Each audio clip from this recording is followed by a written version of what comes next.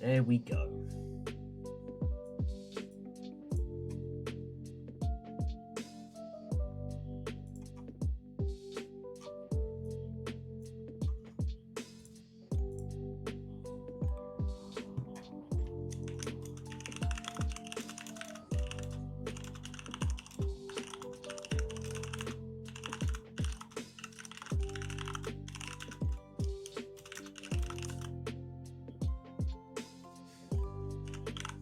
Verdant, that's a first.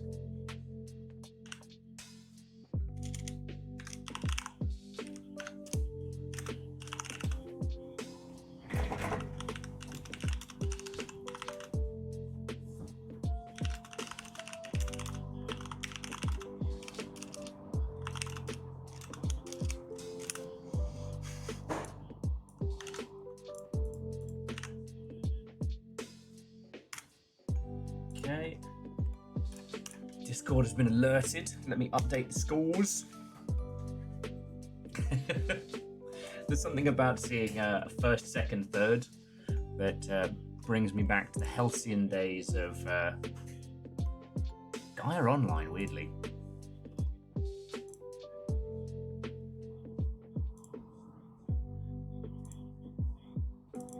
But Verdant, that once again puts you well in the lead.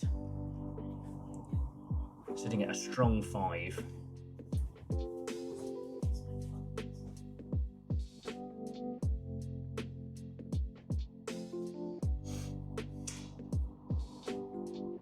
Bronx, it is indeed a Lord's Day.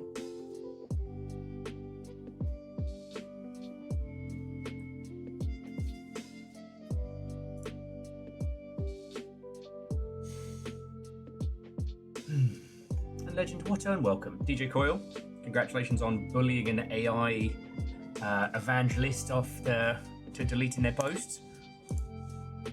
Well done.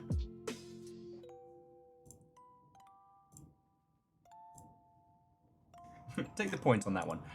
Numbers, what and welcome. But yeah, so Verdant, you're at 5. Caffeine and Lance are at 2. Yeti and J-Post are at 1. And yeah, friends, I hope you're doing as well as any of us can be right now. Fuck.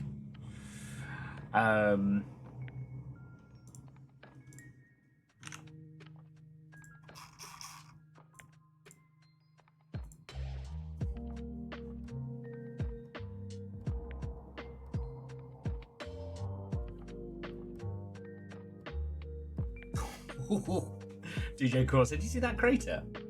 Motherfucker was suggesting an LLM, to a large language learning model, to get into game dev. No. With DJ Core, when you say that, all I can imagine is, it's the Omni-Man meme, but RPG Maker 95 big. Look what I did! Look what they need Would the to make a sequel fraction to of our game power. be Airbnb?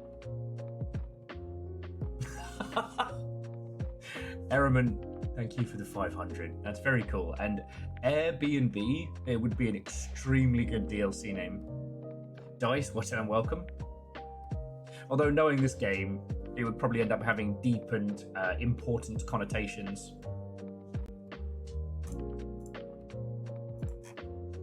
But yeah, Dice, Scotty, Legend, Wolfcrad, Bronx, Numbers, everybody, what and welcome.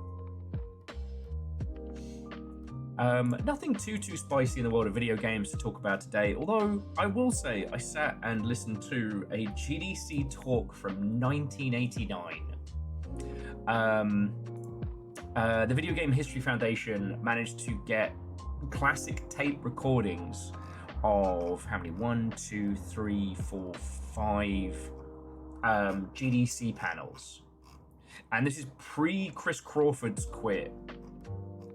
Now, I didn't get the opportunity to listen to him as much as I'd like, so I was listening to the golden days of computer games, which was lovely.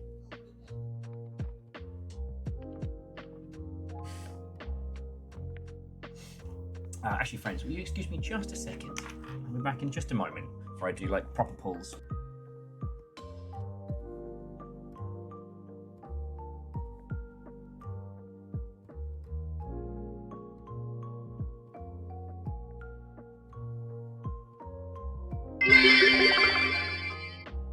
sneak.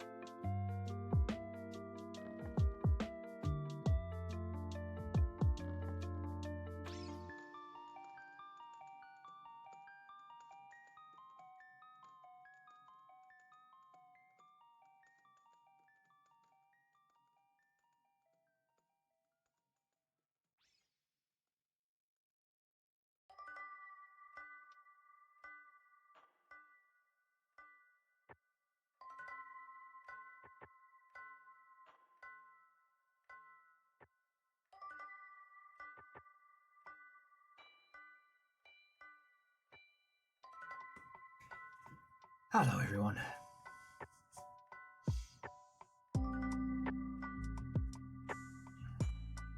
Anyway, as I was saying, and Wolfcred, thank you kindly. As I was saying, these are the GDC tapes of yore, and as a salve to people who are still hanging on to the softly dying corpse of the AI bubble, it's a wonderful little salve.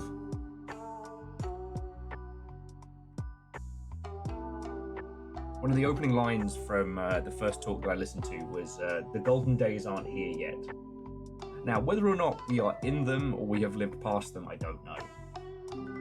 I definitely had that thought this morning of the AAA industry of yore was kind of like the the grand opera at the height of French aristocracy, you know? I don't know if we'll ever get back to the situation of new studios starting up with having hundreds upon hundreds of people. But music never stopped. I don't know. Or this will be a thing that we study and be a creature all its own. I'm just glad this stuff is being recorded. I'm glad that these things have been found.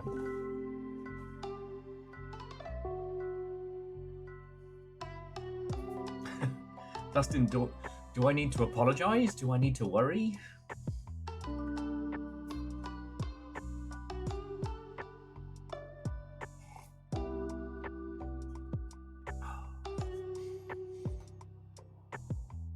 Okay.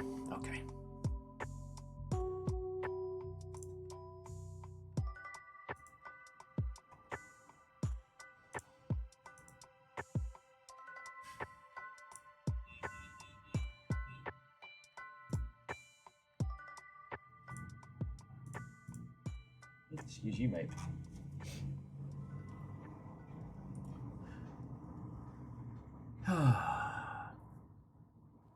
But yeah, in the world of those video games upon which I spend my hours bantering, it's been an odd day for news. Fortnite's back on Google, so Android phones will have mobile game Fortnite. Though it is extremely funny in that situation how Sweeney's kind of on a gag order now. You can't, Mr. Arsehole talk shit on Twitter can't talk shit on Twitter, which does amuse me greatly. I'm sure he'll find some other thing that he can pretend he knows everything about. Gods, give me the unearned confidence of a white billionaire.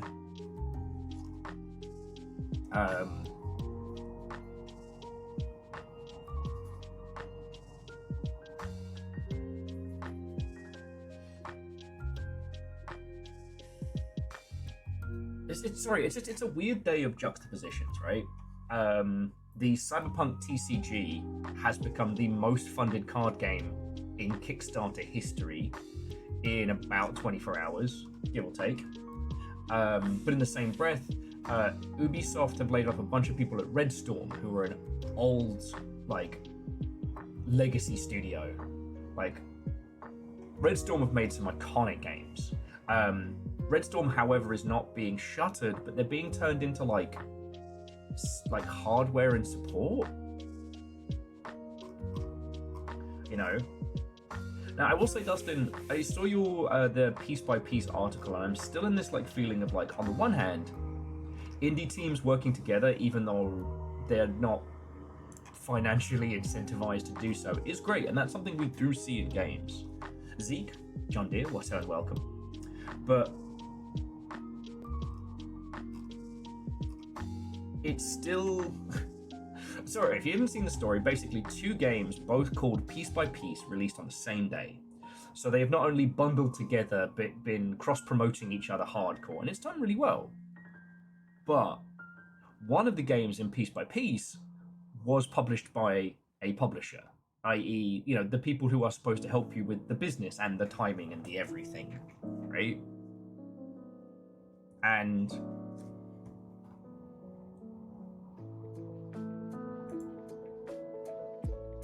I don't know.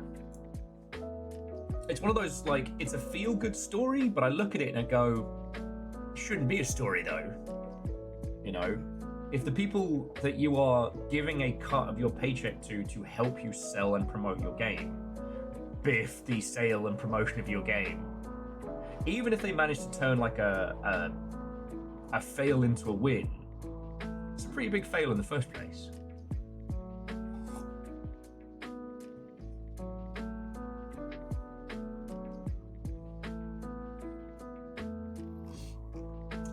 Speaking of investors,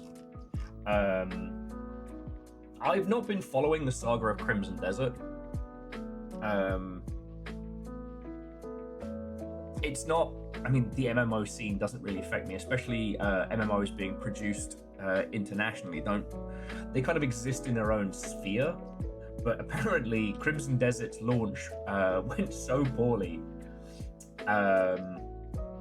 Large numbers of people have been dumping their stock in Pearl Abyss. So, like, there's a lot to unpack there. Honestly, I wasn't even aware of Crimson Desert's whole thing until I started looking into Death Stranding 2, and this bizarre... Oh, it isn't an MMO. Huh. Goes to show how much I knew. I assumed it was a follow-up to the previous one. Oh!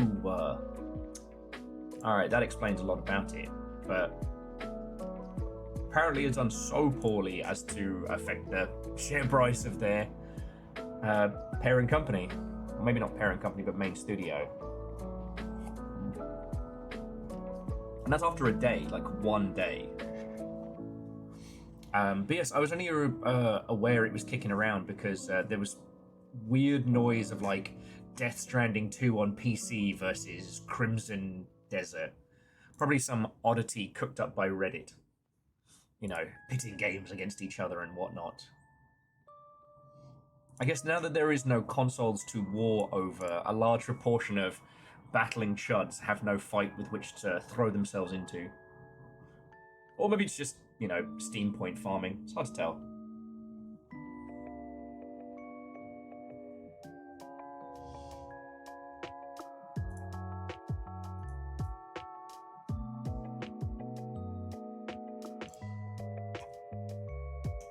But just a strange little oddity. I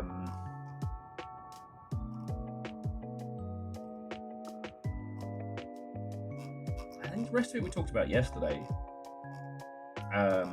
Crystal Dynamics has let off another round of people. It's only 20 folks, but it's still wild to think that they've done, what was it, 4 rounds of layoffs and are continuing.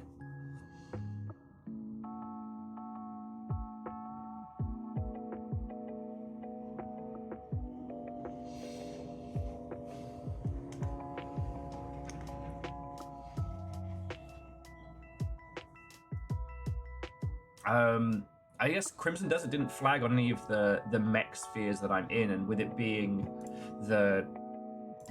Because I'm not wrong in saying it's a single player... Okay, I was under the impression it was a follow-up to Black Desert, the MMO, but apparently it's a single player spin-off of the same thing. Now, Pearl Abyss are a South Korean company?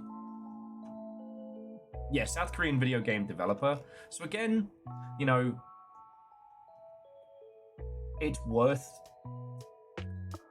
considering that South Korea or China probably don't consider America and Europe to be a big part of their whole marketing push.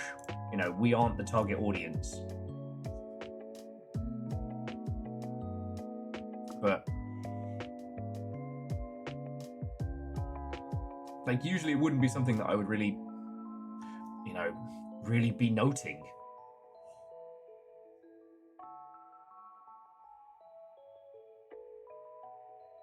After some, like, banter on Blue Sky yesterday, I'm still trying to make, like, a little, I don't know, like a little map of the video games industries now. Because another person was talking about how, you know, especially in the wake of GDC, of talking about, like, you know, how can we be talking about what makes a video game when a video game is simultaneously a strange, weird art piece made by a wonderfully unhinged individual and also a globe-spanning, you know, multi-billion-dollar a year generating child sweatshop like Roblox. Like, we can't continue to call this all the games industry. You know what I mean?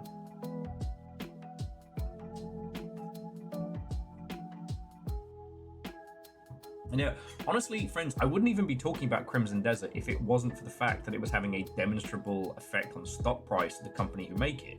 Because I was having a quick check, and Pearl Abyss self-publish. I don't believe they are owned by anyone.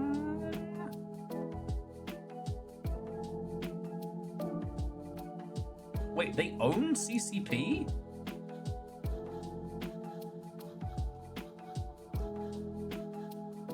Huh. Well, that's gonna suck.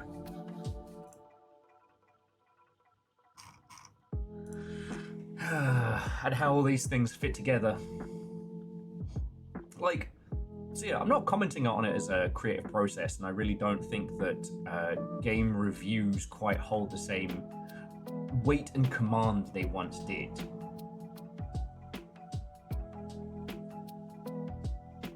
You know, in Europe and North America, like, the thing that usually dictates game sale is that little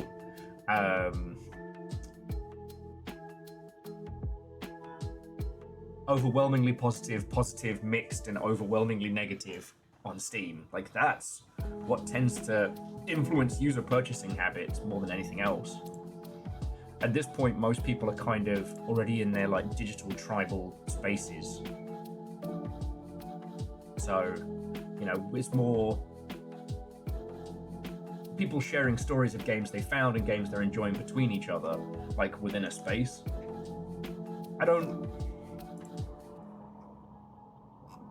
Perhaps there is a large sphere that where, you know, IGN is still the quote unquote tastemaker, but I don't know. Well, so Scotty, that's the problem, is like I can't think of another industry where everybody's making the same kind of product, but the products are so wildly different in scope, but also all in the same space.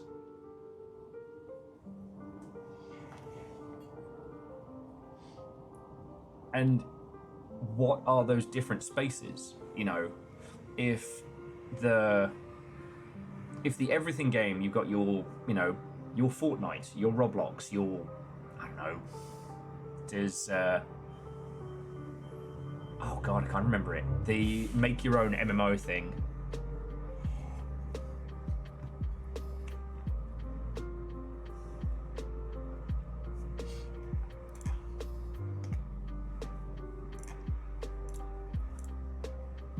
Second Life. God, how did that drop out of my head? Not that that's necessarily a bad thing. I don't know if any of you ever frequented... I never frequented Second Life, but I heard stories. Dark stories.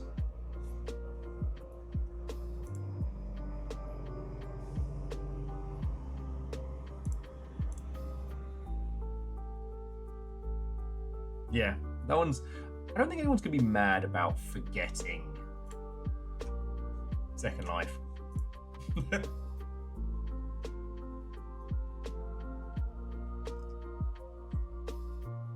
For me, there wasn't enough game to it. I didn't quite get the hook of, like, I didn't need a digital third space at the time.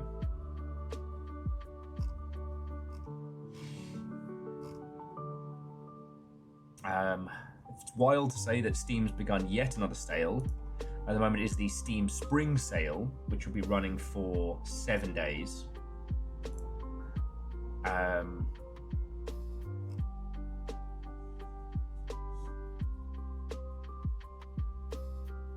But the Steam sale does not affect the Thomas and Friends Wonders of Sodor video game, so does it really matter?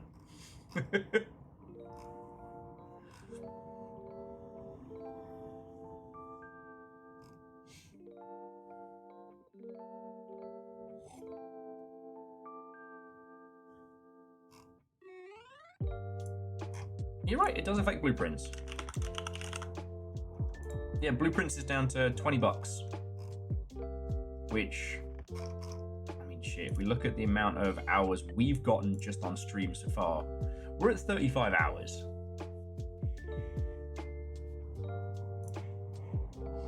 Yeah, I haven't had the chance to even scratch at the Opus Magnum DLC, and I don't know when I will, but I'm happier for the knowledge that it's there. Well, Verdant, it's supposed to be. It's supposed to be.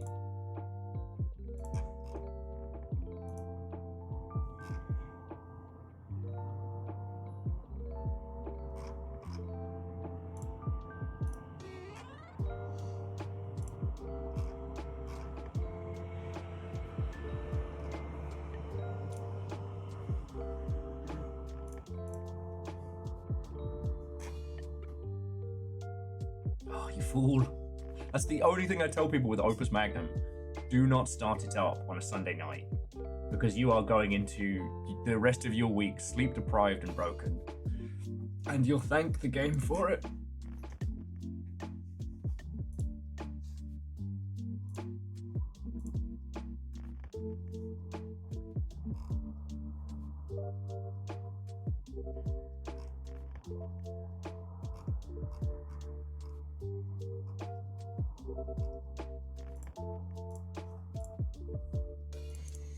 Okay.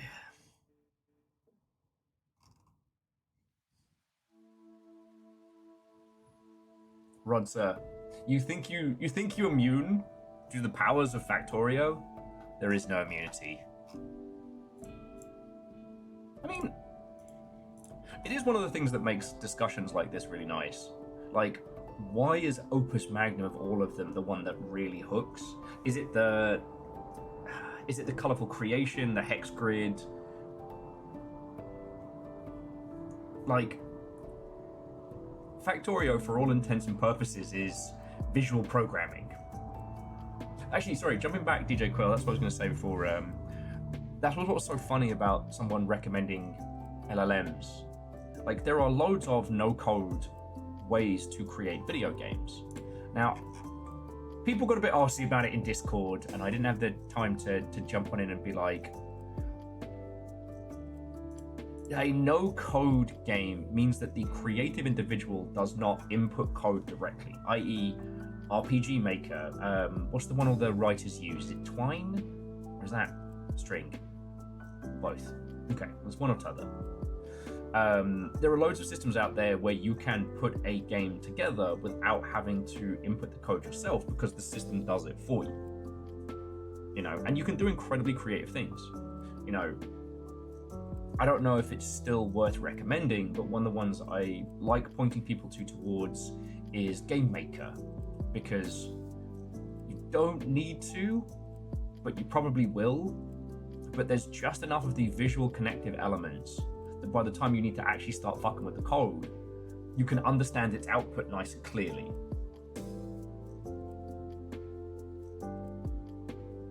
Yes, no code means no code to the end user.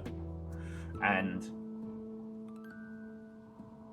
you know, as much as I want to recommend like Godot to people off the bat, you know, get their Godot on,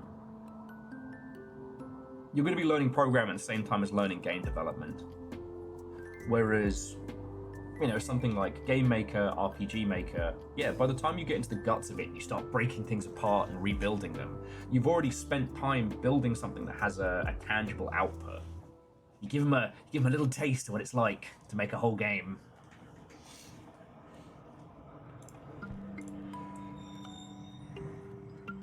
Hell, what we're seeing with a lot of Unreal projects, you know, I wouldn't go so far as say UE5 is a no-code environment, but, you know, there's a lot of people, especially in the horror space, who are doing fascinating and interesting things because you can get the assets up and running really fast. Hookshot says, RPG Maker Paper 3, considering making something like that. Yes. It was actually, like, so Hookshot, I was wondering, like, the hand-drawn art style, especially of the Sacred Acorn, could look really pretty in that. I don't know how RPG Maker plays these days. I've only played Damien's creations, and honestly, I haven't played as many of them as I really should. I'm a bad friend. But it could work really well, especially with like a hand-drawn style.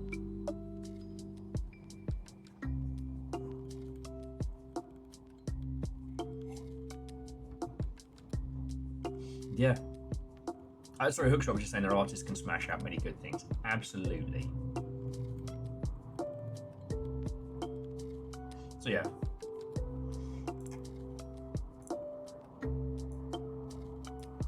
I think that's the other reason why I'm so excited for what good old Gary of Gary's Mod's doing next, because it's going to be interesting.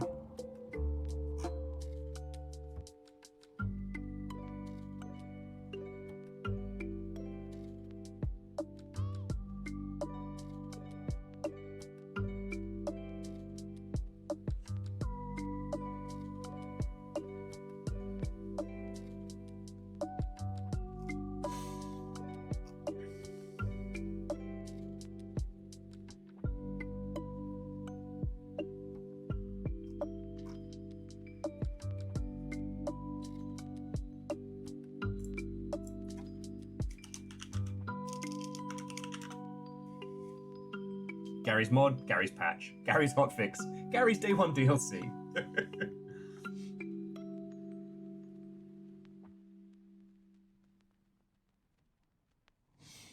And DJ Coil, it's not. I'm not looking for complaints and deconstruction. Like, why is it that out of the Zachtronic titles, the one that gets everybody is Opus Magnum? Why aren't we all playing the Hacking Punks game and whatnot? Like, why is Opus Magnum the one that everybody comes back to? That's what I'm curious about.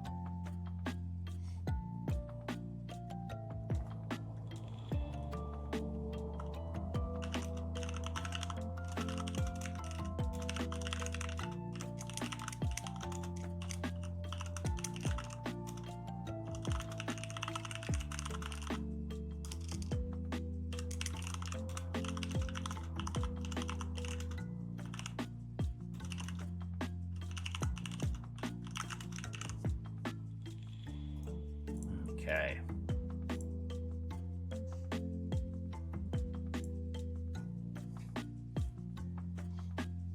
Well, and, you know, Rod said that's what makes these discussions so fascinating. You know, you do get to see the visual element. The GIF output as well. I know I've talked to a lot of you about it, but just on the off chance. The idea of content as reward is definitely something that I haven't really seen people talking about. I don't know, maybe there are some strange cabals of like narrative designers who meet under darkened moon in hushed tones to talk about it, but you know, with the rise of the Chaos Co-op game, the idea of having a takeaway, having something that is generated from it, is definitely a little bit of the secret sauce. Like, thank goodness you're here.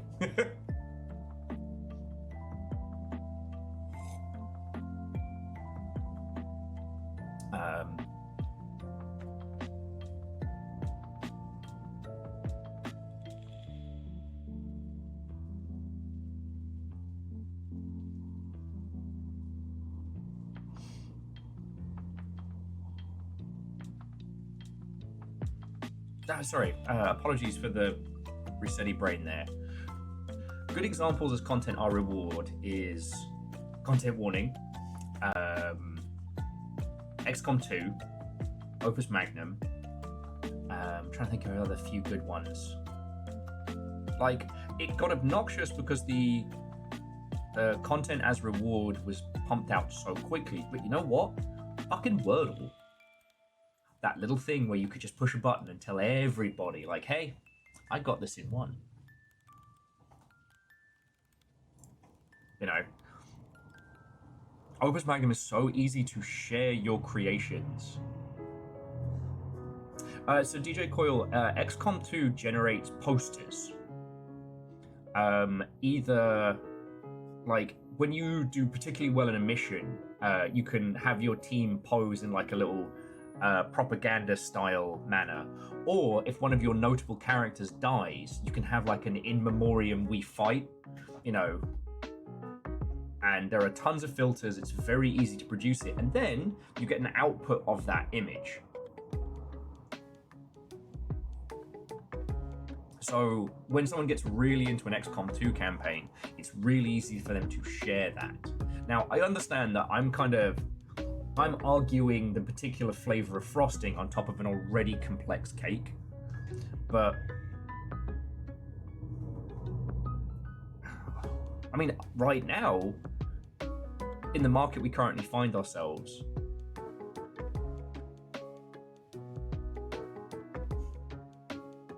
that little extra step is really what is setting, you know, the does okay from the does great. The quality threshold of games right now is so high, and Unholy Glee, return welcome.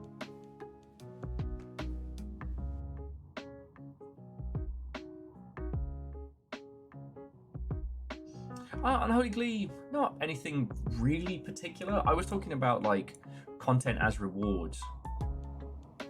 the question I was asking is that why is it Opus Magnum we keep coming back to when we discuss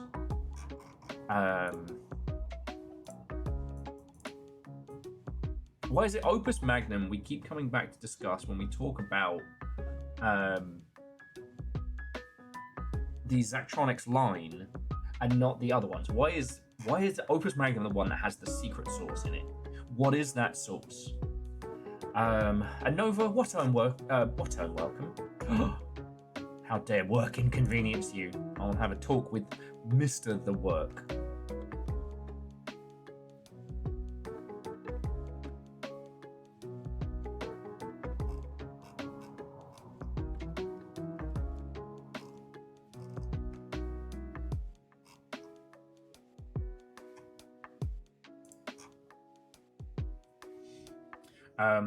So yeah, Nova, there hasn't been anything. There's been some weird game news. Honestly, the thing, like I said, I wanted to talk about was just, the Video Game History Foundation finding tapes of GDC 1989. And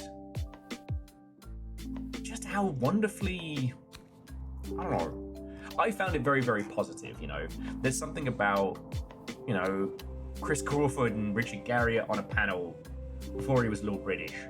The first one on the list is the golden days of computer games, talking about when people started up their companies back in the 1980s.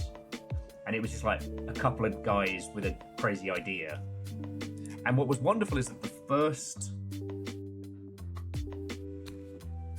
the first speaker talks about how actually, the golden days aren't here yet.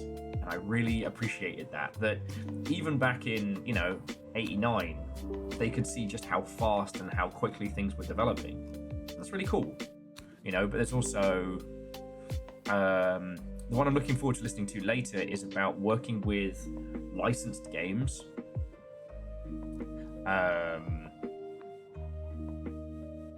In my stress-addled brain, I can't recall all of these speakers. Steve Cartwright rings a bell, but yeah, they talk about working with. Listen to this one if you want to learn all about the making of the Three Stooges computer game. Stick around for some industry gossip about the tumultuous license projects that the audience was apparently already aware of, like the Barbie game for the Commodore 64. And this one I'm really looking forward to. The Press and Games. An editor at Computer Gaming World and the public relations manager of Accolade talk together about the relationships between publishers and the press. Again, in '89. Dave Albert does a whole piece on interactive storytelling. DJ Call. I'm gutted I missed that one. And because I would be interested to know the takeaways from Strange Scaffold's Turtles game, because interestingly, it's not one of their better performing titles.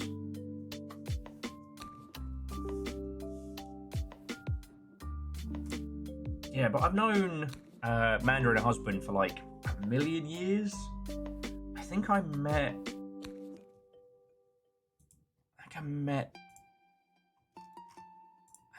them back when they were at PlayStation, or am I hallucinating that?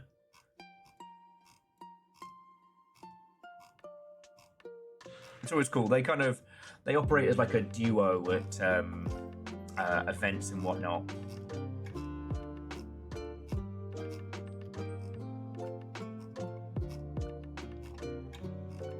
No, I can't remember his name. I'm a terrible friend. It's been one of those days. But like, working with licenses now is so weird. At the top echelons, film and television have only really seen growth in working with video game projects compared to like original like IPs they're brewing. And the Marvel machine can't last forever. I don't think there's anything whiter than talking about a Marvel trailer.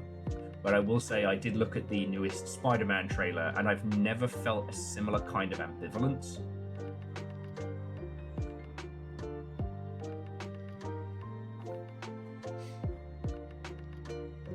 It's Mike. Yes, DJ Coil, thank you.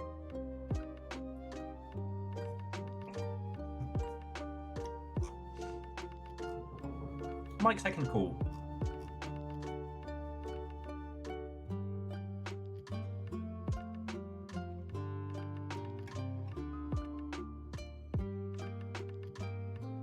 And puns, a good evening to you. Watto and welcome. But no, it means that the dynamic has changed drastically. Like during the 80s, video game tie-ins were similar to toy tie-ins, right? It was something that was part of the whole package. You had the movie, you had the game, you had the toys. I often think Acclaim did the Addams Family 2 video game and things like that.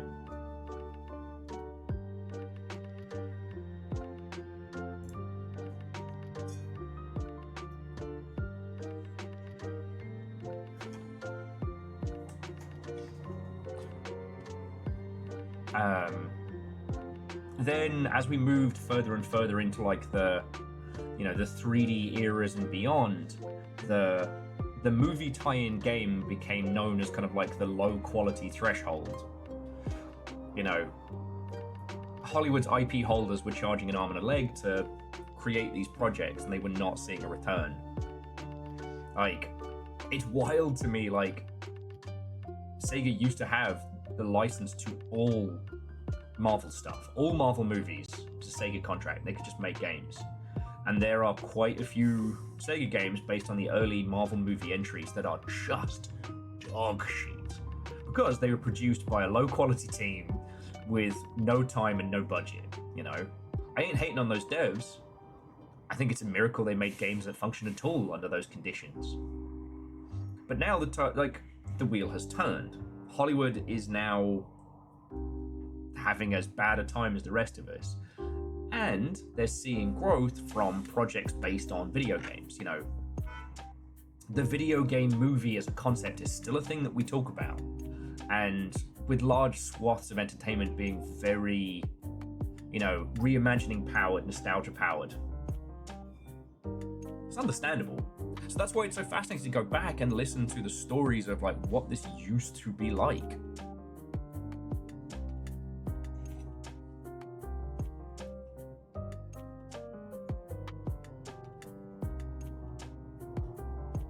And I am looking forward to the last one being the Publishers Panel, which is, I recognize Peter Doctorow, Robert Garriott, and Joe Miller.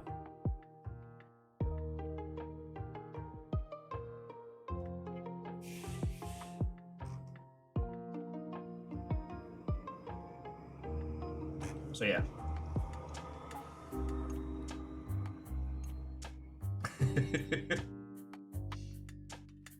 But I heard they made a comic of the Walking Dead game. Sounds weird. Sorry, every time someone brings up the Walking Dead, I just think about the fact that, yeah, he told him it was going to be aliens. He lied. There were no aliens.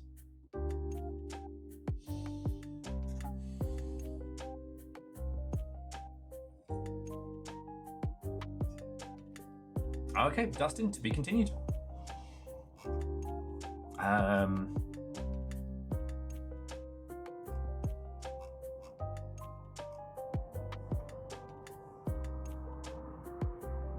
So yeah, it's just, I don't know.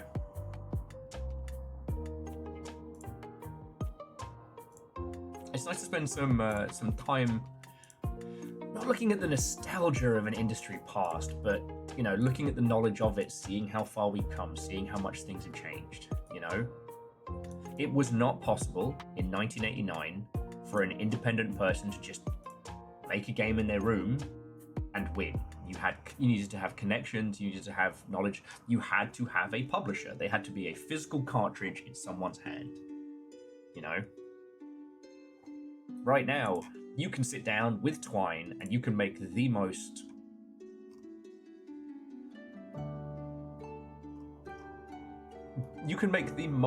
I'm trying to think of the right term, emotionally honest Twine game that anyone has ever created. And if that strikes a chord with others, those people can tell people about it and anyone across the planet can buy it. You know? The business of video games is now so wildly drastic and so drastically different. In a cave with a bunch of scraps. Yeah, Shitaru, there's a little bit of that when, especially when listening to Richard Garriott in the early days. But, I mean, these days, what even is a game has become something wild. We don't... It's fascinating here when we see the difference between, like, computer game and home console game.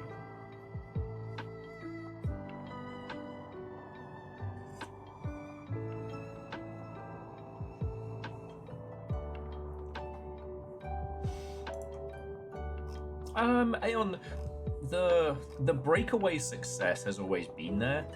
It's just the amount of barriers between it has evaporated, is a better way to think of it. Like, you know, the kid who worked out how to make the SNES do 3D graphics.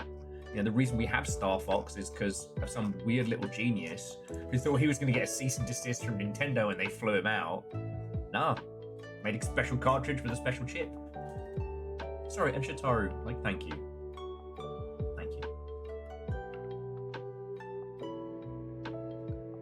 Video games killed the radio game star. Fucking hell. Now it's fun to watch people argue about, is it video game or video games, one word? Not that any of it really matters a hill of beans.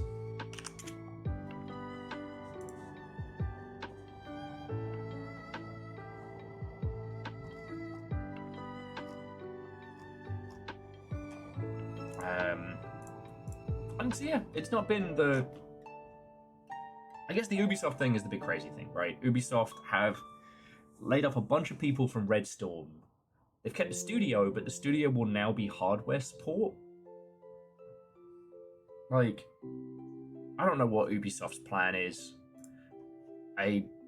With all this quote-unquote cost cutting and things like that, you need video games to sell video games. You know, perhaps they're hoping that this revitalized Assassin's Creed with Tencent money is going to be the game changer. You know, we know that Assassin's Creed is kind of...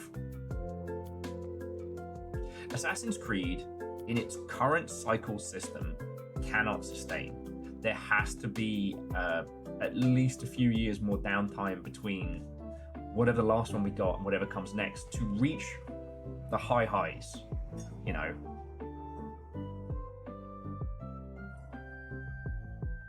And unfortunately, they'd already put their main products in a very formulaic environment, which makes it hard to maintain, you know, it makes it difficult to maintain a hardcore, I'll buy anything you put out style user base.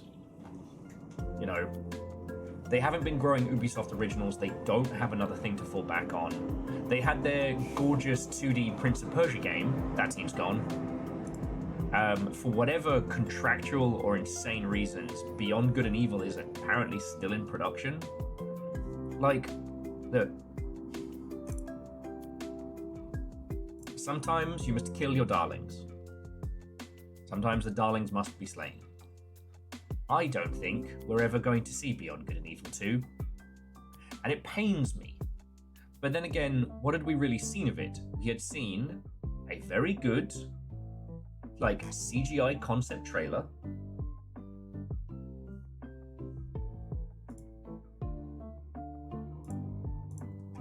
And that was really it. We saw some in-game of people flying around.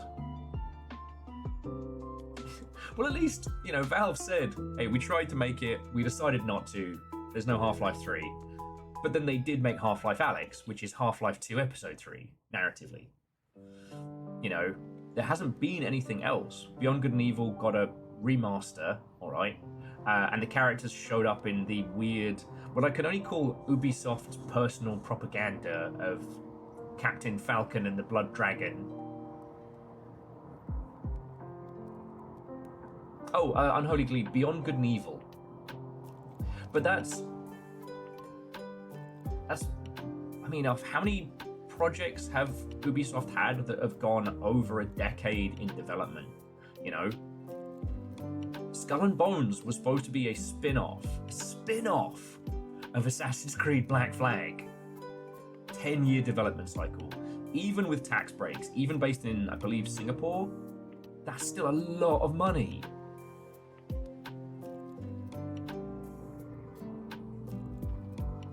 Yes, Avenger, it will be extremely funny when the Division 3 extraction shooter launches in 3 years. Whereas, like, think about it. If they'd done it like they said they were going to do it, the Division 1 would have been the first commercially available extraction shooter. It would have beaten Tarkov to the punch by a squillion years.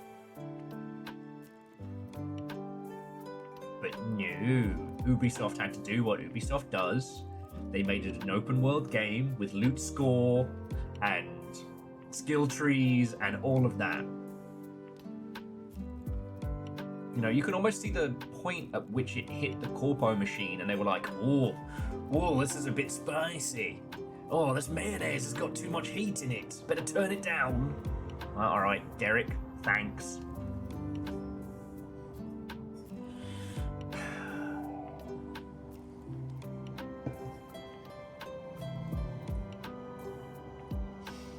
Sorry, at this point, I think I am just telling tales of yore.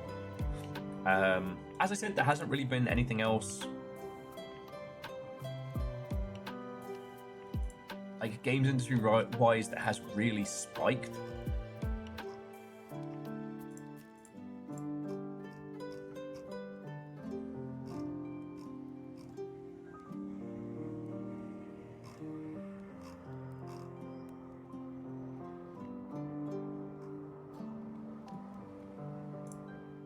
Oh, and I did misreport. The metaverse didn't cost $100 billion. It only cost $80 billion.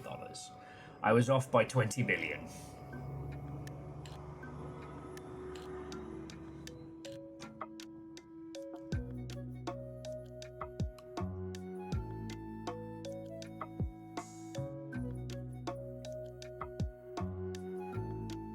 Oh, and as of the last 25 minutes, what has become my favorite little drama corner, i.e. Subnautica 2. Furiosa, what and welcome. It was this or more emotional support Dreamcast music.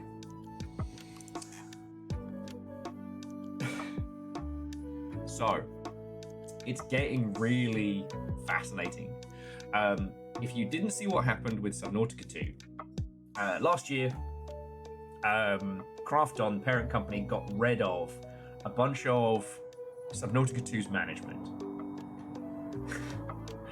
It turned out that the CEO of Krafton was trying to avoid paying out the bonuses promised in their contracts, and he asked ChatGTP how to do it. So you can imagine how that has gone down in court. Now it's on Krafton's the counteroffensive, saying that the announced early access date was a saboteur move by Krafton on the way out to try and hurt sales in early access. Hang on, let me make sure I'm quoting it correctly.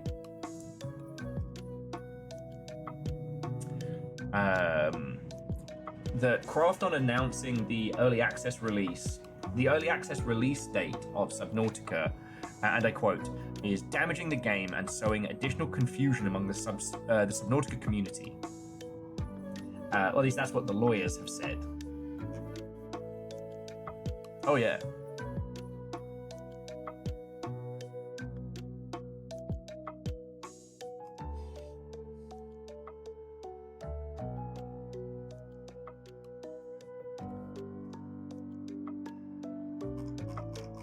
So, essentially what is being alluded is that Krafton is trying to announce the release date as quick as possible, so that the early access is very fraught, thus confusing consumers, reducing the amount of copies that could possibly be sold, thus reducing the payout that they're supposed to be getting. Like, it's a shit show over there. And honestly, like, you wouldn't usually be focusing on this, right? In these stories, very seldom does the game dev win, you know? In the tale of Lionhead Studios, Microsoft were never held accountable for running that studio into the ground. EA literally has one of those hand-cranked coffee grinders they can just put studios into.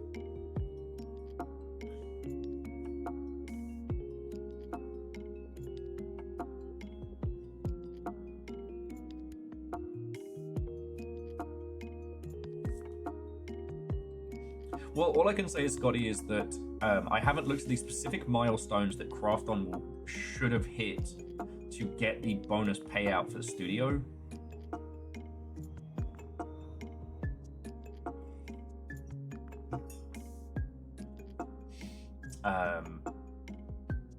But it is believed that without this feckery, they would have been on track to get it. We do know for sure that the CEO of Krafton went to GTP and was like, how can I avoid paying out these bonuses? And then did that.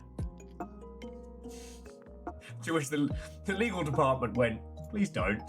The CEO was like, how about I do anyway? We all know how that song and dance shook out.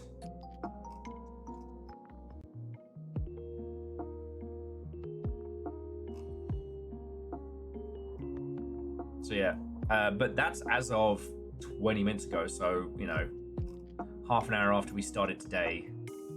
It is wild to me how quickly sometimes these things can unfurl. Apparently Death Stranding 2 on the beach is real cool. The PC port seems to be very, very good.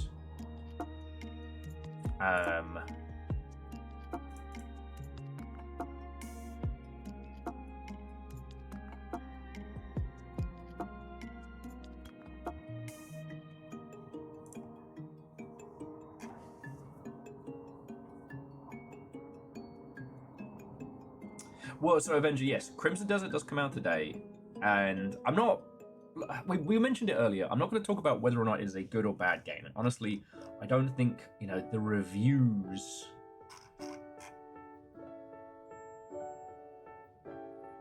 I don't think the reviews really have the weight that people say they do. However, the parent company, the company that makes Crimson Desert and Black Desert, who also owns CCP, which I guess I forgot which hot potato CCP had been passed to.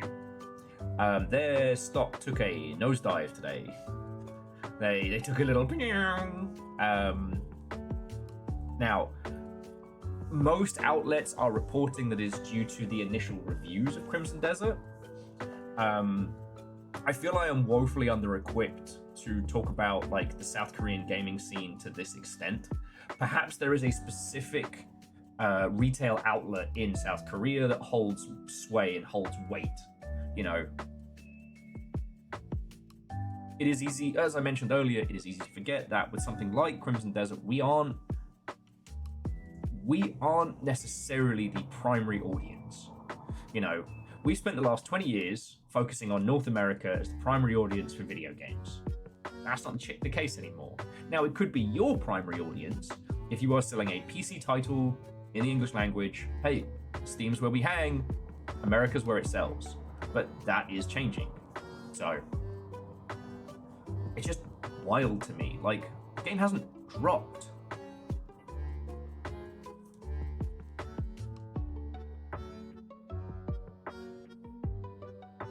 Oh yeah, no, sorry, DJ Coyle, you're right. I missed the timing of it. They are threatening to ask that Krafton be held in contempt of court because the announcement for the release date of Subnautica in early access came after the ruling. It could be argued now, and I am no legal expert, so, you know, treat anything that I say on the subject of law as the unhinged ramblings of a Lego minifig who wished to be a real boy, but they could be held in contempt it could be seen that that announcement of the early access date was spiteful.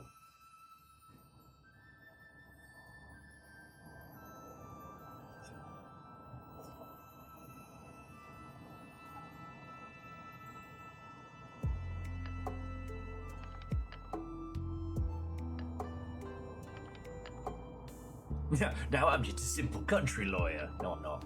No, I'm not. Don't trust me with lawyer. Want to look cool? Get a bike from the wheelie store. Warning, we're not responsible for how cool you think you are. Kari, thank you. It's alright, I know I'm a fucking dingus. Let's seriously, thank you. Okay.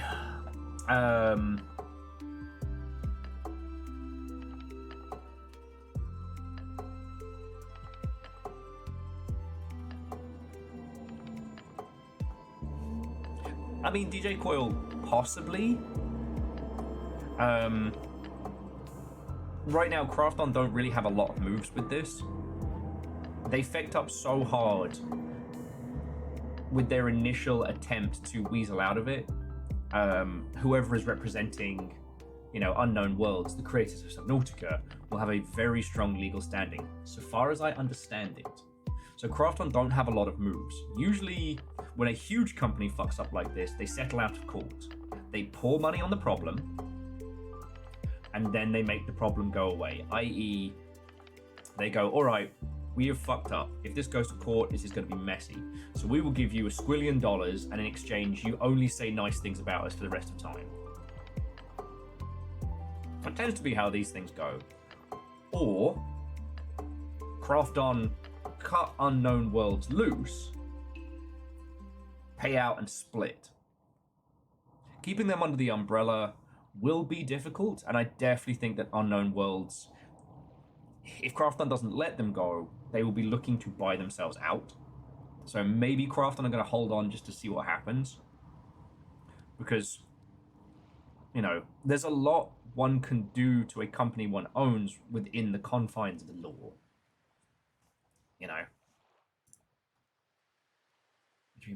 My beachside jams.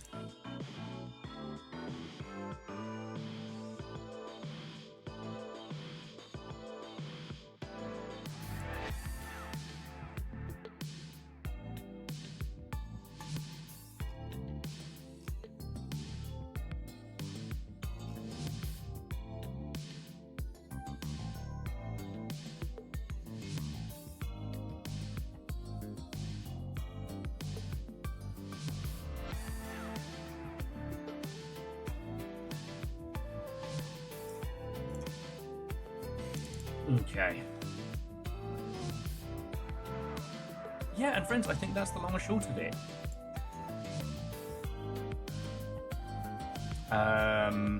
I just saw that there's going to be a Destiny 2 Magic the Gathering collaboration, which is fine. If any of you are still fans of Apex, I didn't realize that the Apex Gundam crossover goes both ways, i.e. we now have a bunch of cool Gundam Wing Gundams in fascinating colors. Now, I always try to avoid buying kits that are just the same but different colors, because I should be painting them different colors. You know what I mean? But also, I haven't built a Gundam in so long.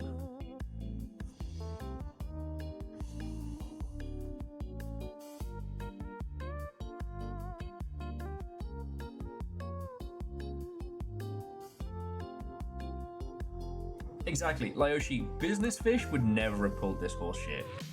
He knows what business is.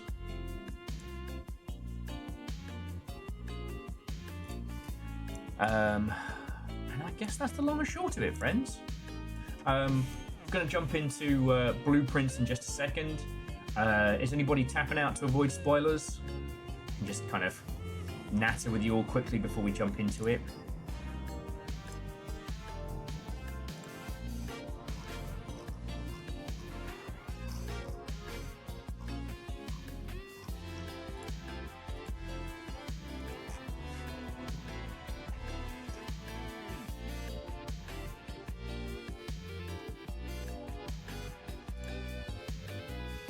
Yeah, I mean, so DJ, All I know in situations like this, where it's so massively one-sided, is that Krafton will go for an out-of-court settlement with buckets of money.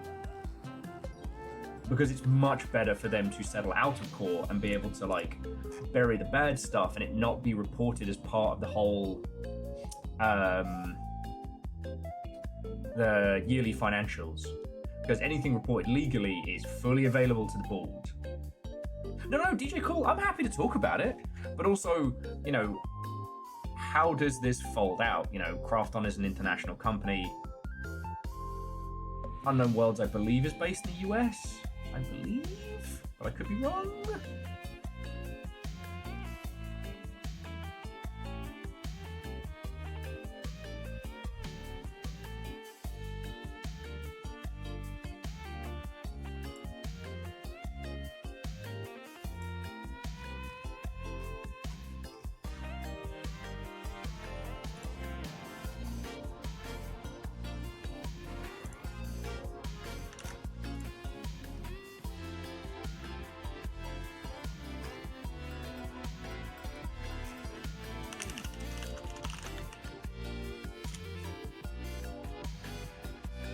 Okay.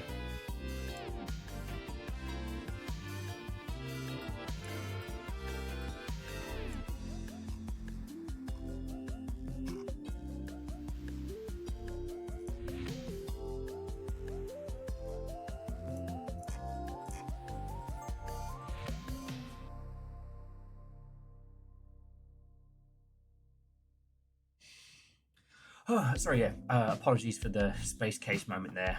But yeah, the thing that we were worried about was that, you know, Krafton has been making a very loud push in some very strange places, including military defense and very heavily in AI. Now, I decided not to skeet about it because I didn't want to accidentally show my whole arse of ignorance, but like, the US is going to have a shit show of a time when the AI bubble pops. The US tech industry is about to get fucking bodied because only so many of them can pivot to quote-unquote gambling, right? I think of my old employers in Probable and how they pivoted from the product they were making to metaverse, NFTs, crypto, and then were trying to pivot to AI stuff. They can't pivot that product to gambling. I mean, or maybe they can come up with an excuse. Who fucking knows, right? But like, the VC world is a fucking shit show. But South Korea, so far as I understand it, has gone in big on AI, right? So what's going to happen to a larger portion of these huge South Korean, like, multinationals when that all goes? Multiverse casinos. You can't afford to travel to Vegas. Well, I mean, that's the thing, is like, the gambling industry has been fleecing people online now for years. You know, these tech companies pivoting to gambling aren't pivoting into an empty area. They're pivoting into a place that already has people in it.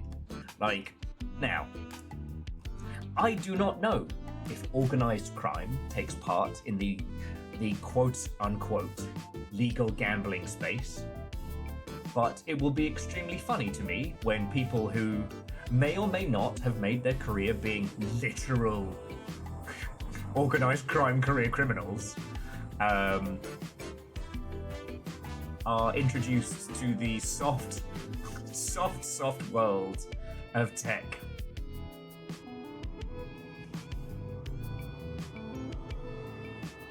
Yeah, I mean, South Korea is not kind. They are staunchly against gambling. And I'm not saying that's a thing they should change. But when the AI bubble pops, you know, all these huge South Korean companies that are heavily invested in video games are going to get bodied. Because it's like, there is no product, right?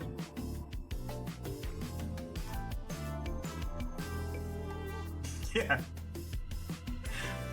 Yeah, Tim Sweeney might be the Billy Big Bollocks when he's tweeting on Twitter, but against an actual career criminal. God, I'd pay to see that. Oh. That would be the UA Bowl fight of our generation. Look, I'm not saying that I'm good in scrap. I'm not good in scrap. The best you can use me for in any kind of physical altercation is to throw me at someone so that you might get away. I understand this, but I also wouldn't talk shit to, you know, potentially massively nefarious individuals.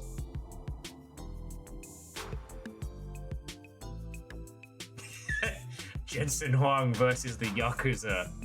Man, there's a fucking movie in that. It's a very short movie. I'm just saying that, like, gambling is something that existed for a long time, and it has not predominantly been the field of the kind and the honest, you know?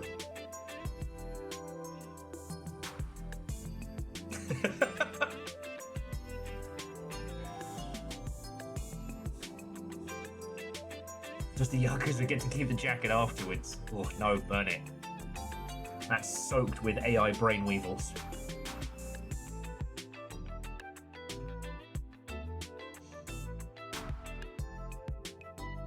Anyway, it's something to think about, because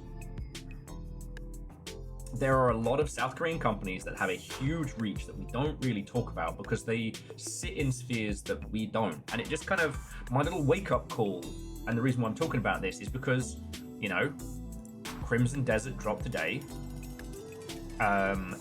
Apparently the reviews caused the Pearl Abyss stocks to plummet, and Pearl Abyss owns CCP, the creators of EVE Online, who, for those who don't know, CCP is a huge part of the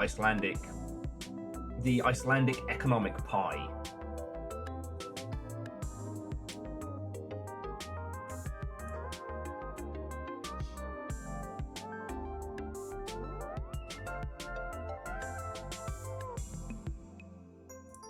Yeah, well, and Furisa, and I guess Bronx also brought this up ahead of time, which is like, you know, a lot of companies are trying to encourage or trying to force their staff to use these things because they spent shitloads of money on them, you know.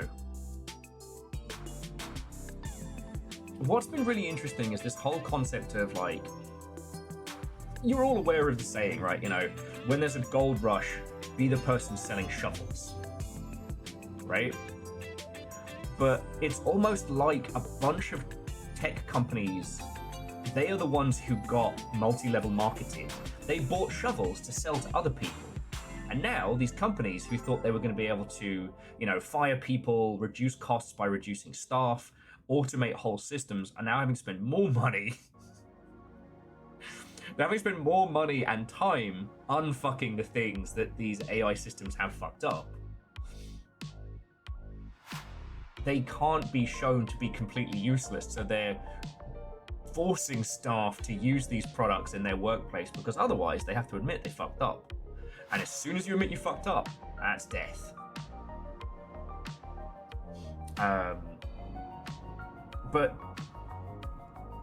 the realization that they're the ones who got sold the shovels, and they thought they'd be able to sell those shovels onto us, you know, there is no gold in their hills. There's only shovels. And the people who have bought shovels from shovel makers to sell shovels are now realizing very quickly there's nothing.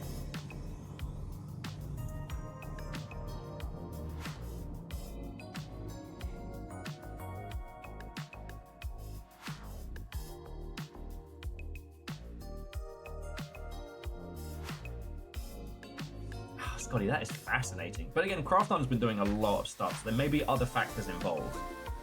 When it comes to stocks and companies, I don't want to speak with authority.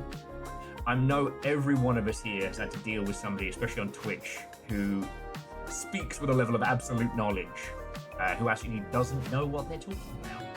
Not saying that I only talk when I'm right. I'm frequently wrong. That's why I love these discussions. We get to learn from each other. But, God, drama of it all. Very rarely do we get to see the creatives win out over the giant corporate machine. I guess that's what's so funny about this, right? That there are so many ways in which Krafton could have used the law. They could have used their, their money, their power, the very systems that they have. They could have used those to fuck over unknown worlds, but keep it within contract. They could have done that. They didn't. The CEO went full brain rot and was like, "Computer, how do I do fraud?" Computer's like, "Here's how you do fraud." "Computer, you're not writing this down, are you?" Yes, I am. I'm writing down everything here, and I'm wrong.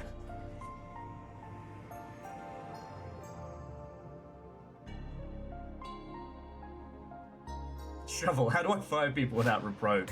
Right? And the shovel doesn't even work as a shovel. That's the funny thing. Like, they're selling shovels, but, the shovel only works a little bit of the time, sometimes maybe. God, it's so funny. You know what? Okay, you know why this is on my mind? Alright. Now this is just a rant now.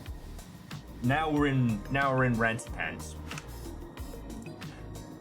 There are two video game industry sites that I follow frequently. Game Developer and GamesIndustry.biz. Now, they are not perfect. They are not bastions of great reporting, but they report on the industry, and they usually report it from a pretty level-headed position. Except, they've been doing AI Week this week, right after GDC, which is exceedingly funny because GDC highlighted beautifully how the AI thing has never taken off. It's not done any of the things it was supposed to and is a complete and utter shit show. And they're doing like a series of like AI articles throughout the week. And it's so funny, but they keep trying to twist it. And obviously someone has paid for AI Week as a sponsored thing, or has found a way around the sponsored disclosure, because there's no way. But it's fun because they post things like, 9 in 10 games industry workers believe Gen AI should be disclosed on storefronts. That is a true thing. They also believe it is a horseshit nightmare machine that makes everything worse and kills the planet. But this one, brand discoverability in the AI age. AIs are no longer a curiosity, but a key way players learn about games. Fuck off! Now this one, oh god, this one is a research company trying to sell research papers. But I saw this morning and I just wanted to spit fucking curses. The author of this article, who I shan't name because I don't want to directly hate at them, but they are a business development and client relations director at video game data and research firm Forensis, part of AI Week.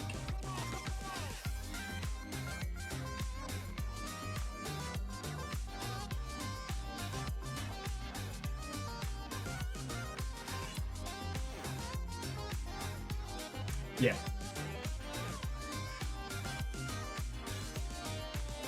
And this talks about how the chat AIs scrape social media things and come up with wrong info. It's a breakdown of the Game Awards from the perspective of AI scrapers. But it's like, even with this, it doesn't know that Half-Life 3 is a bit. And also, if it was actually taking all the info that people were talking about, it would talk about Bloodborne 2. It's absolute bullshit. So yeah, this was what I saw this morning and it made me want to throw a shoe at someone.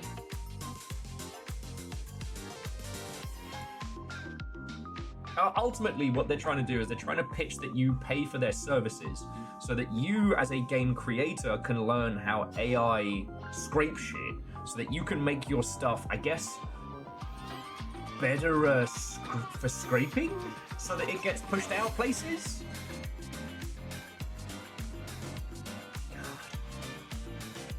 I'm so glad I got to spend a little bit of time in the tech industry, just enough, because the insanity of it. The insanity of it. Essentially, Avenger, that's what they're selling. They're selling search engine optimization for AI chatbots for scraping.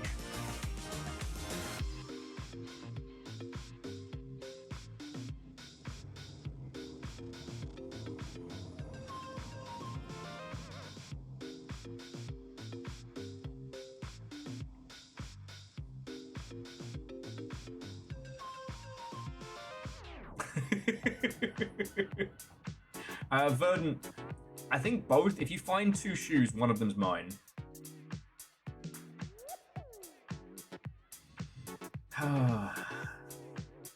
Well, and DJ Coil, that was the thing that we said. Same with the blockchain nonsense. Like, if it was gold, right, then games companies would have been using it and not fucking telling anybody. All right. Now, we did with blockchain, we talked about it with AI. Loads of very creative people fucked around with generative AI and blockchain back in the day to try and do creative things. And ultimately, in both instances, they came to the same conclusion, which is both sets of technology make it distinctly more difficult to do a thing that we already do. And that none of the benefits that this technology gives work. You know, I've talked a lot about, I keep forgetting the name of it. There was a card game that was using blockchain tech. So essentially every card would have a unique chain. Or it was pieces of a chain. Someone else will have to explain it to you. The TLDR being is that every card in that TCG was unique, with the idea being that consumers would buy cards and then share them with friends, or with free players could borrow cards from a deck, and you'd be able to use those cards for different games and things like that. And it was a lovely idea, but as we know, it is incredibly difficult to change anything once it is like attached to the chain, because you're not just doing a balance chain on one card, and you know, every game is a copy of that card. It's like essentially trying to roll out a patch to a physical card, but digital. You know?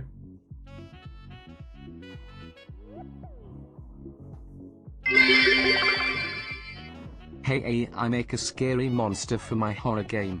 Why did you just make Thomas the Tank Engine?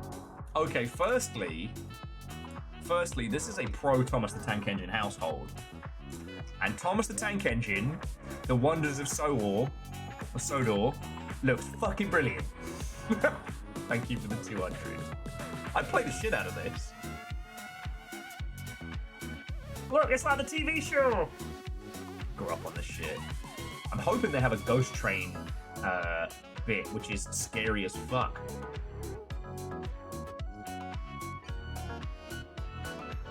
I got drunk with Christian one night, and we theorized that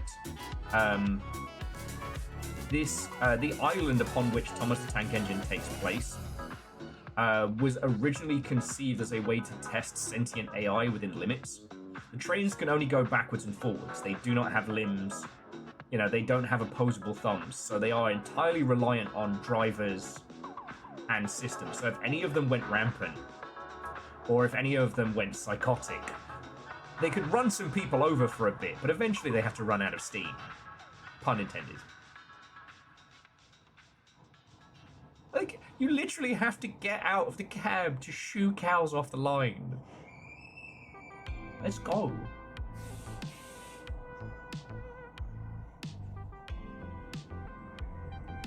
Exactly, if they go rampant, you brick them up in a tunnel. For those who don't know, during one episode of Thomas the Tank Engine, one of the trains is naughty. So they fucking brick him up in his home to teach him a lesson. Shit's fucked.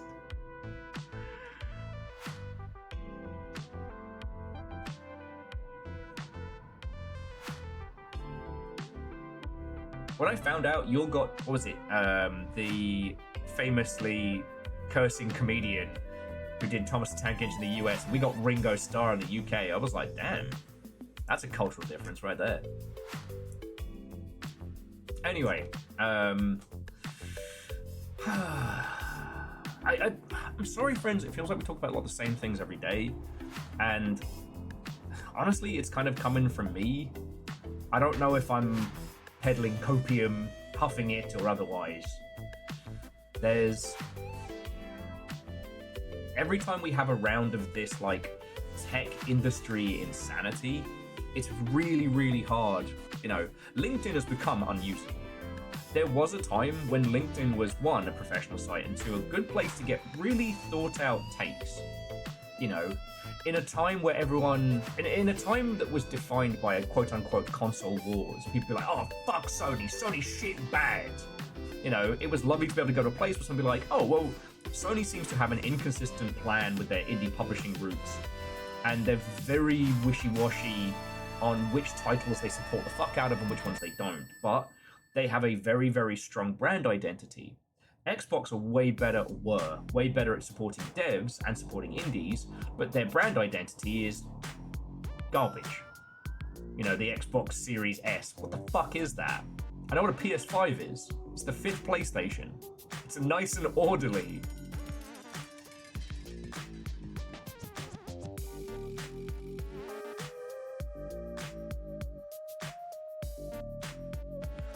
G says, I will say, my big takeaway from GC is that only remedy is make games even harder.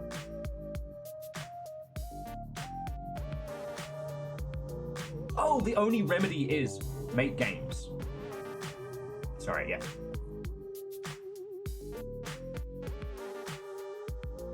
Oh, I mean, Avenger, if LinkedIn is good for finding jobs and gigs, then fucking brilliant.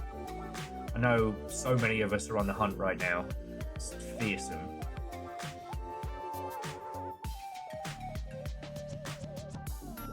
Yeah. Sorry, DJ Coil, my brain had a complete divide by zero moment because Remedy have done their big finale update to FBC Firebreak, where they've said that the game is going to be available to play for years to come. They're not going to be doing any more major content updates, but they've also added a Friends Pass, which is really cool.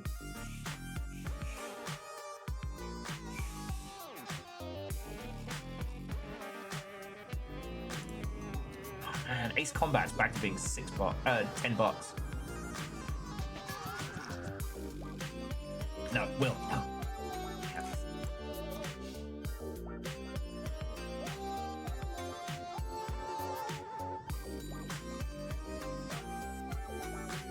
Yeah, Minnesota. That's what's so fucking funny about it.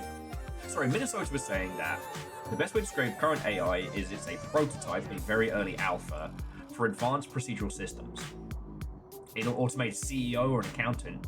Yes, it could. Current technologies are very, very good at processing and sifting through huge amounts of data, which is very useful in very specific cases.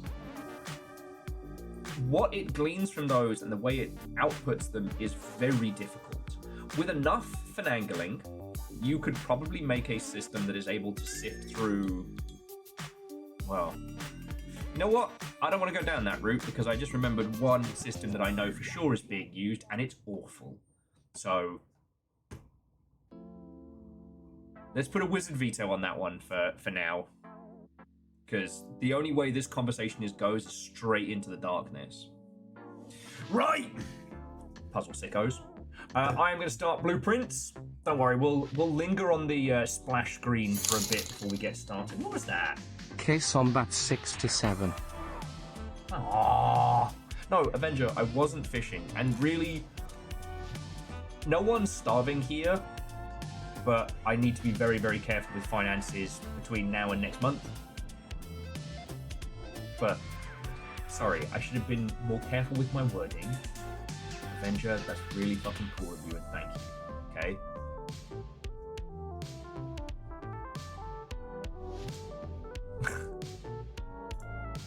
Puns! Fuck's sake.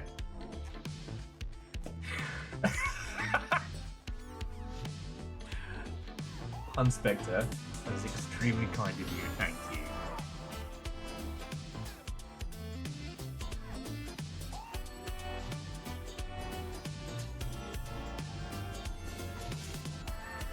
Thank you. All right.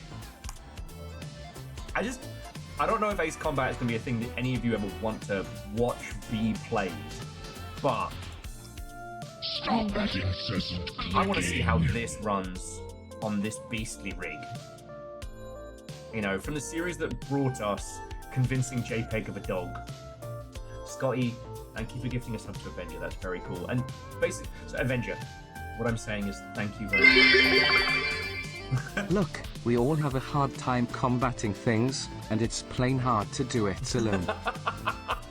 Touché. And even if this isn't a great game to stream and gives everybody motion sickness, I definitely want to play the iconic Tokyo Tunnel, which, to my knowledge, pops up in every Ace Combat game, where you have to fly a jet fighter down the Tokyo Tunnel. Oh, fucking cool.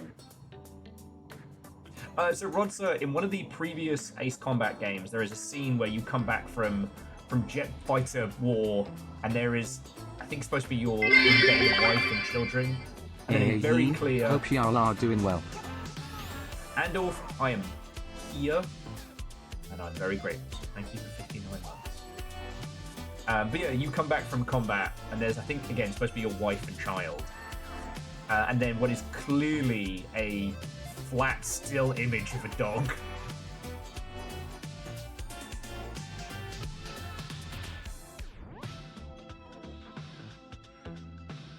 Because it's interesting that, like, we've talked a lot about Armored Core, we've talked a lot about Dark Souls, but, like, the reason why From Software has existed for as long as it has is titles like this. The storyline to Ace Combat is usually batshit loopy bananas. The general premise is realistic or quasi-realistic jet fighters in increasingly unrealistic situations. Not quite fighting aliens, but real close. You know? And they made shit work on the PlayStation 1. You know what I mean?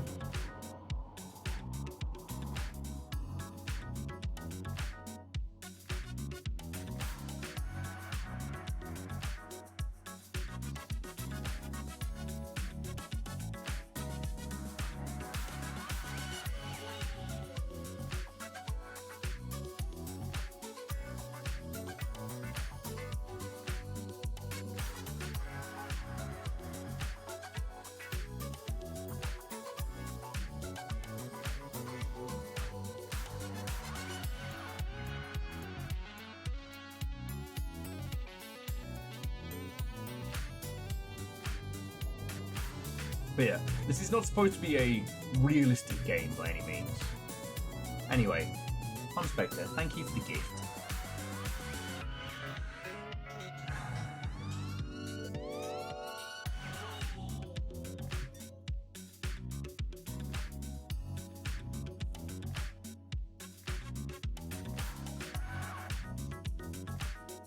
That's extremely kind of you.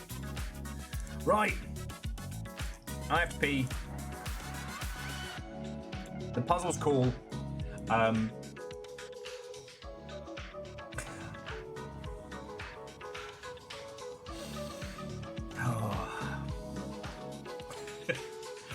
And Sandy, yes, Warthog does go burr. Also, from yesterday, please don't call me Pooh Bear.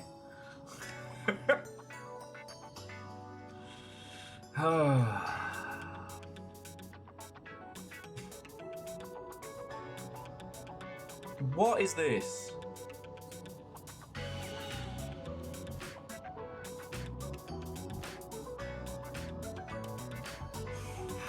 Every time I...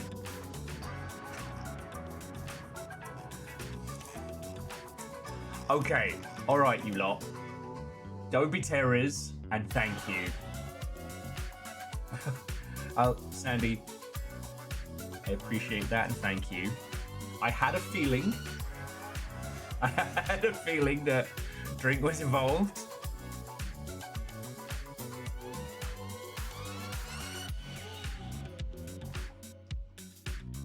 But yeah, so Immortal Len, feckin' thank you.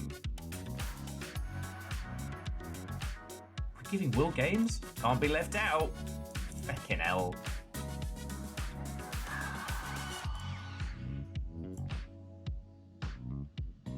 Feckin' yo!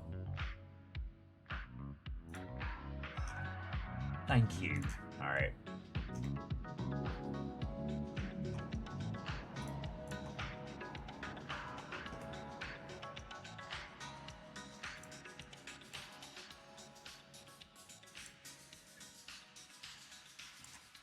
Okay, so from that we have Playing God, I think is the story about God is missing, hell is fun. Someone's taken over. You're a duck. Now, Broken Time is one I wanted to show you all, and it's been on the list. So it's a take on Super Hot, but in a more open world. In a world where time no longer matters, this low polygon action game.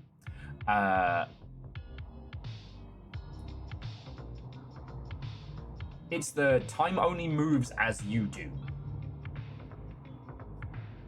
Now, it's only got 15 reviews, and as you can see by the art style, it's working heavily with the standard kind of like low poly set. But you know, one of the things that is very difficult when you get super duper into shooters is that if your reaction speed's not up to snuff because of whatever reason, that kind of means you're going to have a bad time. Something like this I think is really cool because it gives you time to work with it. Now, which one was Broken Psyche? Plays a detective investigating his wife's disappearance. Suspecting the asylum she was researching, he infiltrates it, only to uncover a realm of horror. Bum bum bum! Ooh, okay, that's a lot of wobbly camera for right now. We've got Clownman. Cherophobia, which one was this one? You find yourself stranded in the forest after your car breaks down. A short psychological game. Heckin' thank you. You and yourself, stranded in a forest. Sounds thoroughly relaxing.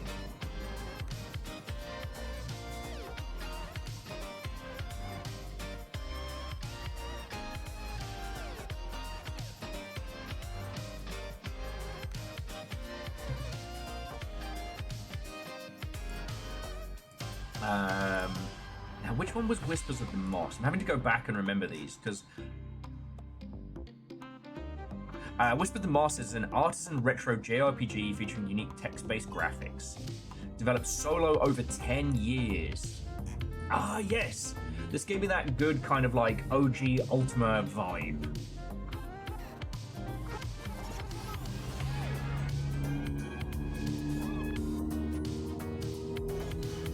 I think in this one I just appreciate the craft. It's that Pacific Drive prequel.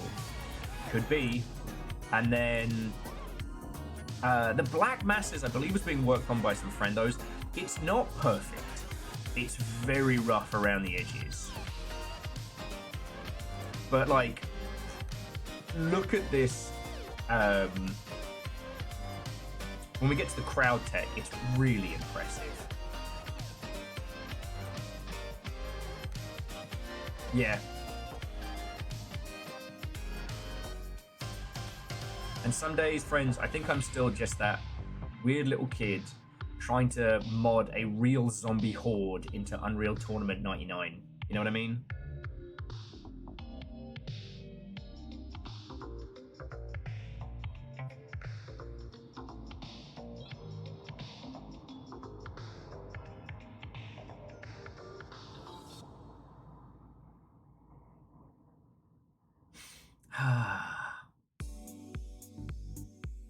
Yeah, it does kind of feel like first-person zombie.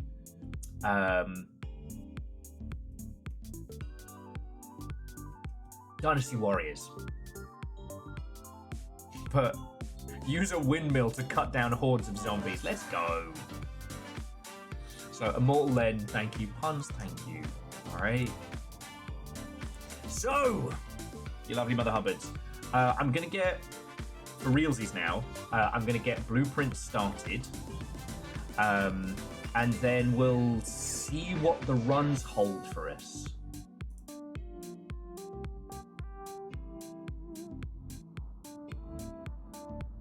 And Pogonauts, yes. It does feel like we just left the Steam winter sale, but it has been 3 months, I guess. You know, and Steam have been very honest, like these sales are... People do pick up video games. Oh, excuse me. I'm so sorry, friends.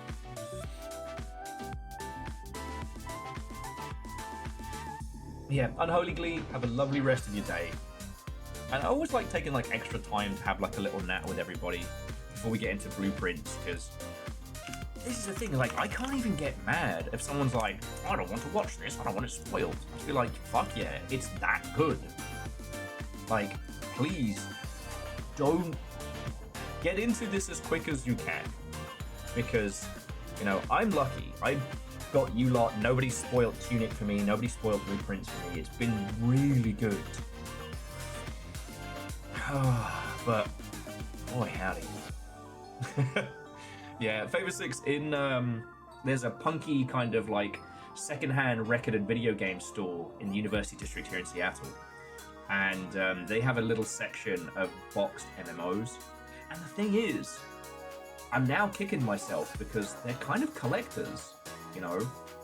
As soon as MMOs are reach the state of abandonware, now I would never ever condone pirating video games on this Twitch.television. And yes, Chaunerus, we are absolutely going to do that. That's one of the reasons why I want to go take a break is pour myself another coffee, have a quick pee, and then we're going to do story time with Will. Because we've got... Okay. We've got 2 big books to go through. And hopefully we can get the gallery again this week. I'm really hoping. But yeah, I feel like I should have been hoarding physical copies of MMOs these years because, you know, not that I would ever condone people creating their own, you know, unofficial shards. It does happen. And the fandom around these games never goes away. And I'll be honest, like, after, you know, a couple of gins, I find myself looking at a box copy of Ultima Online. Don't, by the way, they're extremely expensive. But, like, they come with, like, a cloth map and shit. Like, it's cool. But, yeah. I've got my book. I'll get Puzzlefish in just a second. Let me plug my controller in. Start whip the mouse around. And we're going back to the mansion. What did Ehrman call it? The Airbnb. Which, once again, you'll come into my house and be funnier than me. But thank you for coming to my house. So yeah, grab yourself a tea, grab a coffee, whatever you need, and buckle up for story time with Will. I'll be back in just a sec.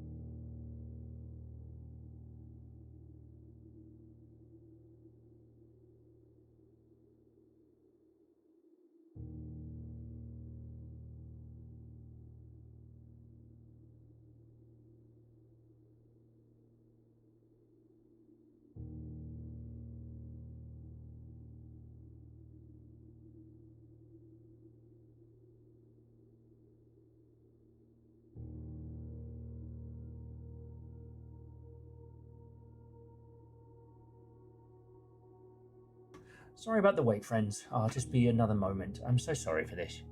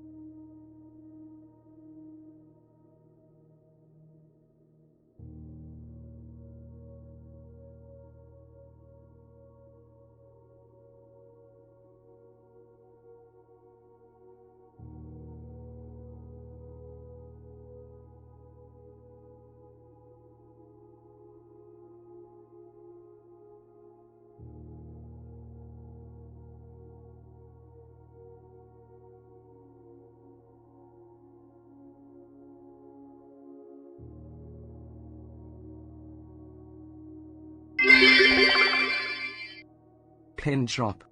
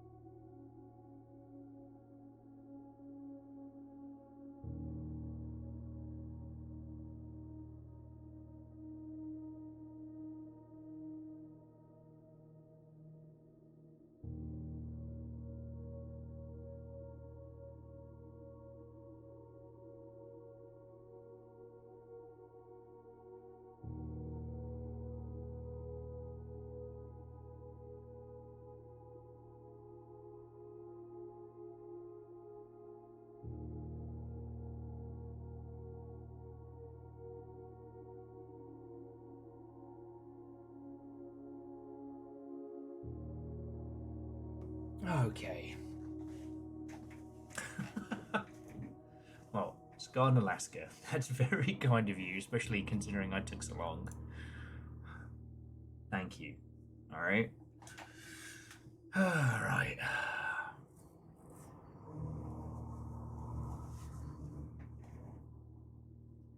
Mr. Aronax, what to say? We have gotten first credits. We are 7 letters deep, and today's housing has just begun. I don't know if Nova is still here. Maybe, with the everything happening as frequently as it has been, maybe, hypothetically, naming no names, I might have forgotten to eat today.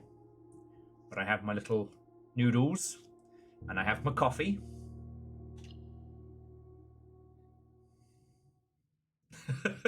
I know. But I've got food. I have my blueprints book. And as soon as the stuff is consumed, I will grab business fish.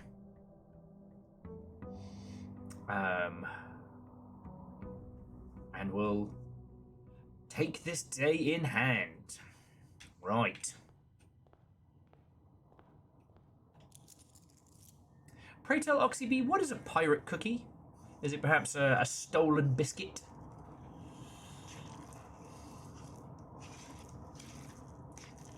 Yeah, I've just been running on black coffee and adrenaline. And I forgot most of the things I went to the store for earlier because I'm a fucking idiot. Did I make a list? Yes. Did I take note of the list? Yes. Wait, blueprints! I get it now! Fuck off. The end gauge, though, that's the one I'm embarrassed about. Just thank fuck Ouya isn't a pun. Yeah, Simple Chaos. You wouldn't download a cookie? Vanderfeast, thank you, friend. Did I ever tell you all I broke the family computer years ago because I got a demo disc from PC Format and they had a cookie manager and I thought it was some kind of baking game and it fucked our internet and our stuff because it was supposed to be like a real-time cookie manager, but it was not good.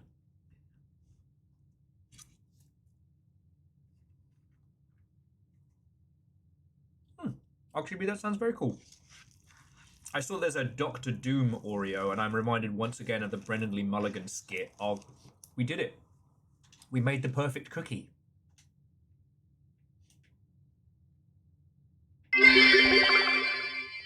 Me on my way to pirate every macadamia nut from the macadamia monopoly. Very good graphic.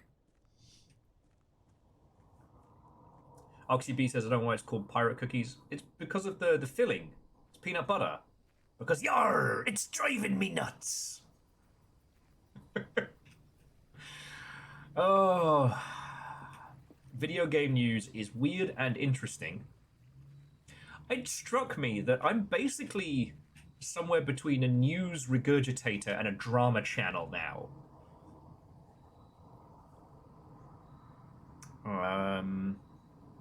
Oh, we're going to go shelter. Because if we can get the icebox next to the furnace, that will be very good.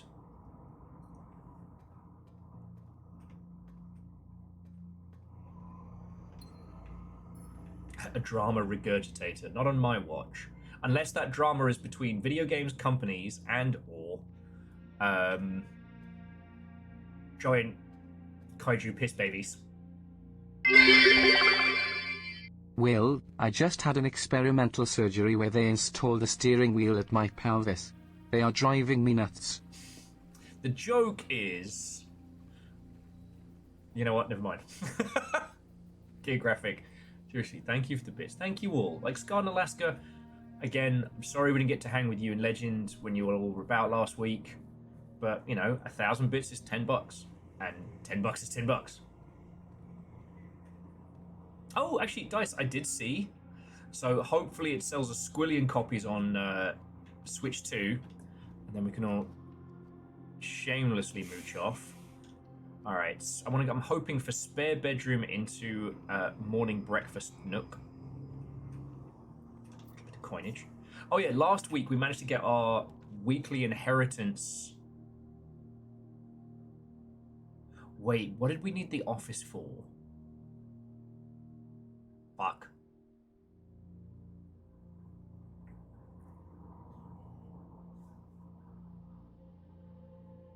King piece. Yeah, let's take it. The chances we get the breakfast nook on the other side are quite high. And we get a diamond back with it, so yeah. Okay, Geographic, you have not updated us on life stuff. Now going to work in museums. Going for a second master's degree in museums. I'll call him a name because gestures vaguely to the game dev tire fire. Hey, I mean, video games will still be there, but right now, having a real-world profession is not a bad shout. That's something Caffeine went into a few years ago. Have I read the office emails? Shaunerus, are you asking me if I've read the scandals? Actually, I don't think we have. Sorry. I need to warn you all now. I may be upsettingly British by the end of today's stream. So, I read a lot. And having finally finished, I should say finally, having finished Operation Bounce House, which is very good, and I highly recommend to any of you videogamery development inclined individuals. I'm now finally reading the 7.5 Deaths of Evelyn Hardcastle.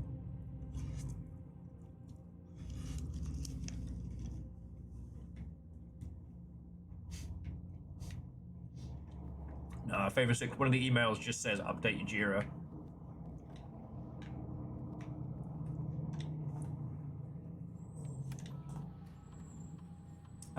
So log on to network.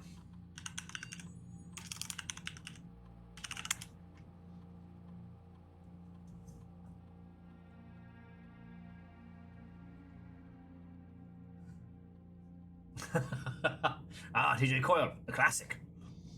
If you haven't read it, the 7.5 Deaths of Evelyn Hardcastle is a time-looping murder mystery. It takes a little bit to get going. I tried to read it on the flight to GDC a couple times and ended up having to restart the beginning. Once it gets going, it is splendid.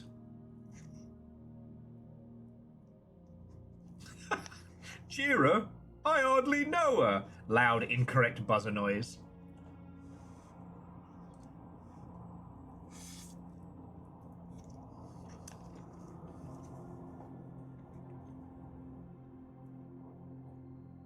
Oh, yes. Okay, Annie Babbage to next week.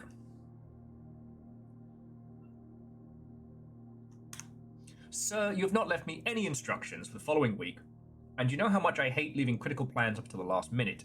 As soon as you decide a definite plans for the holidays, please message me, either through Hardly, or if you absolutely insist, through this confounded electronic typewriter.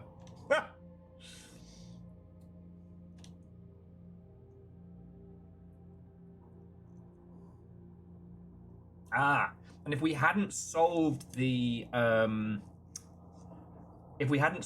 power box by this point, we would have gotten the answer.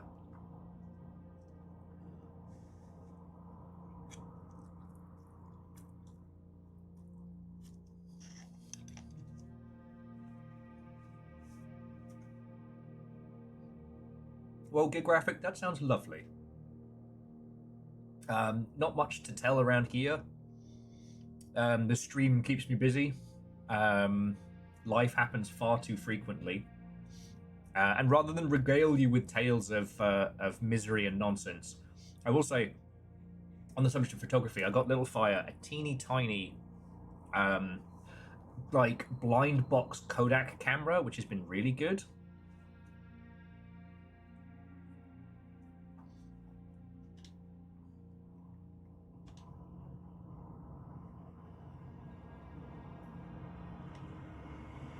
Oh yes, Jonas, you're right.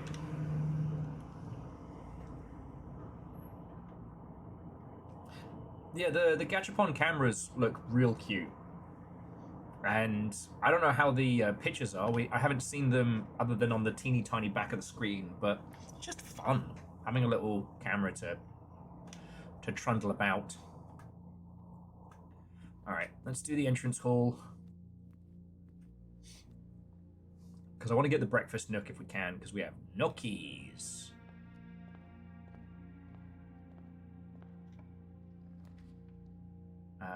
We'll go.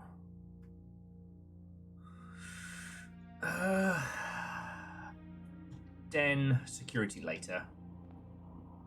We're not short on gems, but I'd rather gain them and open up this first floor, you know?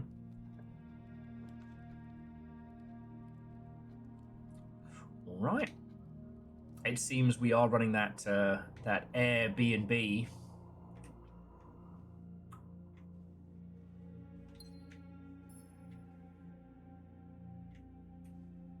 But yeah, so geographic, I mean, games happen so much, but they are extremely good.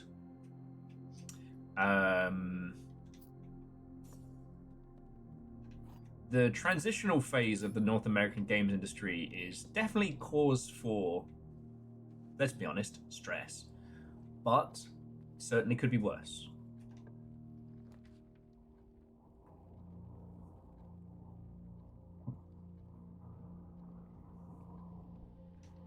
Okay, apparently we're going for the breakfast nook.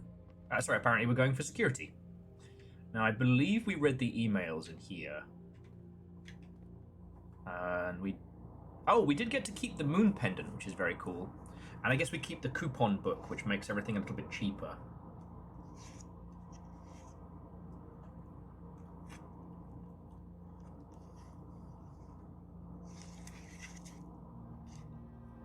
Yeah, well, and that's the thing, Geographic. It's like, if you want to make something yourself in your downtime, now's the perfect time to do it. If you want stable employment with a North American studio,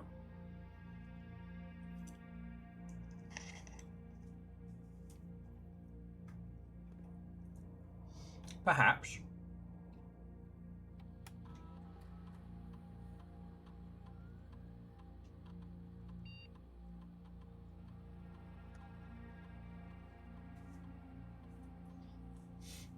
Perhaps not the best path to pursue.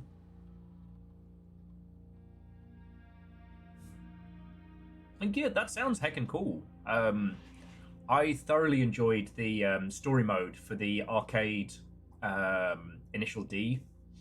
And I love the fact that, I think it was the third one, you had like a little collectible card of your car that would keep track of where you were in the story. I really enjoyed that.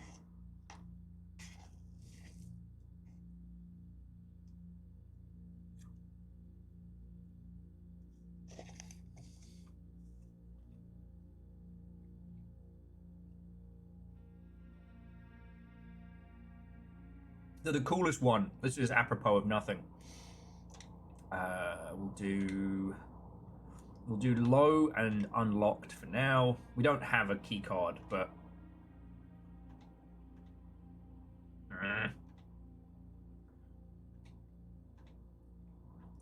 and we can change it if we get one. Okay. Now it'd be really good if we get a puzzle room right here. Oh! Archives, baby! We took the shelter, which means the archives are not only safe, but awesome.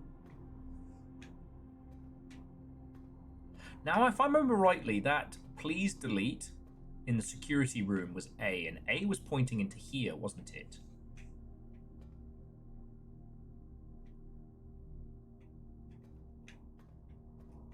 Now, does the archive have anything that's powered? I don't think it does. I think it's just a conduit, right?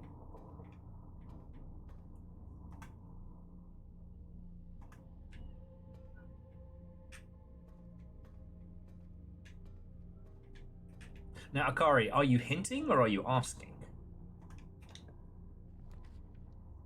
Oh, I'll certainly take the drawing room.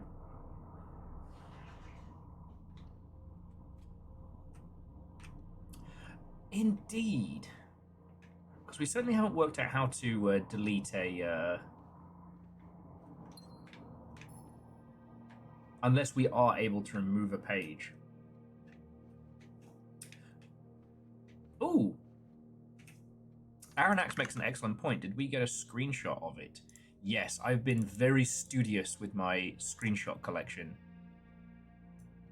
Again, if I find myself suddenly flush, I might do what I did with Death Stranding and do a coffee table book. But if I'm doing that, I'm also going to do one for Fire's Fatal Frame Run.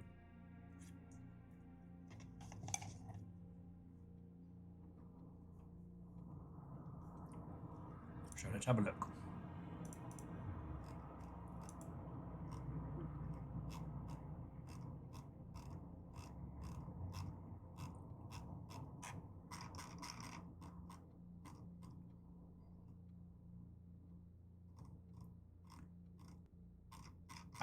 So it turns out, actually, Mr. Aranax, I did not take a photo because I am, in fact, let me check my blueprints notes here, a fucking dingus.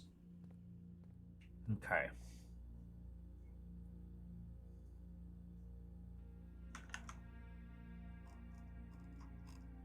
Now it says... Where is it? Here we go. So it is... Okay. So it's this one right here. Can't really see much on it. But it's the ladder and the door inside of the... So it's the closed door. It's not that ladder. It's not this side. Okay, so it's this side here. It says delete.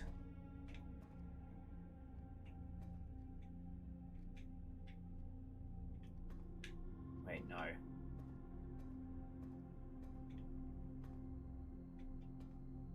What mischief are you playing?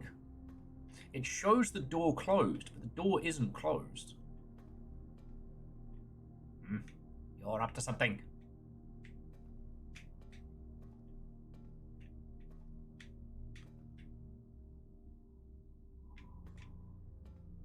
God, I wish I had a zoom.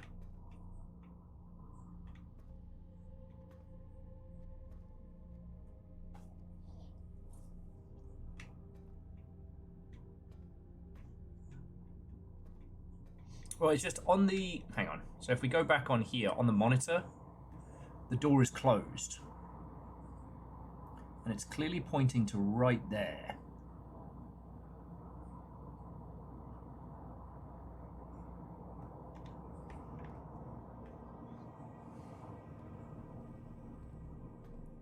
It's clearly pointing to right here, but there's nothing I can spy.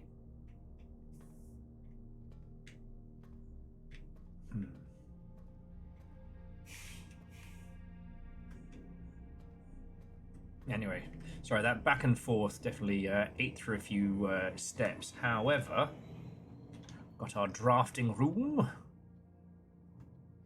What do you reckon? Breakfast, nook, or laboratory?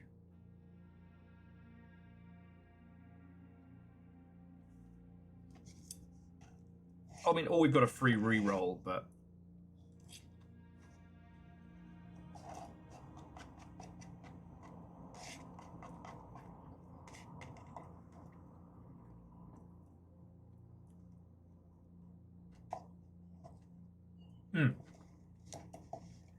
Keys and feet. Good shout.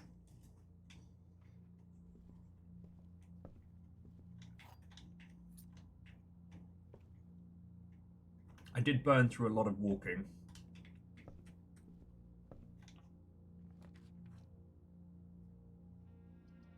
Ah!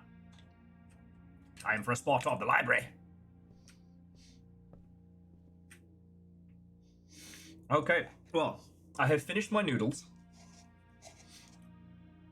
Well, okay, now I've finished my noodles. Friends, it is story time. Are you sitting comfortably? Do you have your time zone appropriate beverage?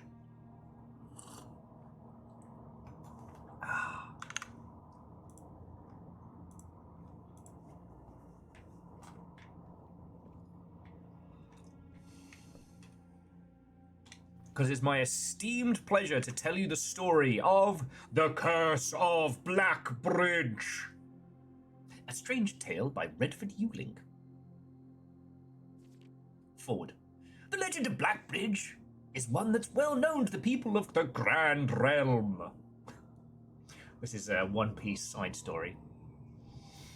For versions of this tale have been passed down from generation to generation, with each new telling the story has changed, becoming over the years more colourful and more verbose, and, as one might expect, increasingly horrifying.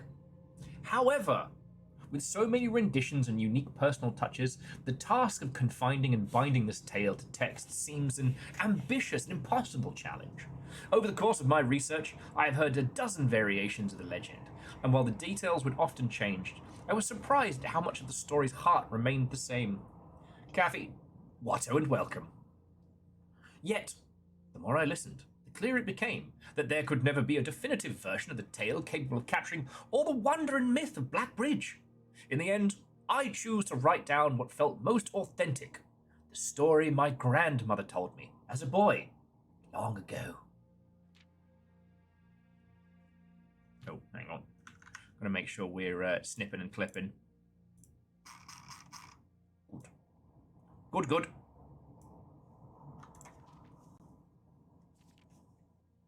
Just in case we need it. Part 1.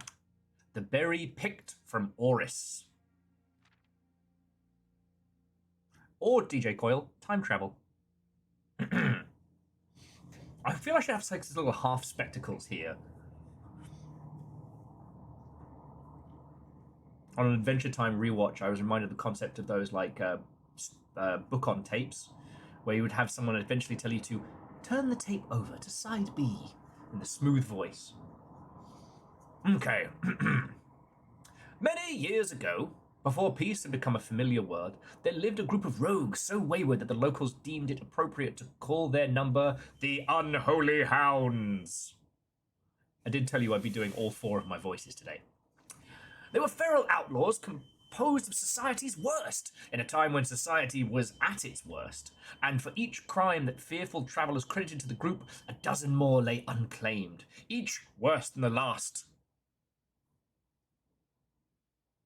For the gentry, however, who often valued their coffers more than their companions, no crime could measure more wicked than the group's primary enterprise, highway robbery. One such member of this so-called band of rogues was a boy of 30... oh, God. I'm sorry, apparently I have a terrible voice allergy today. Was a boy of 13 years, Jesper, who had not been lucky in life, having lost 2 brothers in the war and a parent in the famine. In the years of hunger that followed, Jesper lived in a gutter behind a churchyard, relying on the nourishment of scurrying bugs and weeds harvested from the cracks of the alleyway to sustain his pitiful existence. It is not surprising that a child aiming to escape such hardships would take an easy road out, an easy and well-travelled road, paved with temptations, leading out of the city and into the gentrylands, where loose purse strings entwine with the strands of salvation, and glistening equally with the hope of opportunity. It was this road that eventually led Jesper to the end of his youth, a hidden cave at the bottom of Blackbridge Canyon. It was here that he met his surrogate family and saviors, that notorious gang of godless outlaws known as the Unholy Hounds. Cue the Dan Olsen finger guns meme. Oh, sorry, did I bookmark that? No, I fucking didn't. Get better at this. Despite the hardened circumstance that had led him to his vocation in banditry, what a charmingly polite way to say fucking rubs people, Jesper was surprisingly tender-hearted and often teased by the group for being too kind for such an ignoble life. For this reason, Jesper was assigned the innocent role of berry picker. Berry, if you will. It was not just innocence that set berry picking apart from the gang's more wicked undertakings, for it was the only duty performed without the safety of a night's concealment. Jesper, no stranger to solitude, did not protest that he worked while others slept soundly, tucked away in the cave at the bottom of Blackbridge Canyon. On one such occasion, Jesper decided to get an early start. He left the cave, berry basket in hand, and set out into the woods before the morning sun even brushed against the tallest treetops. It was colder in the mornings, but the headway dawn afforded meant Jasper could reach the furthermost berry patches without worry of being chased for tarrying upon his return. It took about 3 hours on foot to reach his destination, and along the way Jasper passed many a familial bush, all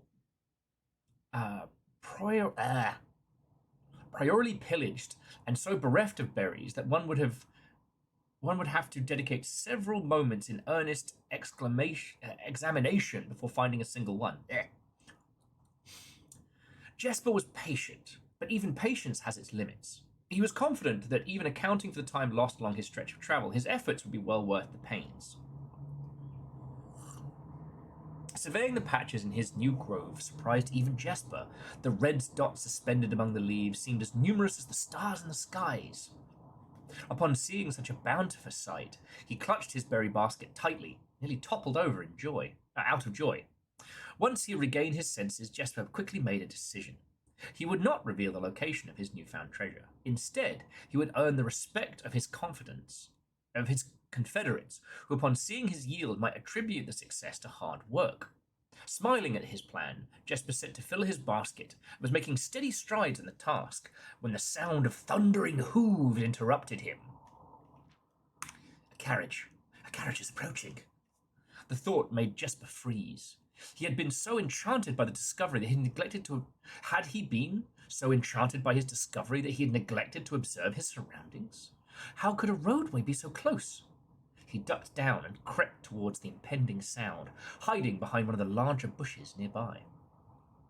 It was only a moment before the sound source revealed itself. Within 50 paces of where Jasper hid, an elegant carriage with gold trim came soaring around the corner of the trees, led by 2 beautiful white horses, conveyed by a stern-looking driver seated atop the vehicle, flaunting the most sophisticated regalia Jasper had ever seen. It was not just any carriage, it was a royal carriage. Even without having witnessed such a sight before, Jasper was certain. The sight had so transfixed Jasper that he stood awestruck, unable to tear away as the carriage approached. The little concealment the bush provided was soon proven unequal to the driver's lofty perch, and upon spotting the boy, he pulled on the reins with such an effort the noble steed slid to a sudden halt with precise control. "You boy, get out from behind that bush!" he shouted, with the rigidity that betrayed a modest amount of fear. "You startled me half to death, coming round the bend of my own drive and seeing an unfamiliar face in a place where ought not to be any face." Jasper quickly contemplated running. The man was much older, and his dress was suitable for country behaviour, not dashing through bramble and mud. I was picking berries." Jasper raised his half-filled basket and allowed the driver to see proof of his words. The demeanour of the man suddenly changed. It was a change that Jasper was familiar with. He had many times seen the same stern expression on the most fiendish bandits melt away when presented with a berry basket. Any suspicions that driver might have had instantly evaporated, for even the notion of a member of the unholy hounds picking berries seems farcical.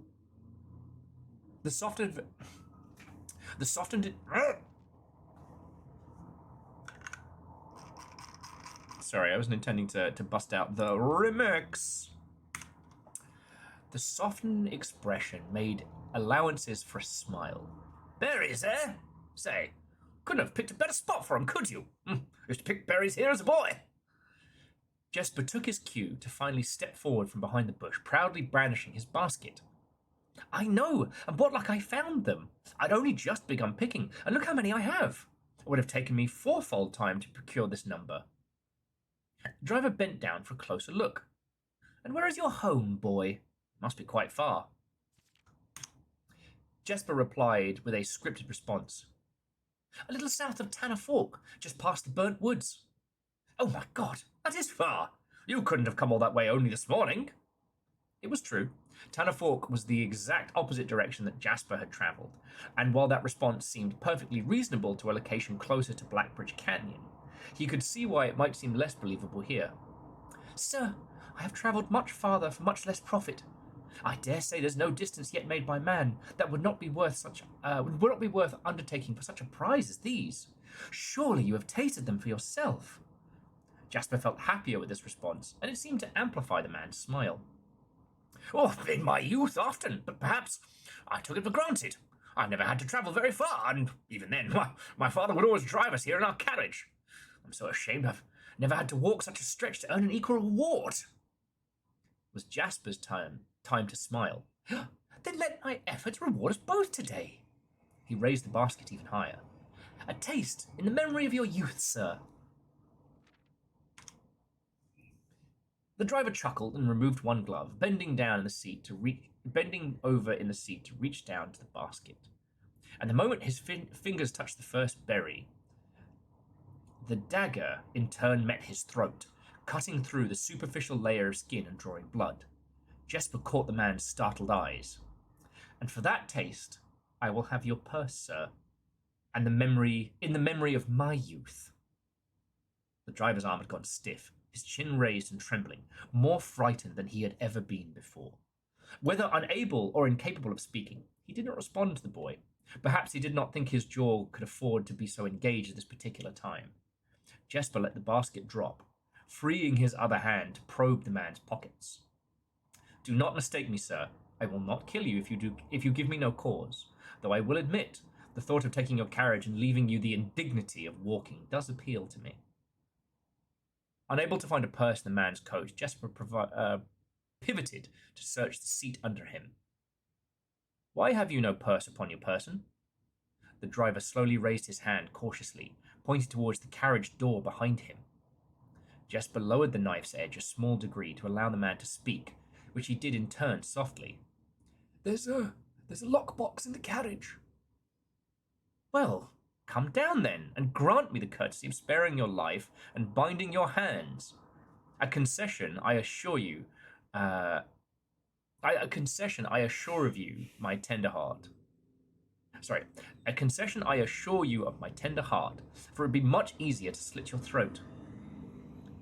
The man started to comply, slowly lowering himself to the driver's seat of the carriage. Once down,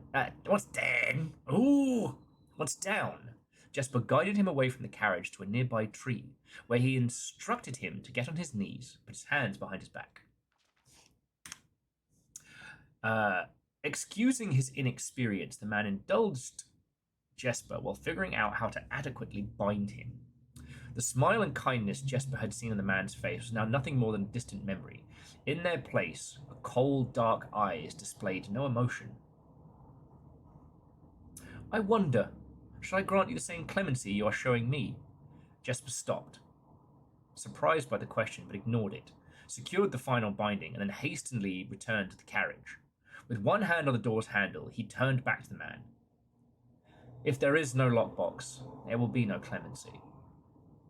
Inside, the carriage was surprisingly dusty and unswept, a stark contrast to the elegant and polished gold facade of the exterior.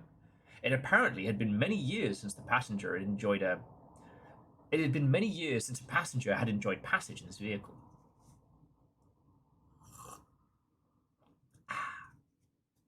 This is all but confirmed what Jasper had suspected. The driver of this carriage was not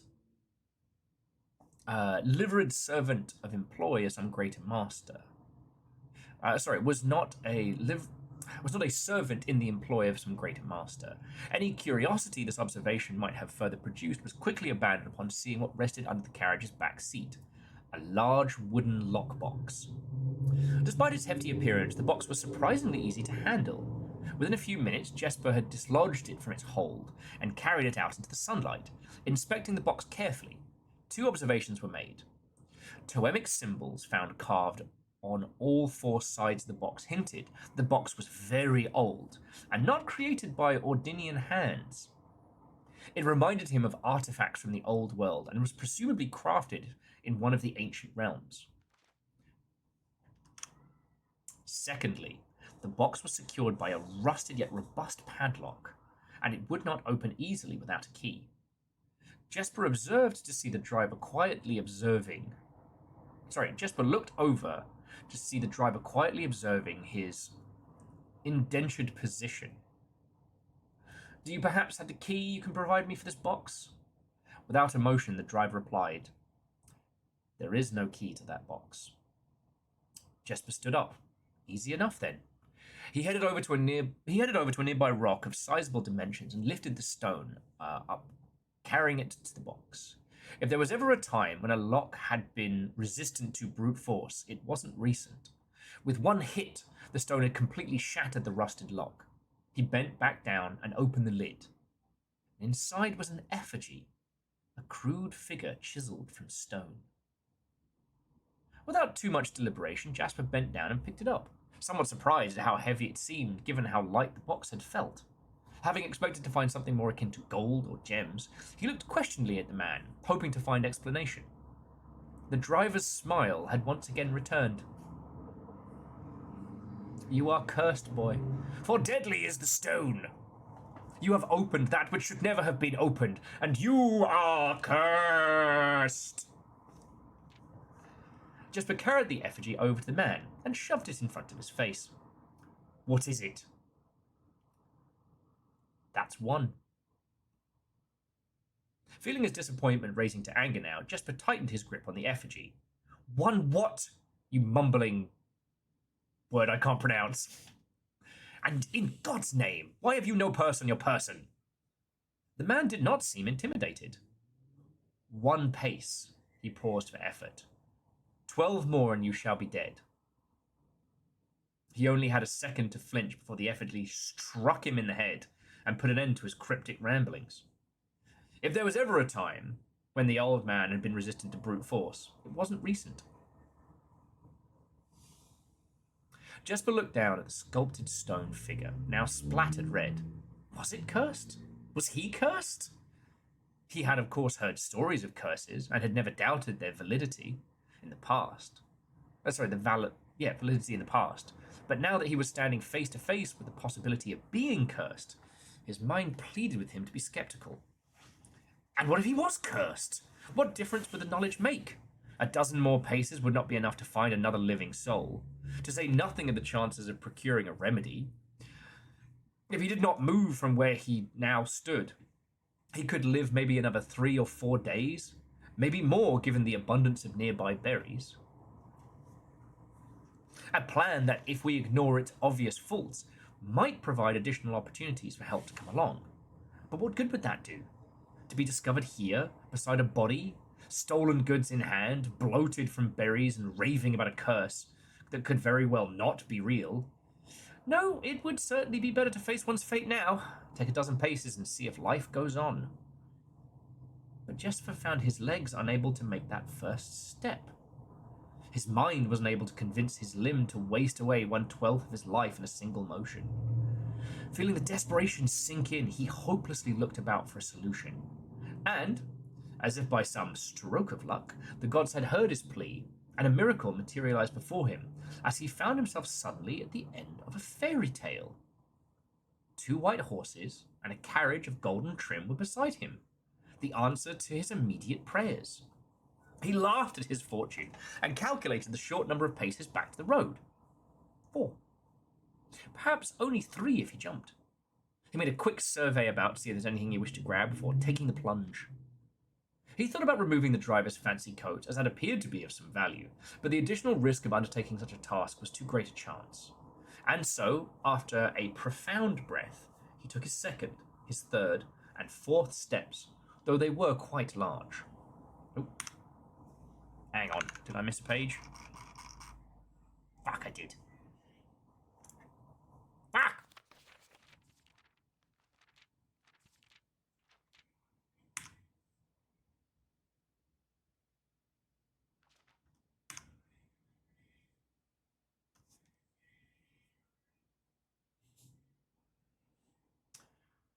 Okay. Seated now behind the horses, he reached for the reins and suddenly realized that he was still gripping the effigy. If the curse was real, then it would certainly be better left here. If, on the other hand, the story was fictitious, there may be some appraisal that can be made of the figure. It was, after all, the lockbox, whose typical function oft to secure objects of value. Having witnessed firsthand the horrors of destitution, Jasper found his mind equally reluctant to let the hand go. If it is cursed, and I die. If not today, then tomorrow. And if I die, what care have I? And with that statement said aloud, to the horses, seemingly, Jesper took up the reins with confidence. Part 2! Below the Black Bridge. Fuck it, we ball, said Jesper. For when we take into the adage that ball is life, it's simply as a statement of, fuck it, we live.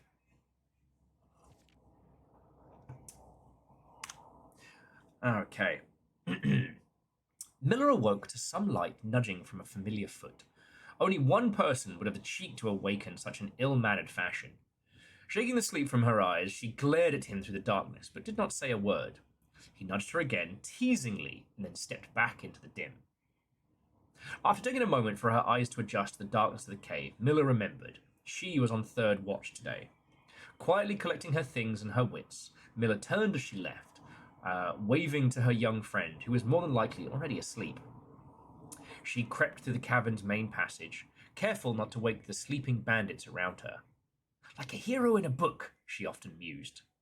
Quietly, she grabbed a bow from the haphazardly formed pile of weapons, shaking the accompanying quiver in the darkness to assess how many arrows it held.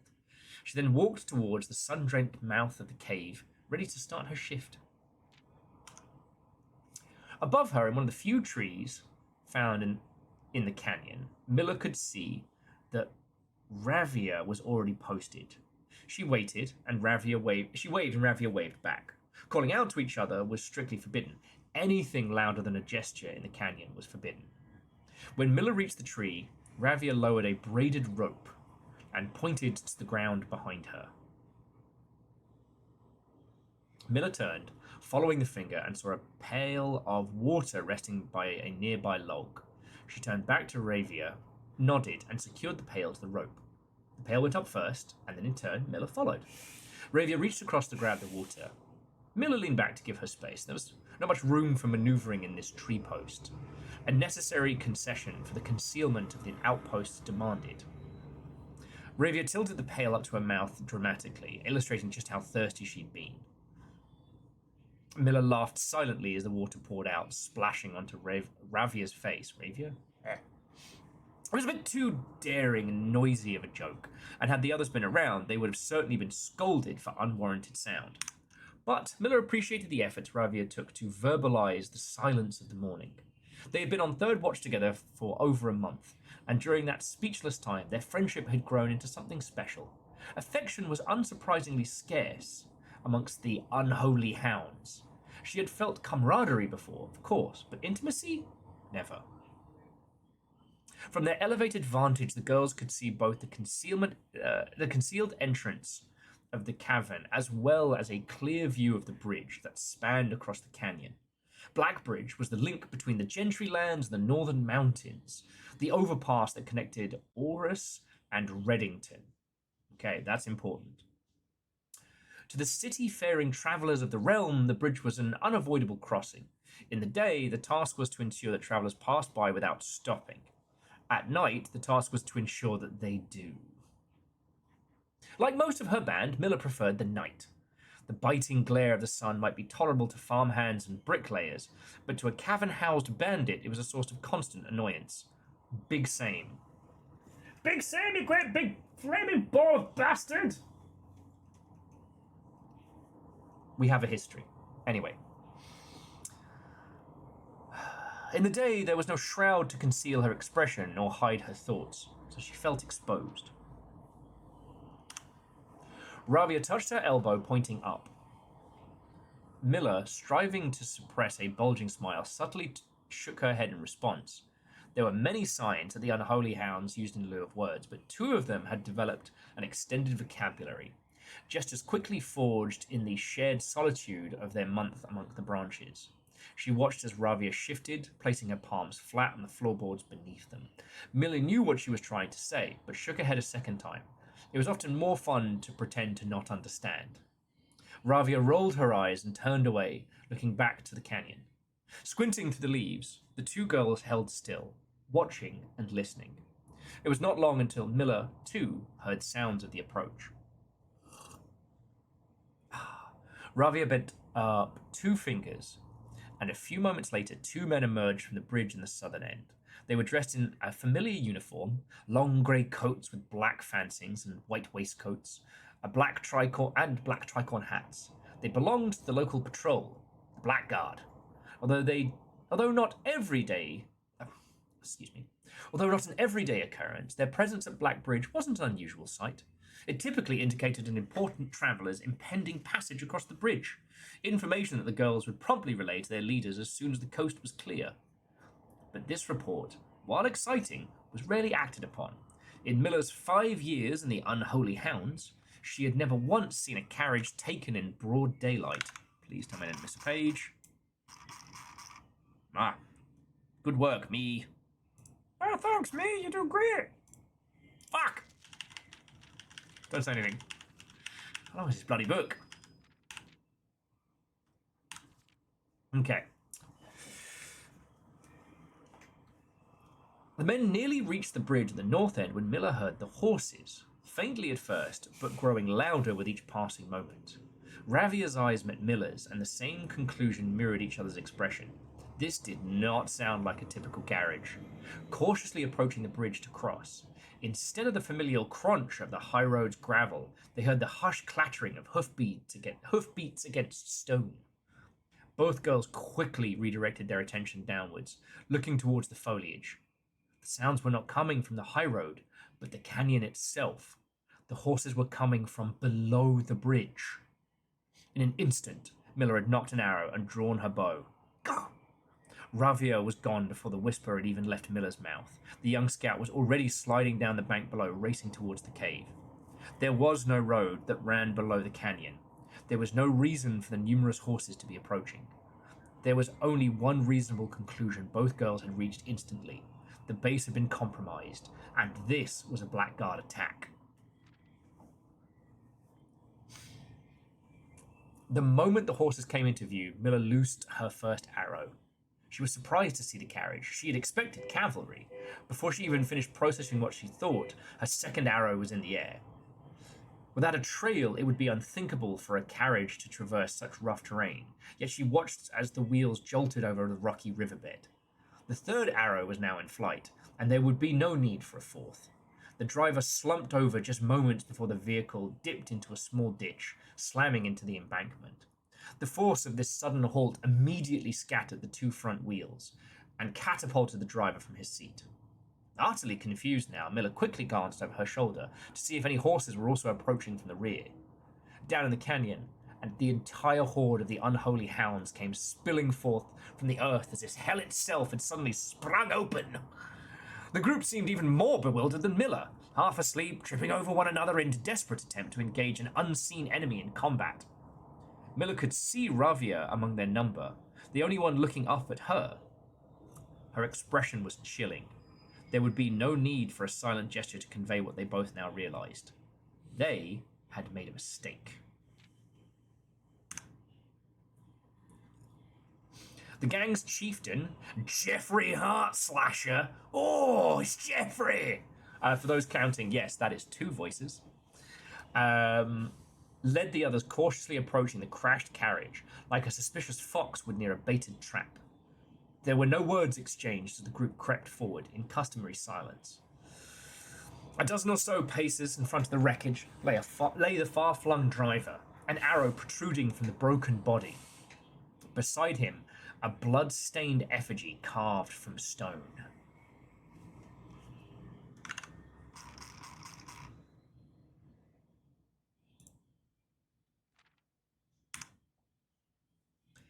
Miller was inconsolable. Jesper had always been her favourite. He had always shadowed her in the night, clinging on the helms of her every move, the way a child tails behind an older sibling.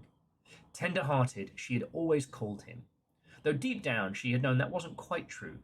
His appearance of gentleness concealed a raw, resilient durability that emerged at the most perilous of situations. He had been a flower among the nettles of this cave, but he still had thorns. Horns, honed by a grim past and hundreds of hands of misfortune.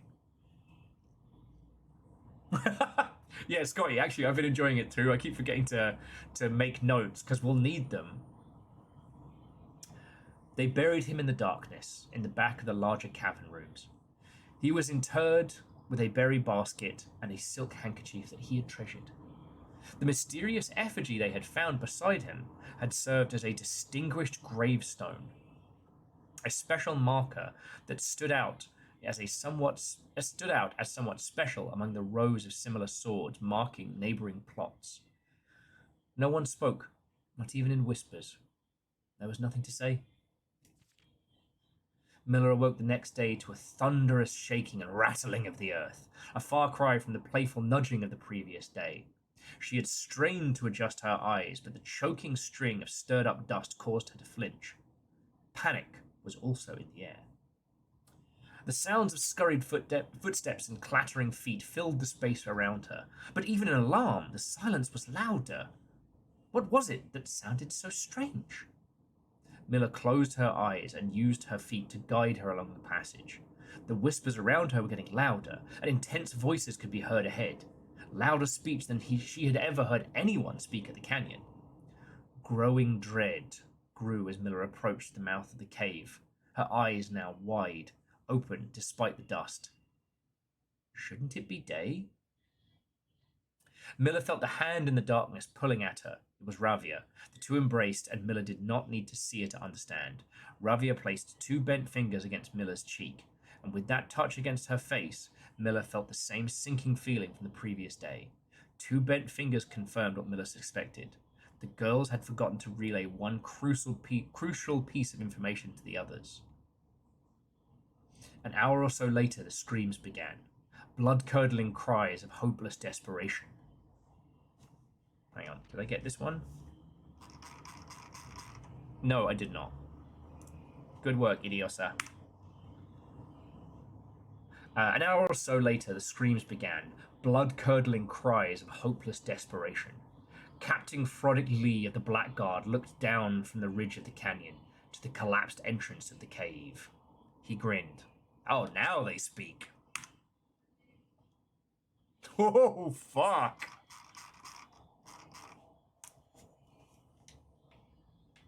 Never has there been a tale of more woe than that of Business Fish and Lord Bonio. I think I'm funny. Whew. Did you enjoy story time? Was it good? I used to practice reading aloud. I still find it difficult at times, and especially if I'm a little tired or wavering. My brain likes to add words and invent stuff. Thank you. Aeon, Scotty, you're very welcome. Once again, no happy ending for the lesbians. In a time before Subaru.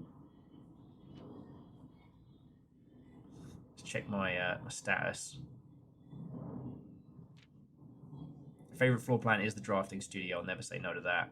I forgot about the dogs! I made a burning glass and a compass dowsing rod. Oh yes, we need the burning glass if we can. Oh, and we collect stamps now.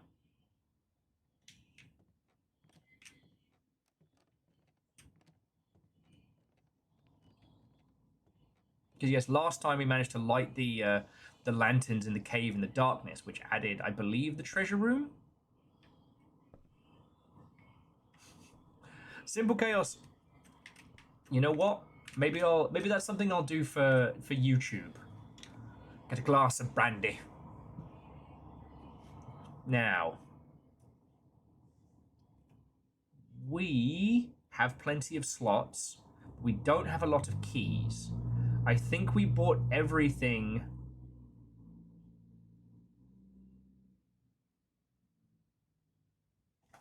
I think we bought everything from the bookshop, didn't we? No, we haven't bought drafting. No, we brought the drafting guides, didn't we? And Scotty, what I think is the clattering of the. There's no way the guards on the bridge didn't hear the clattering of the carriage crashing to a halt. But did you notice all the little details? The carriage was royal. The cursed bust, that specifically you could only walk 12 steps. Like the ending of the story of the Blackguard burying the cave. 13 steps. Sorry, thank you, Kakazi. Glad one of us is paying attention. Ah, yes, he took one step. Had 13 left. You know what? We're finding our feet today, so we're going to go bookshop over servants' quarters. Because, yes, we could certainly use a few more keys. But, no, we bought all the books. Hey, at least this way we've got a bishop. Let's see what the bookshop affords us before I head back.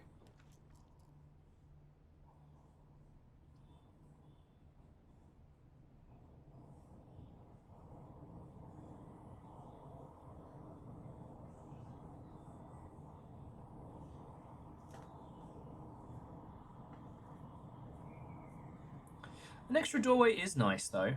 So that's why I'm thinking about the commissary for now.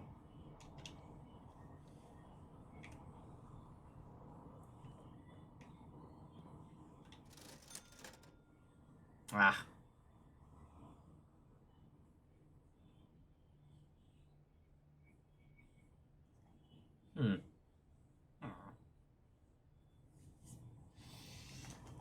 You know what? I'm going to leave it for now. I'll see if anything shakes loose, if there's anything particularly that we need. Because we do have a lot of gold. We also have a lot of gold. Fuck it. We boiler room.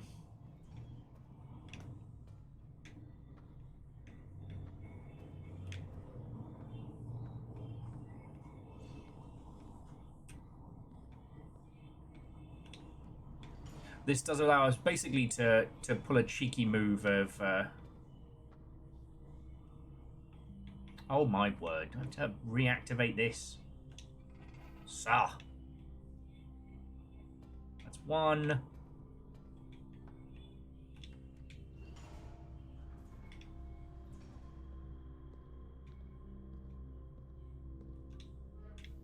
Two.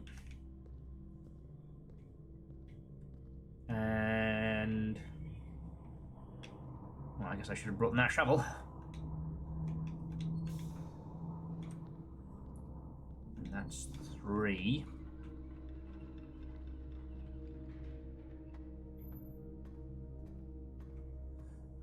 Okay.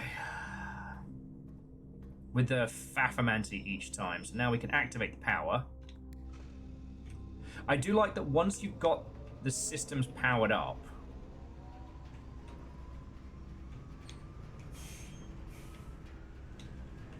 then the power stays on. I do very much appreciate that. Okay. Dark room's tempting. Dining room more so. Was there anything else we desperately needed to power?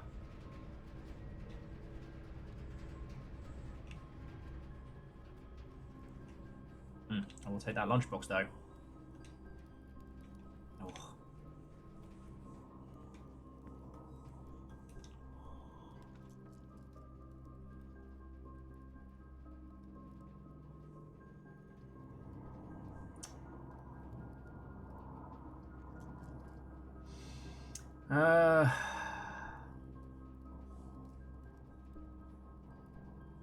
Fuck it, we pantry. Fuck it, we boil. Is this a smart maneuver? No, but we did have story time.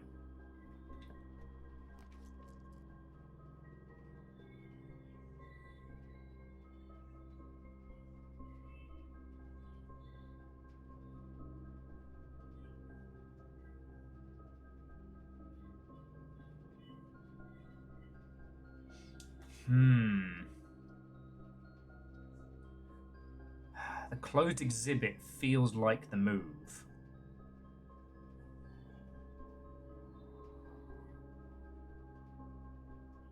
What was the move we were trying to pull off with the closed exhibit? Because we now know there is a way to get behind that. Yeah, mate. Yeah. Oh, take the lockpick though. Lovely.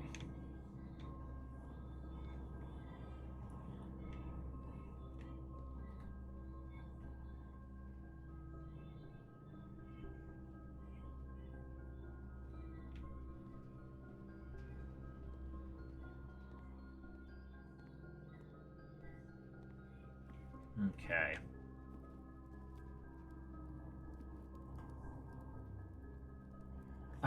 There was a note in the exhibit. I thought we read that.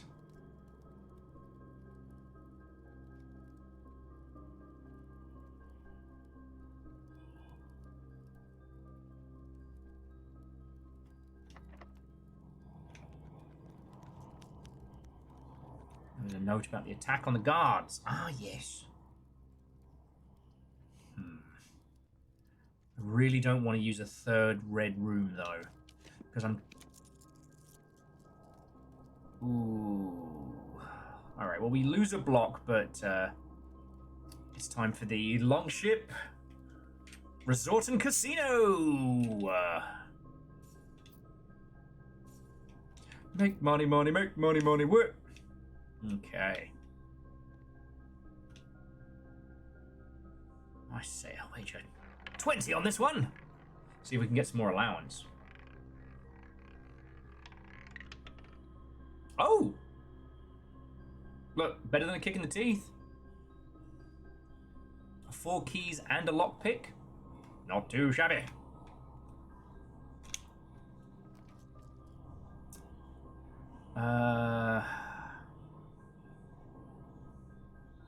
The courtyard is the smart one.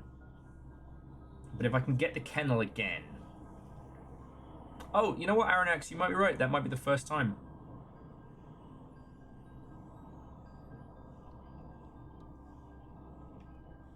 Ah!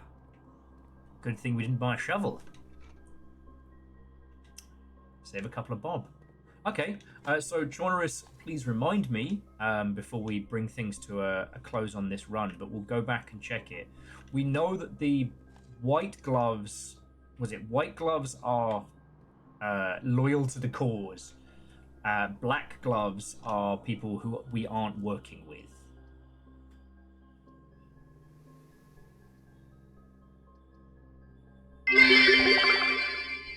And when Scooby was betrayed by his best friend, et tu Shaggy.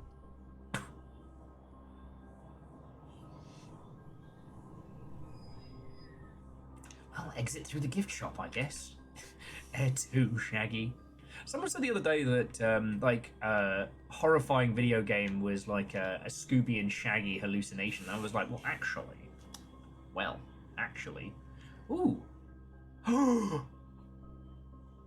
Cursed Coffers, a permanent addition to the shrine.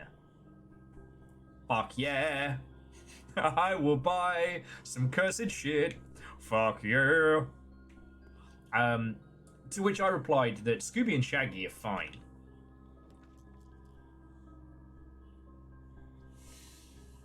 Ooh, I don't like that. Oh, it's got to be the hallway.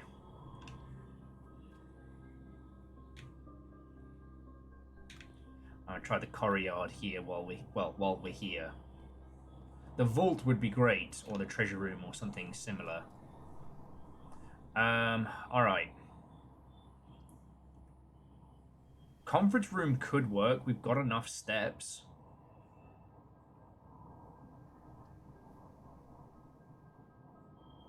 Because the TLDR, friends, is that if I go back to the office, I can put everything in the conference room and the conference room. But the workshop is where we build the stuff that we need. Hopefully that we get them. We could get the... Owl will reader of the cursed tomes Overguard they call him. I hear he only gave it 3 stars. Sorry, Akari and Simple Chaos, thank you. This is how much I get into this game. My manners have fallen off a cliff. Thank you both.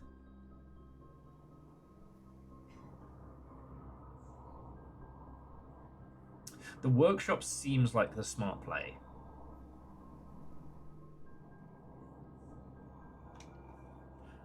But I may go I reserve the right to go back and... Oh, free sledgehammer. I reserve the right to go back now, and because we've got the lunchbox and we'll have the dining room.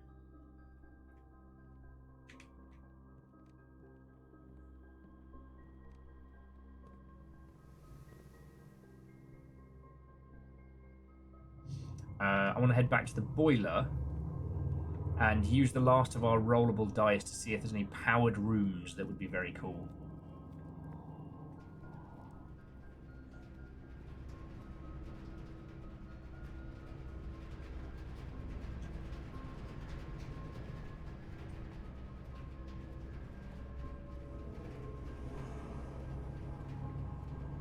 Alright, let's see what it gives us.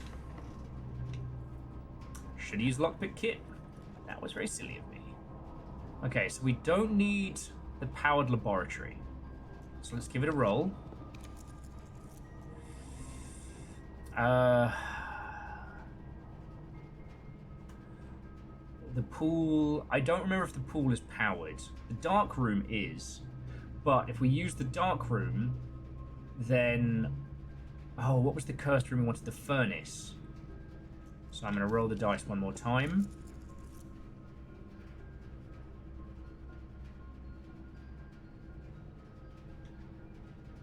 Fuck, how am I out of gems? Okay, well, dark room it is. I mean, at least it's powered. Another key.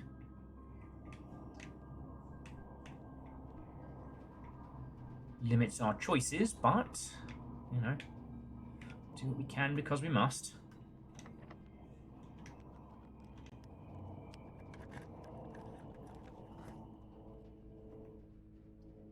Fuck.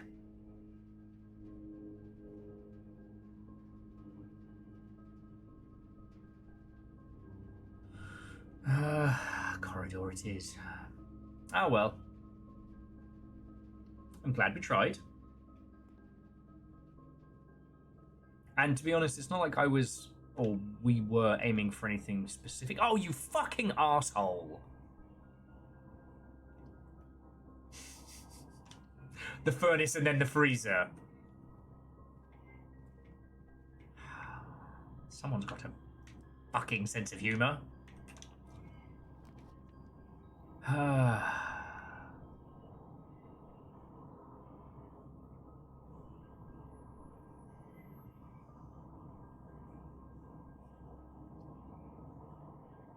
Oh shit, you're right. That's the queen. Hang on. And the office is the king. Or vice versa, I forget which is which. Okay. Got to put another bookmark here.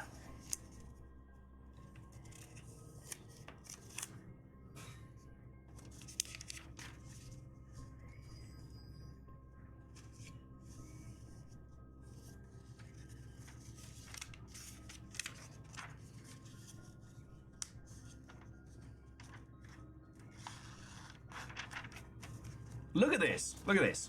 I'm actually making little, like, color-coded little markers.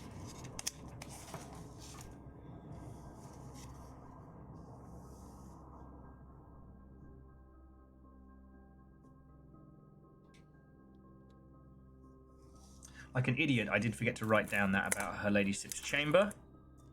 So. Okay.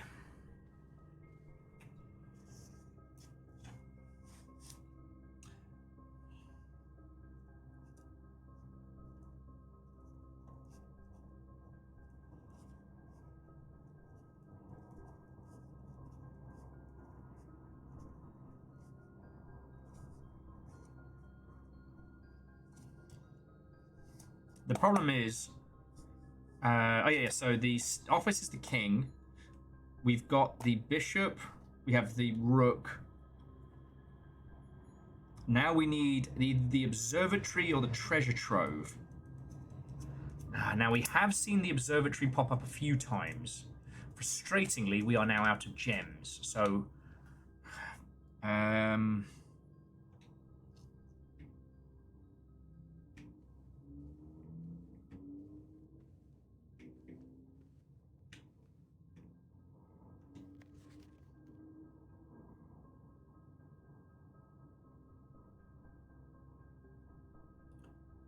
Does it never end?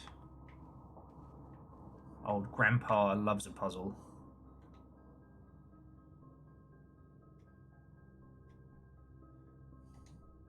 It's interesting because we've seen that picture so many places before.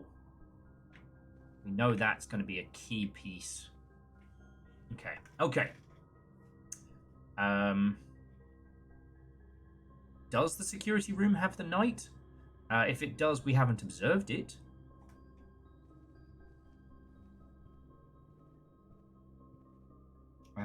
Study, rumpus, attic, vault. Oh yeah, security has the knight. I think that means we actually have everything that we need.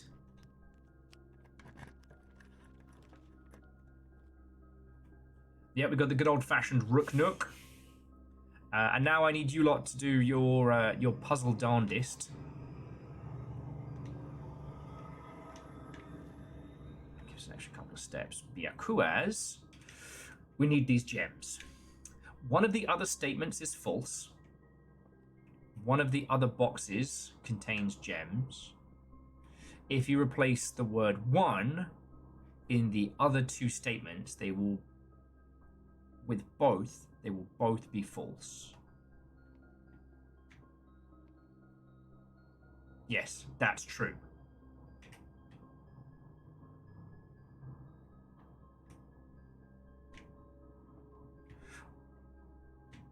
Both the other statements are false is wrong. One of the other boxes contains gems. If that is a false statement and this is true, then they're in the white. Oh, the pawn is anything. The pawn's in the...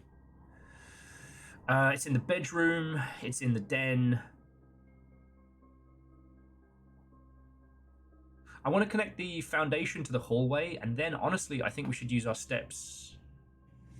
Well, I guess if we go to... No, we want to go up to the 8th layer, because then we get the dining room food bonus. Yeah, it's the white one. Yeah. Because if white is lying... Yeah! If white is lying about the other two slots, then it must be there. Whew. Logic puzzles.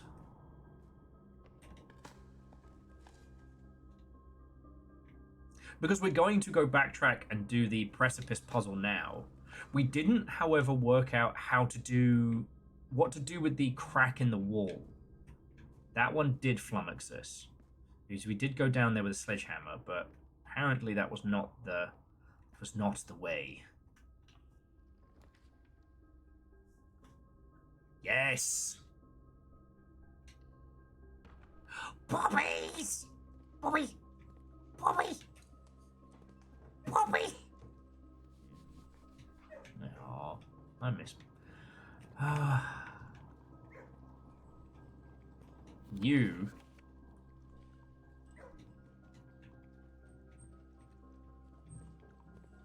Puppy.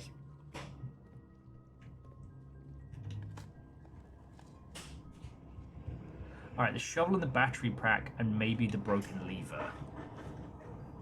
I feel like we've heard that one before, but okay.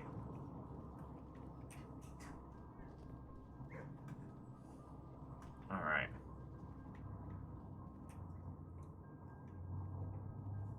Now a few more dig spots and we'll be onto a winner.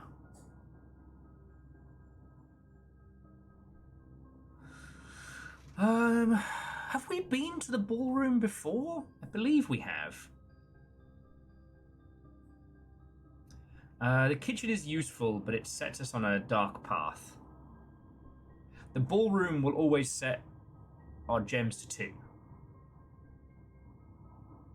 Which, at this late stage, feels useful.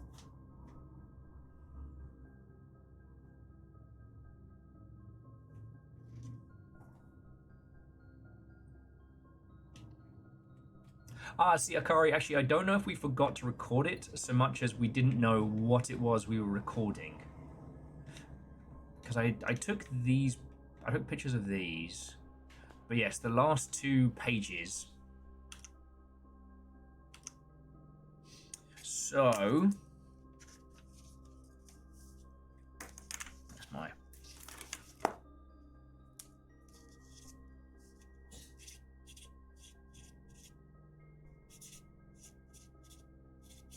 We might actually clear the chess puzzle today, which is really cool. Okay, now, where were we recording? Was it in the music room? Antechamber, blah. You know, a smarter man would have laid these out in pages specific to the card numbers.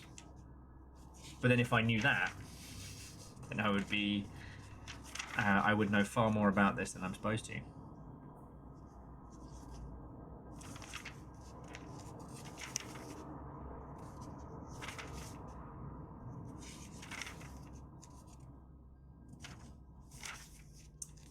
Yeah, see, we wrote down that the music pages were in here. We didn't think to take screenies of them. Okay.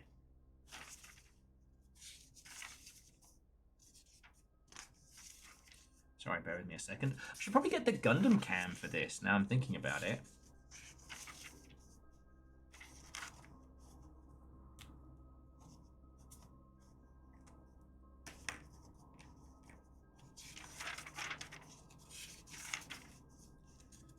Here we go.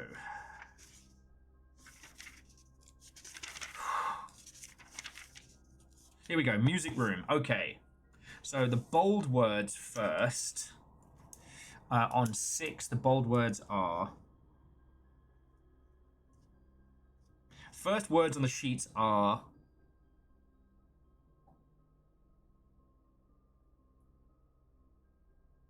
First words on the sheets are true message.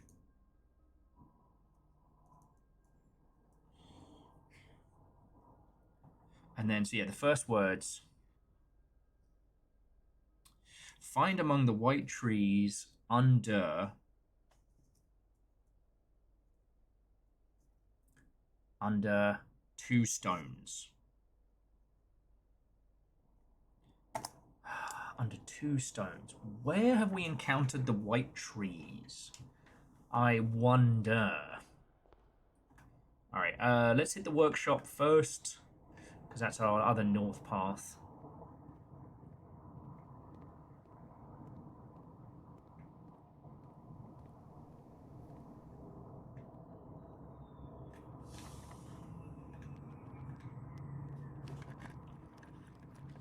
Is it the cloister?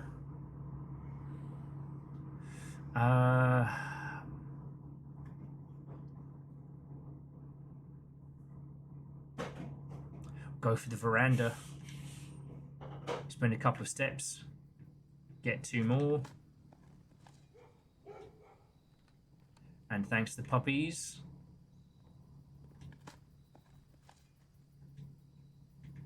That door is definitely unlocked.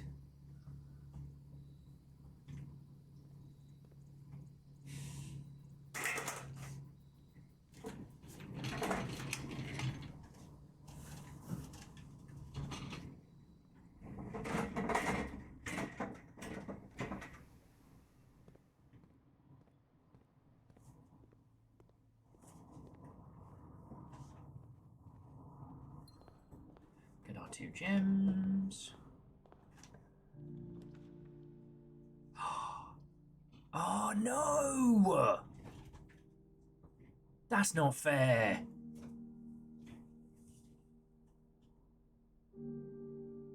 Oh, that's not fair. Chandra says they think there's some weird trees behind the tent near the orchard.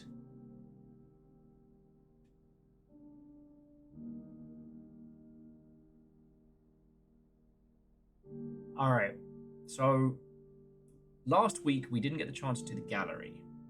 Much like the House of Mirrors, it's one of a couple of puzzle rooms we haven't puzzled. The drafting studio will give us a new room to the drafting pool.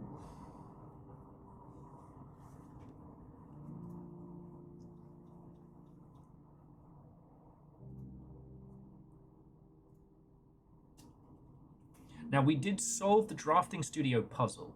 So we managed to get a magnifying glass and find the tiny paper safe and put in the tiny paper code, which felt very good.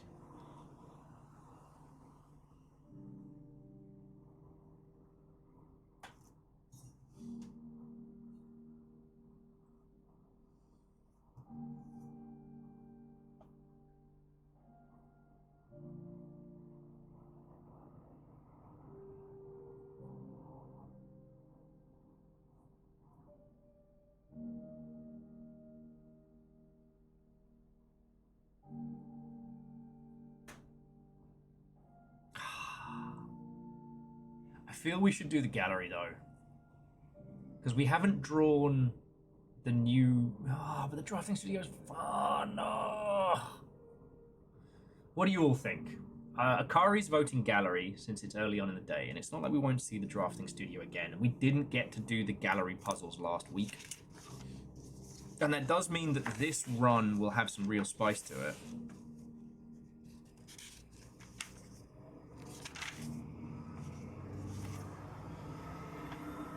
Because once we're done with the gallery, we should have all the pieces to solve the chess puzzle out in the garden. Right? Come on, what's the point in having you lot hanging out if I can't put the important decisions on your shoulders instead of mine? God.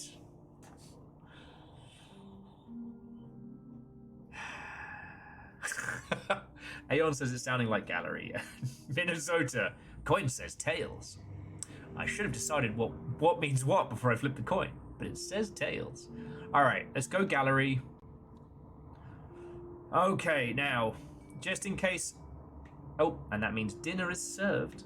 Just in case anybody is new here, if you have not done this puzzle, if you don't know the solution, you are cordially invited to come help.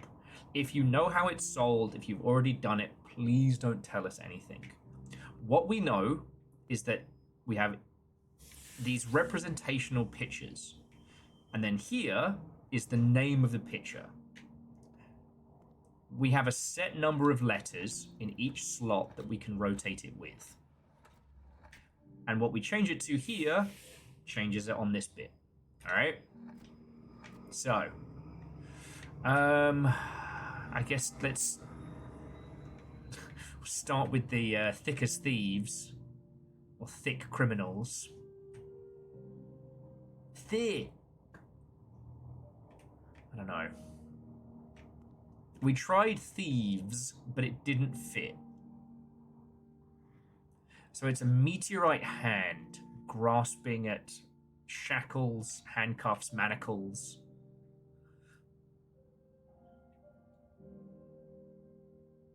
Someone suggested think last time. Oh, as in thin K.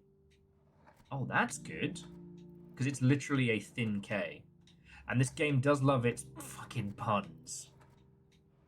Just like we love Pun Spectre.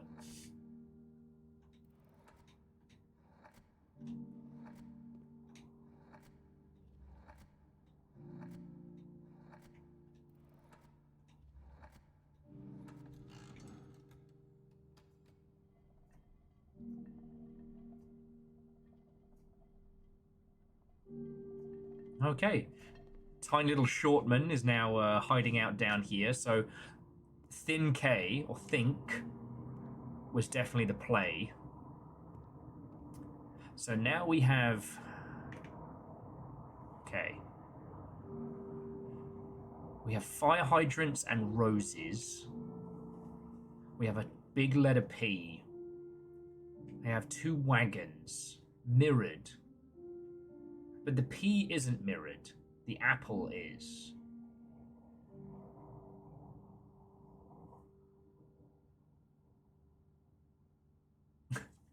Yeah, it's weird. I'm usually good at visualization puzzles, but this is kind of like a combination of like spelling and wordplay through images, and it always throws me for a loop.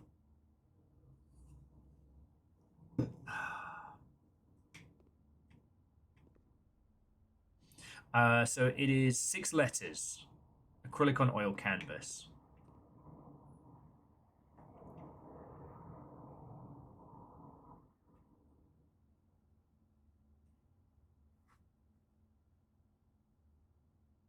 Mirrored P. Mirror P? Missing P?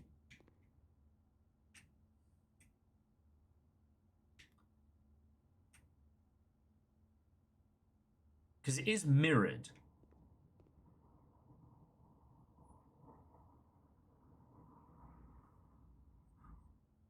All red items. Oh, red stop sign, red rose, red apple, red fire hydrant. Red P? I don't like how many times I'm saying P.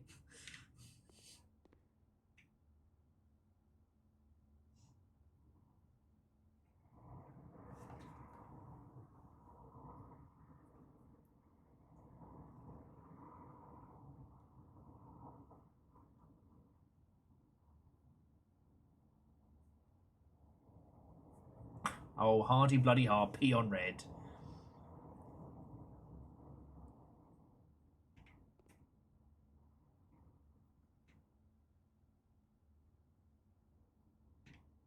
Off the wall, guess purple? I mean, let's see if it fits. So long as you're in the Puzzle Sicko gang, I'm down to try some suggestions. It's a bit fiddly how it makes us put it in.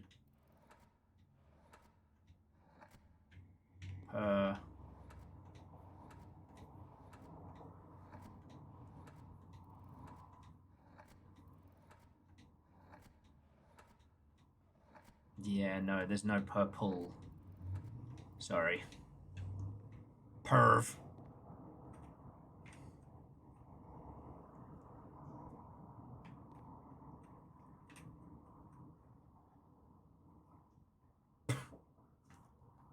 It's everyone's favorite band, the Black Eyed Peas.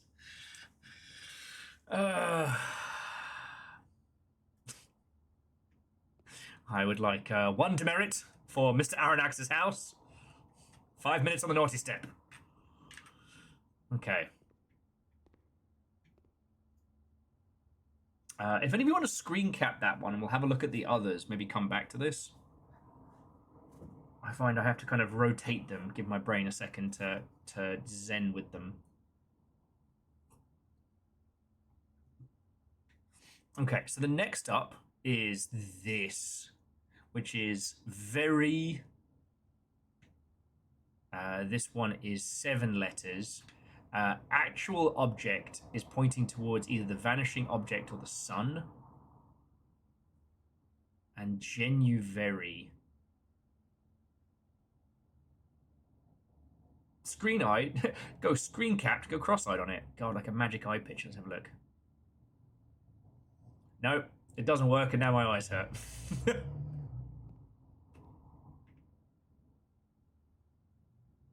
Yes, it does lock in if we get it correct. So think is now locked in, and this little guy is kind of trundled down. So yeah, I can't feck with these anymore. So thankfully, we don't have to try and work them all out. So Genuveri.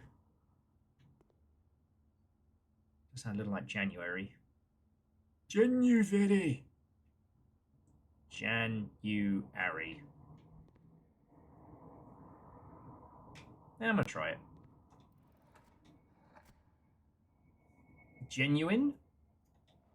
Let's see if we've got it.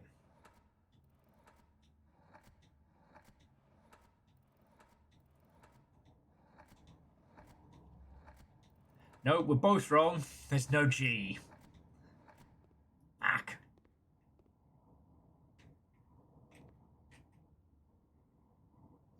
Veritable. Oh! It's a very table.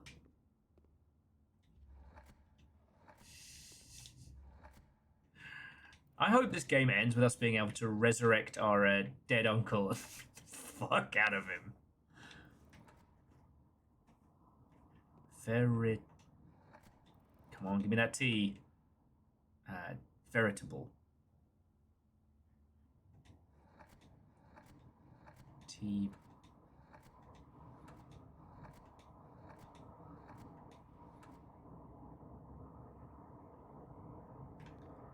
Very...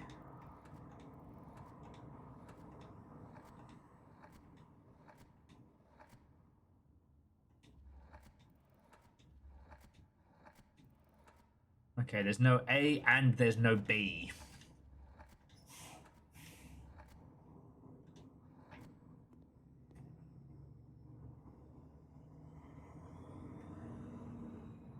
Veritable, veritable, veritas. Verify? To look? There's a lot of eyeballs. Is there an F here? Fucking course there's not. Why is the dyslexic guy leading the charge on this one? I need my smart spellers here. Though veritable is very good.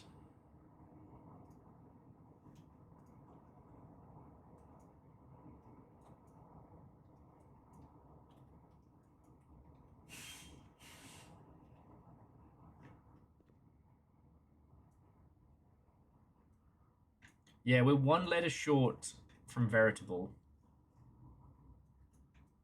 Real eyes, because it's a bunch of real eyes. R-E. What the fuck? Real.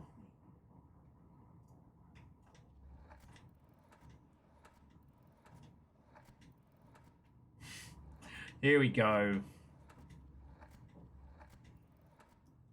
I-Z-E. Realize.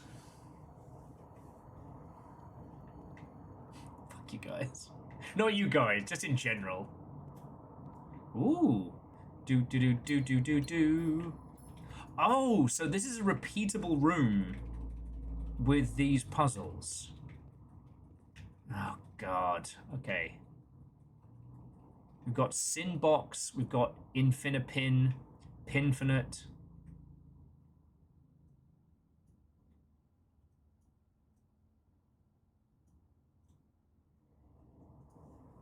Oh, that's cool. Pokenut says it actually also works with the SE spelling. Infinity. Oh, and this one is 1, 2, 3, 4, 5, 6, 7. This is 8 letters. So let's see if 7 deadly pins.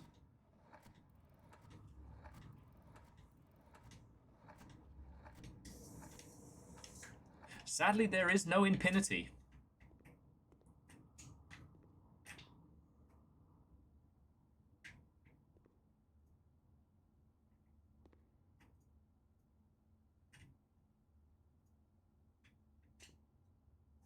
All right, for these spelling ones though, let's please keep it to genuine suggestions, because you'll throw in joke answers in is great, but my dyslexic ass has to work it out 3 times.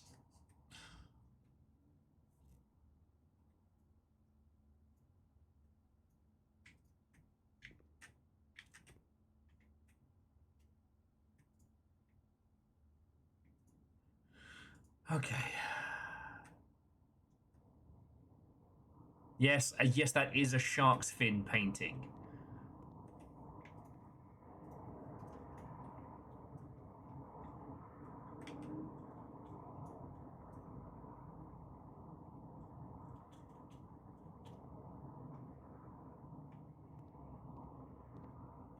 Pinquinity. God damn it, Noel.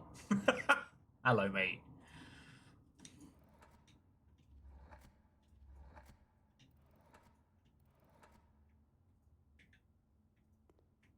It does say perv.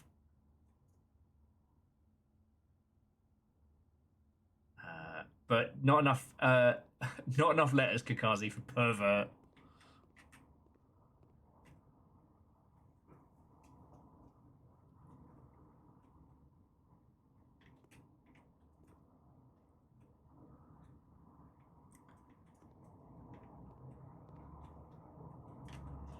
We've got Pinfin Sin. We've got the bear rug, the door ajar, and the shark painting. Because they're sin bins. Infinity, Incinity, Infinity, Pincinity.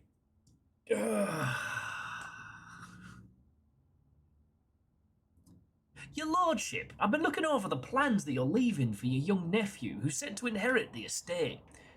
You know he can't fucking spell, and yet you've made several puzzles that involve detailed spelling. I know, it's gonna fuck that child right up. I'm gonna be chortling in my fucking grave. Sinless, 7 empty boxes. Wait. Avarith. Hubris, envy, lust, wraith. Gluttony, sloth. Avarice? Avarice?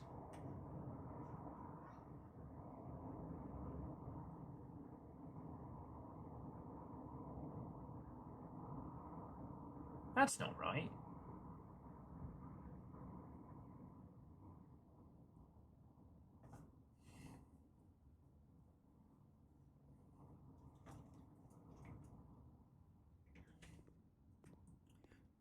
The P could be ponder? Because it's Ponder? Fuck me if it is. Because it's a Ponder. Fuck! Thanks, I fucking hate it. I'm gonna fight you, you great big piece of shit.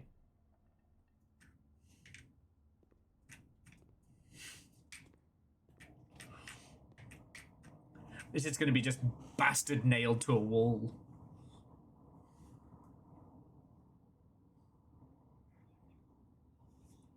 Hominous. You know what? While peeps are having a ponder, let's see if it works.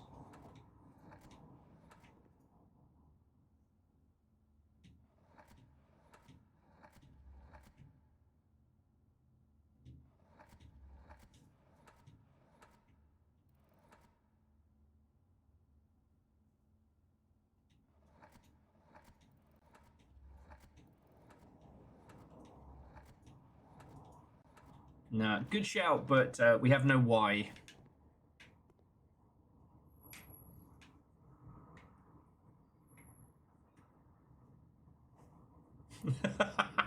Headline: Man installs outhouse over uncle's grave. Act of revenge.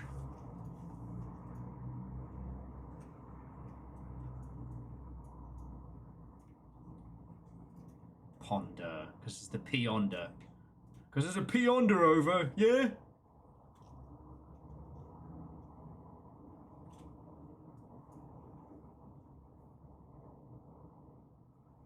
Ponder. God, I hate these puzzles. It's fucking kryptonite for dyslexics. If you ever need to keep me out of something, just put this shit on the lock.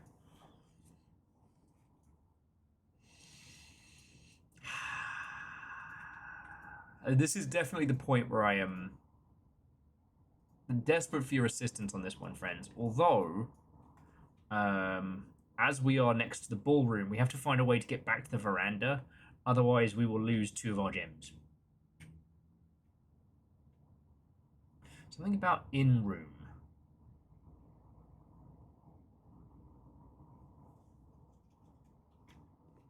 Ah, see, that we don't really get much here. Christopher Manson, 1954, and it just says acrylic on canvas. It's 8 letters, but we're limited in what those letters are. I can't just type it in like with the password puzzles and things like that. I have to use certain letter. I have to pick from certain letters in each slot. And just for those of you who just joined us, so this one was think. Thin K. Think. Ponder. Everything in the basket is red. And it has been reversed here. The reverse of red is der, and there's a P on it. Ponder. Ponder. And this one was realize. Because these are real eyes. Now, veritable should have been on there, and I thought that was great.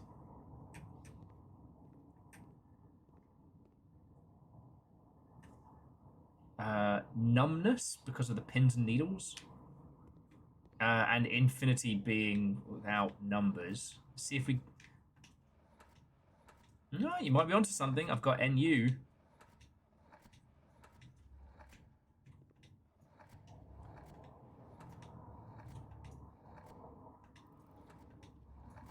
However, no B. Get the no B Peace Prize.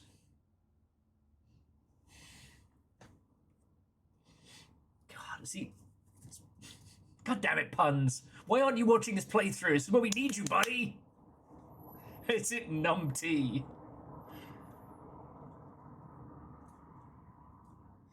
The other words were ponder, realize, and think.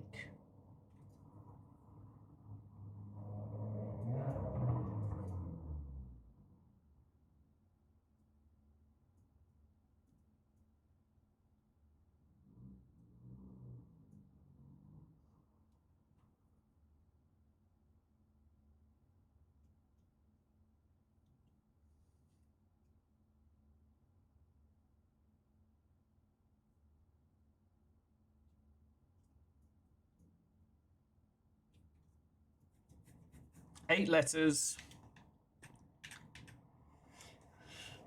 Ignore the ones we've got up so far. But yeah, 8 letters. This is the clue. Sadly, it is not, however, 8 equals capital letter D. Which means I'm stumped.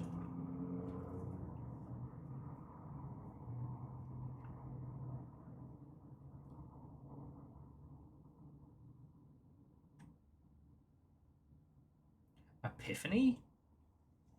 Epinphany? Impinphany! Fuck! If it is, I'm gonna be so mad.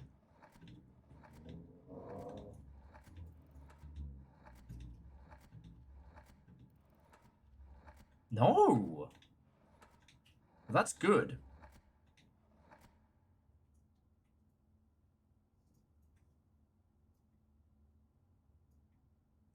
And yes, no, they're all real words, but they have the visual punnery here.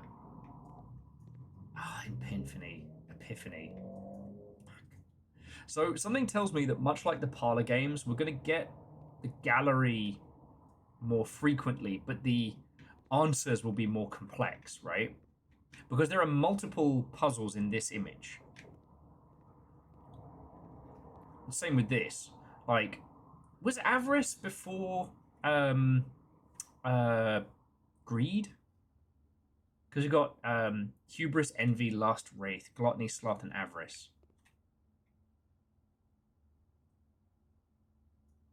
Because obviously hubris was changed to pride for modern linguistics. Was avarice what became greed? Yeah.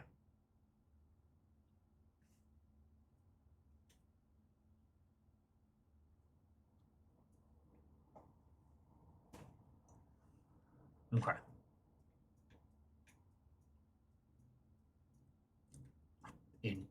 Epiphany.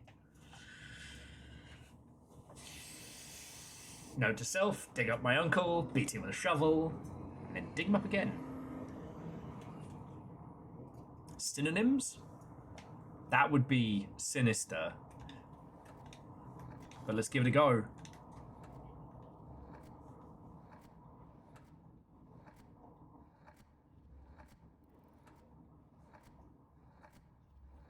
No S at the beginning. Aranax, the infinity symbol or the Mobius strip. I don't know if that's the correct... Actually, now I think about it, I don't know if that's the correct term. I had so much going on my noggin. I actually don't know at this exact moment, without Googling it, whether the artist Mobius took his name from the Mobius strip, or we call it the Mobius strip because of him.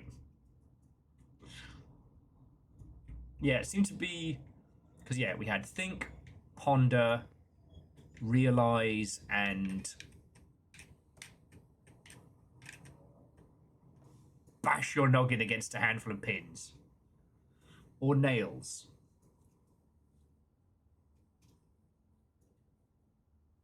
This is my Jeremy Bearimy.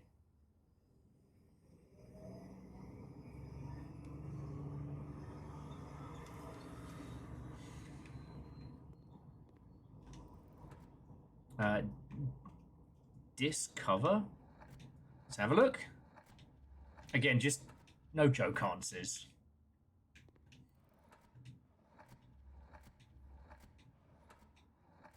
Dis.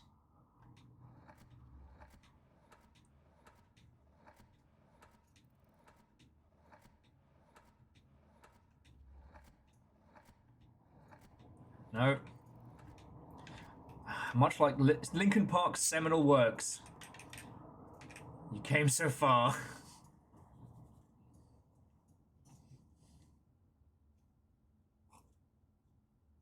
I almost said came so far and got so hard. It is 6 o'clock on a Thursday. Ruminate. Room in a... Oh, God, if that's the answer. There's an 8 in the room. Ruminate. Oh, there was the R.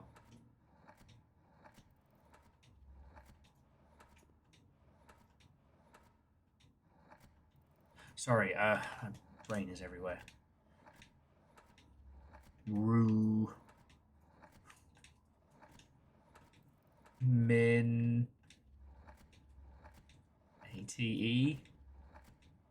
A. Fuck. T. It's ruminate. Because there's an 8 in the room.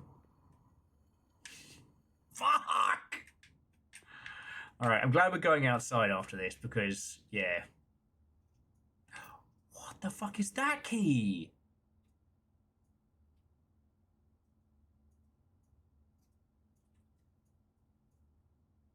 Presumably will unlock room 8. What the fuck is room 8?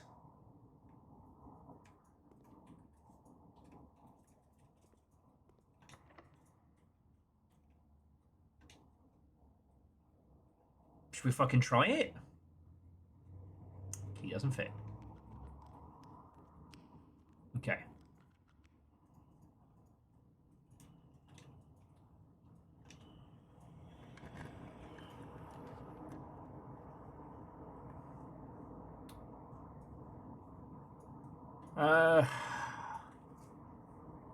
Lamentably, friends, I think we're gonna have to let the church take their dues today. I was trying to save it for the furnace and the freezer, but we won't be seeing either. Oh, but now we do know. Next time we've got Mad Bank, or when we're done for the day, come deposit in here, and now we've solved this puzzle. We get to bring that open.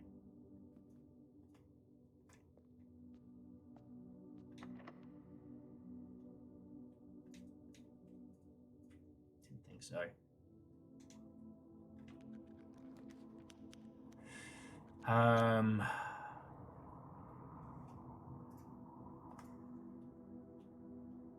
What do you reckon, friends? Observatory or break room right now? Because we don't actually have anything we can spend a lot of money on.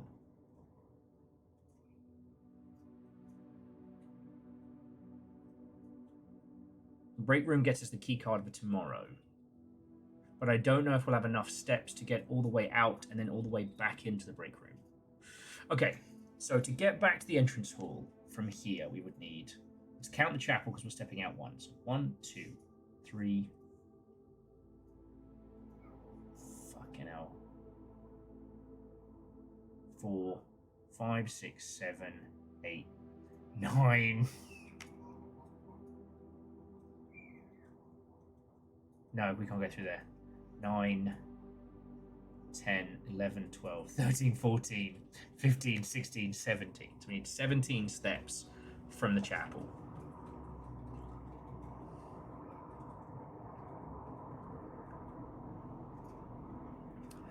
It's just that the observatory gets us one more setup.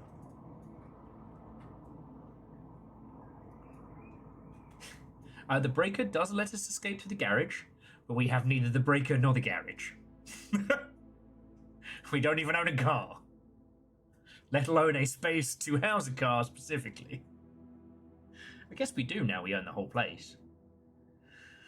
So let's go observatory, because that's also another chess piece, just in case we didn't have a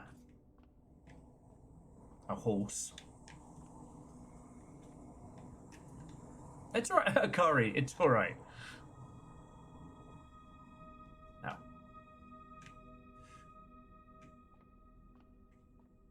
if we can get a connecting room here.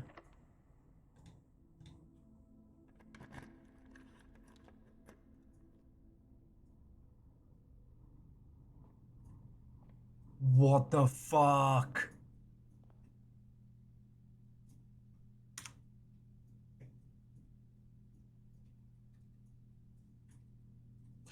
So the Infinite 8 room is real. Hope. Oh. Mundanity. Mundanity has a puzzle? Of course there's a fucking shark. There's a shark in every fucking game somewhere. Oh, because I opened it on the 8th level. Room 8. Okay. Buckle up, puzzle fucks. You puzzle sickos. We have 8 boxes, not 7. Hubris, envy, lust, wraith, gluttony, sloth, avarice, and mundanity. And now we have a bunch of animals with statements. The sum of my sin is penned. The sum of my sin, as it is penned, is a number within the room we are in.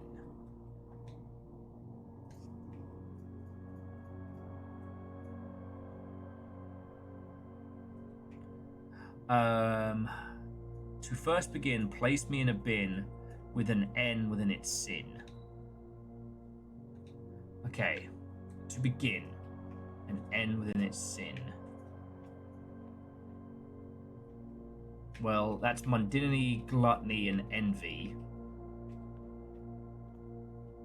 The bin I tend to wind up in is near the bend, in the tail of the skin. If we spend a min or 10 lounging in the den, you'll know which bin I'm often in. Now that sounds like sloth.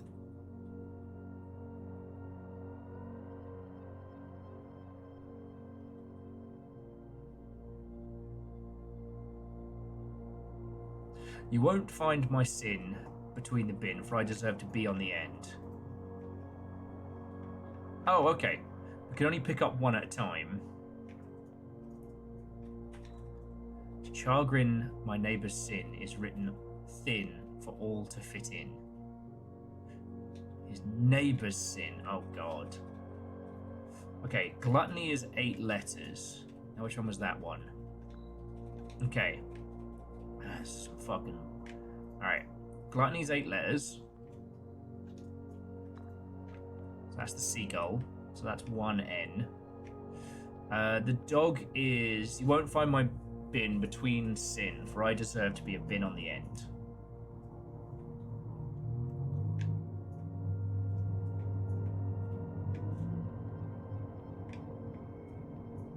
I share a trend with my neighbour's sin. A letter and its twin appear on each bin.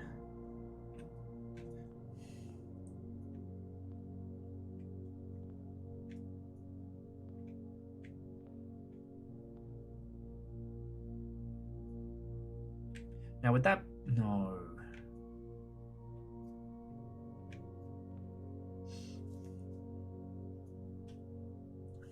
The dog is either in hubris or in mundanity. The elephant is avarice. To my neighbour's chagrin, my neighbour's sin is written thin for all to fit in. Now, yeah, okay, so mundanity is written thin because it's the longest one, which would make that avarice. Okay. This is linguistical logic puzzles. Alright, and the monkey says, the bin I tend to wind up in is near the bend, in the tail of the skin.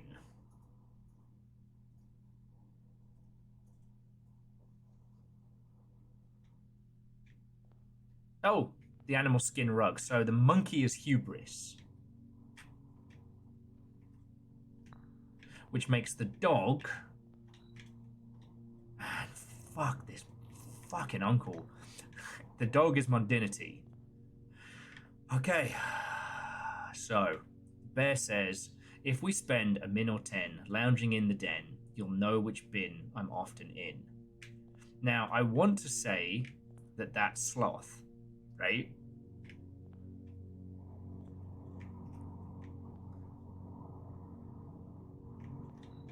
Okay. However, having seen the seminal cinematic works of Cocaine Bear, I'm not so sure anymore. Alright. I recommend you think again if I'm ever in a bin far from the fin.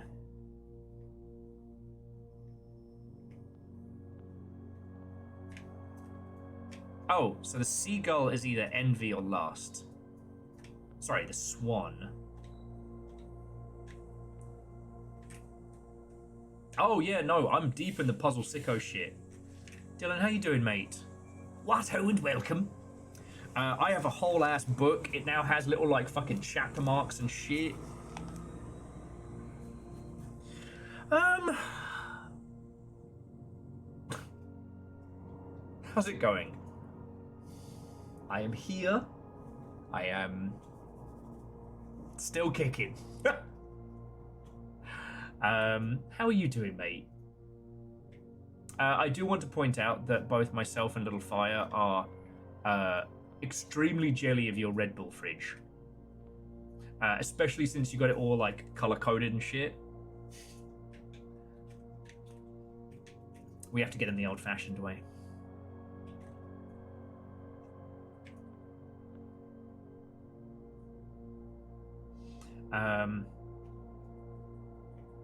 But yeah, how much of this have you done? Like, I'm not. Do I need to worry about spoilers in the ilk?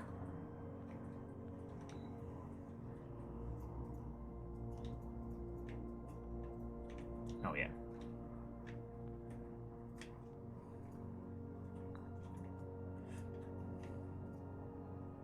Okay, you reached the bottom of the rabbit hole. Okay, cool. Then I don't have to worry. Whew. All right. To first begin, place me with a bin that has an N within its sin. Well, we fucked up there because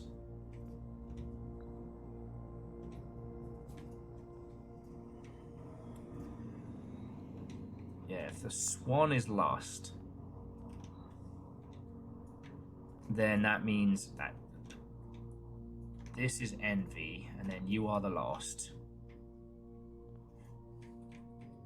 This is the rabbit of wrath.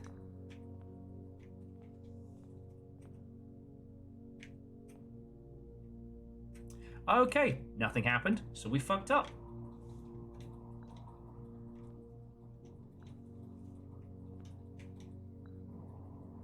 I share a trend, my neighbor's sin. A letter and its twin appear on each bin. Okay, well it's... Monty Python joke for the rabbit, I hope. But yeah, aside from life, the universe, and everything, video games continue to be fascinating, both the industry and their construction. Dylan, I don't know if you saw, because I was talking about this earlier, but the video game... what's their official title? The Video Game History Foundation just got 5 original GDC talks from 1989, and they're so good.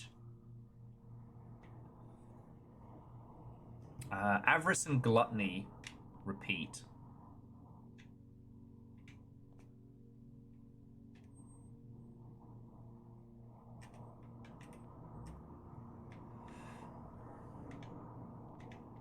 Hang on.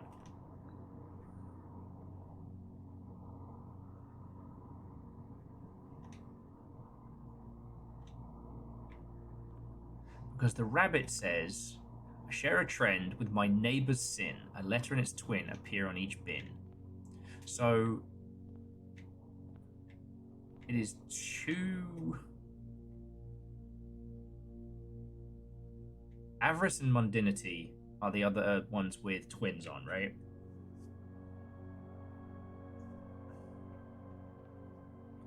Sloth and gluttony are the same. But gluttony's the only 8-letter one. Yeah, so it's got to be that one. So I guess it's the rabbit of sloth.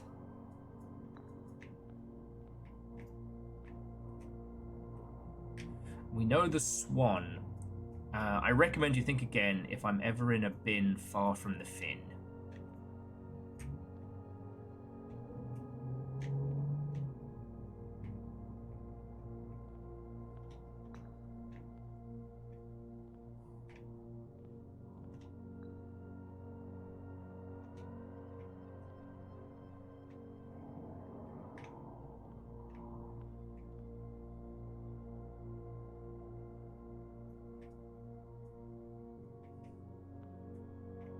You think the envy one is correct because it is NV.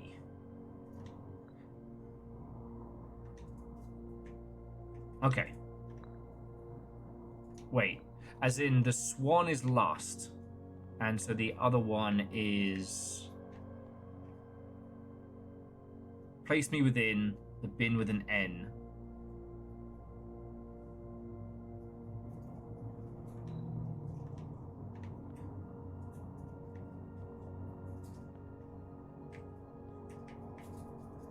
And the dog has to be at the end. See, all right, so lion there. That means the swan is at the end. Because both are near the fin.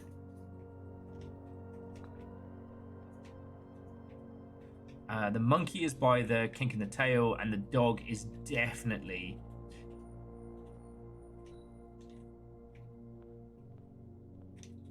Okay. Whew. I swear, this all this reward, I don't know, some dry crackers or something. I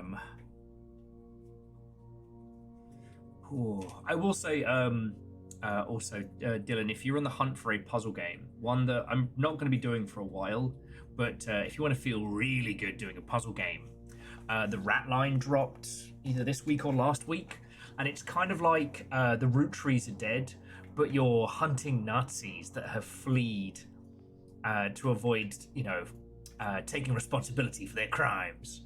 So you have to use like, general detective work to track them down, and yeah, it looks really cool. Because like I loved the root trees are dead, and building this whole story from excerpts and short stories, and piecing being able to say the missing parts out loud. Hey, look, Aranax, it's all fine. We're working on this together. Nobody gets all these puzzles right. Maybe you don't want to spend 10 minutes trapped in with a lounge. The bearer sloth does make sense, but I feel like we've just put everything back where it was.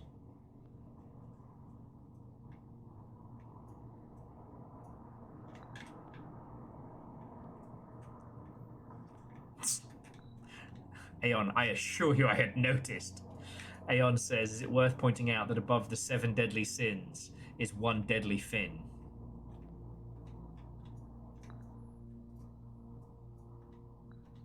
Okay, we'll do a little swap round of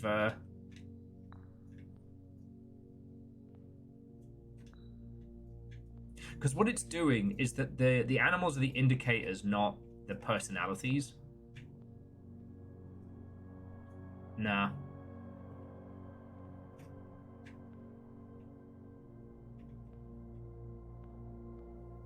The old pinfinity. Virals, that would be hubris. Hubris has never killed anyone. Don't ask Fred. Hubris has never killed anyone.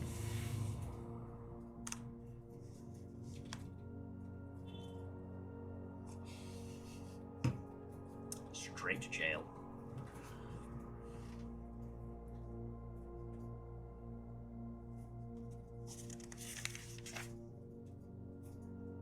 Oh God.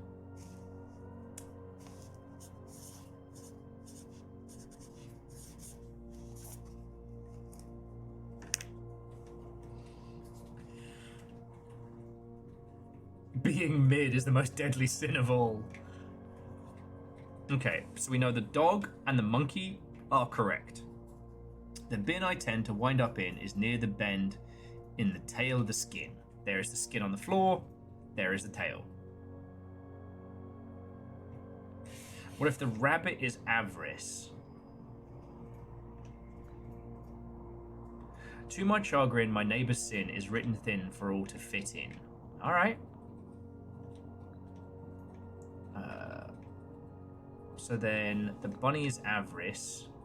And that, I mean, it's not perfect, but, you know, gluttony is another long one. Because the rabbit says, I share a trend with my neighbor's sin. A letter and its twin appear on each bin. Avarice and mundanity. That sounds right. Both have repeating letters. Swap elephant and bear. Okay. The wall!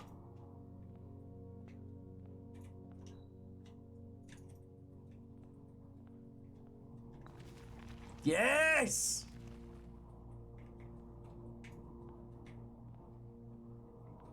Oh, shit. So that raises our allowance now by 4. And we have collected the infinite trophy for solving the puzzle in room 8 on rank 8. Oh shit, it had to be 8-8. Congratulations, sickos. We did it. We did it, Reddit. Oh fuck, I gotta stop saying that. Damn it. Sorry. My apologies. Okay, so now we head back. We're gonna hit the... Hang on, what have we got on our personage? Sleeking mask, coupon book, pen. Alright, we're not gonna spend any more money. So we're gonna hit the dining room after the casino. So we'll just deposit all the cash here again. Like, next time we need it, we got it. Oh, shit, actually, we can't do that, because I'll run out of steps. Nice going, Dingleberry. Oh, I nearly fucked. Nearly fucked that up. Okay, and then we go... Gift shop to casino and down. Honestly... exit through the gift shop into the casino might be the most capitalistic flavor of nonsense I've busted out all day. And for dinner, we are having... Ooh, a countryside stew pie. A boiled chuck stew, layered and baked to perfection. Topped with mashed potato, parmesan cheese crust. Ooh. Oh, I would fuck that up. I should make a cottage pie. Can't afford to do a fucking shepherd's pie, that's for certain.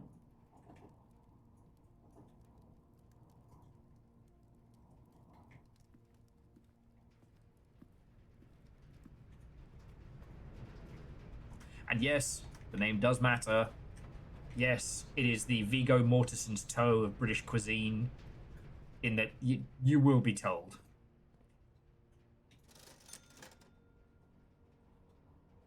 Nah. Because we have the moon pendant, if we could, whatever we bring with us, right?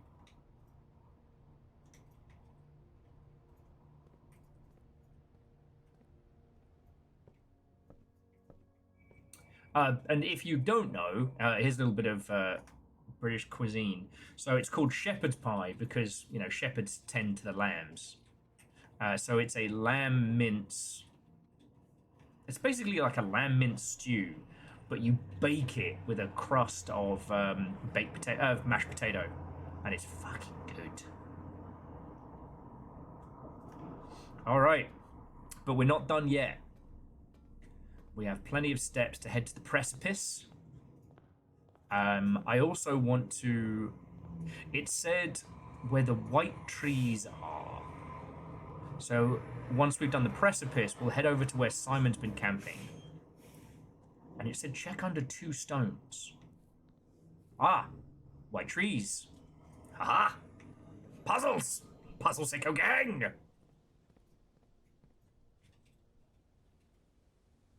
Seriously, thank you all for helping with the animal puzzle. That was...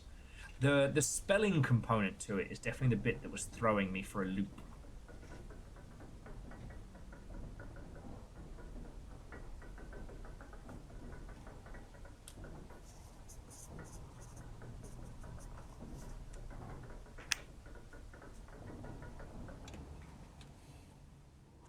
Because you notice it's an advanced version of the 3-box puzzle. Like, the game has been training us to do that.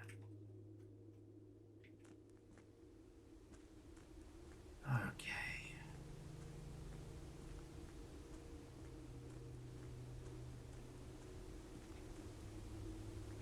Oh yes, and just we know that there's something we have to do with the crack in the wall here, but we don't know what.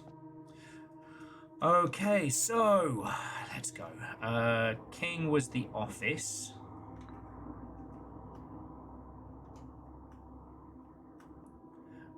Queen was A4.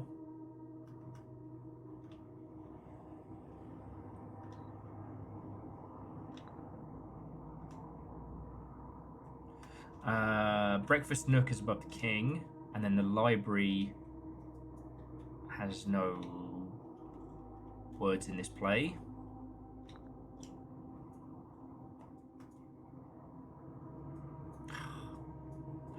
Ruminate and what was it? Ponder. Peonder. Sounds like a fucking Cockney rhyming slang bastard joke. Okay,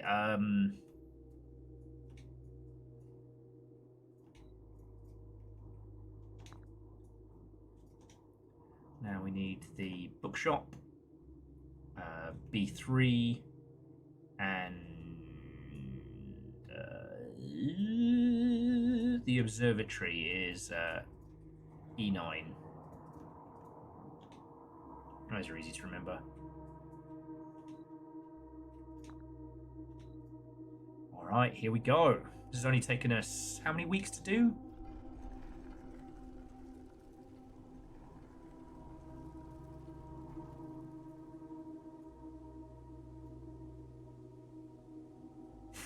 What the fuck? Choose your new piece for a new permanent upgrade.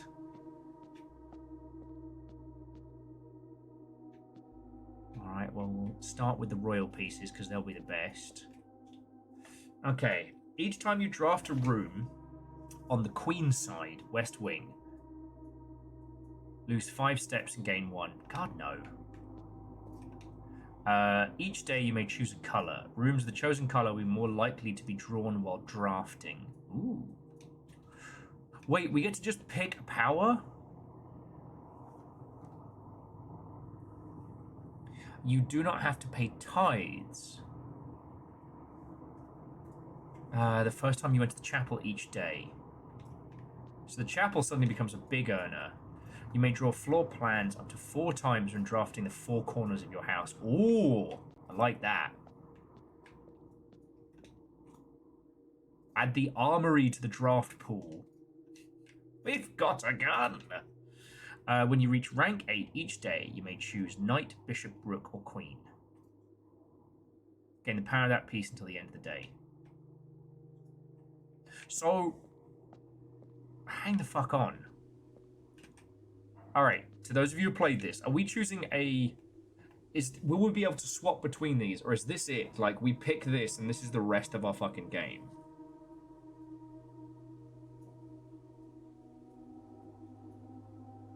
We can change it later. If we redo the puzzle... Honestly, then, adding the armory would be the big one, because... You know, adding more buildings. We still need to find one more... blink, blink. We still need to find one more computer chip.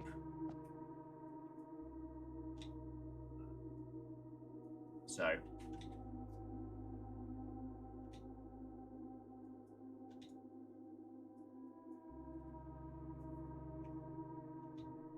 Alright, you have chosen the power of the knight. But that begs the question, what the fuck is here? We're not done with this room, because we know this is something.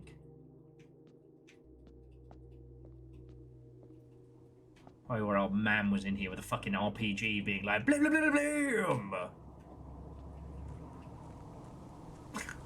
It's going to turn out this is actually a prequel to TF2. We don't even know what this is. Okay. So yeah, so now we gain like a blessing of the chess pieces. Maybe the armory has an RPG in it. Or several missile launches. So Moose, we did manage to get down here with the sledgehammer, and there wasn't it didn't appear to be anything we could do. You know who else prefers the BFG? Dwayne "The Rock" Johnson. And you know what? He's still lost to Carl Urban.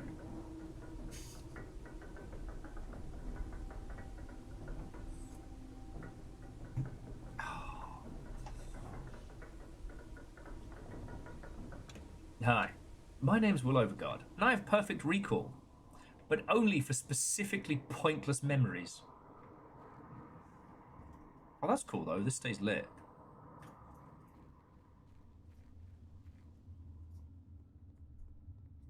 Which probably means we need to take the laser turret down into the catacombs at some point. Exactly. More than 5 years after they were useful. I joke about it, but I will never medically be able to forget about Dre. I shouldn't say medically. I could certainly drink enough to temporarily displace my memory of Dre.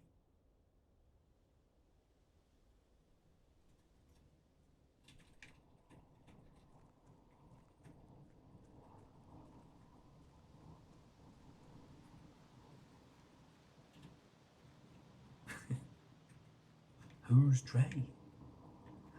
Okay, so these are the white trees, and we are looking for 2 stones. It does make me... Ah, here we go. 2 stones. Oh!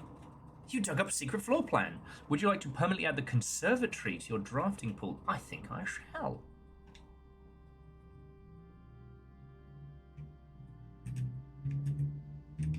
Who's Dre? Indeed, I meant Dr. Dre. And you'll address the name with respect. He did not spend all those years in medical school to be simply called Dre. I don't actually know if he holds a doctorate. I've never actually looked that up. It would be extremely funny to me if he did.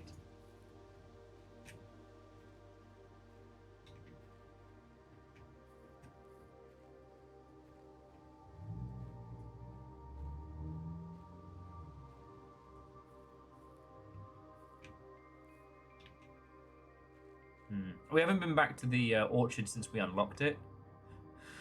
There's something about this.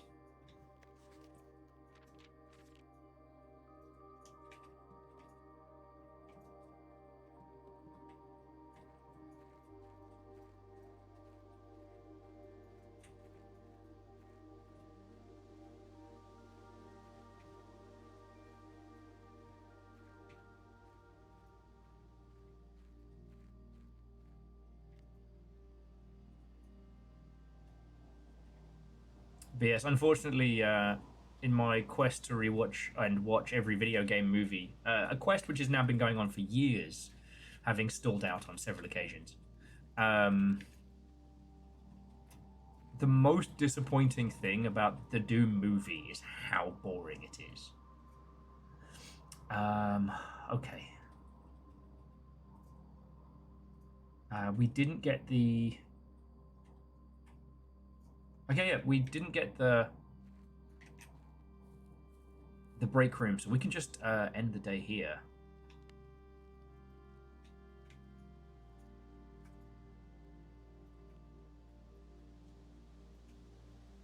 Okay.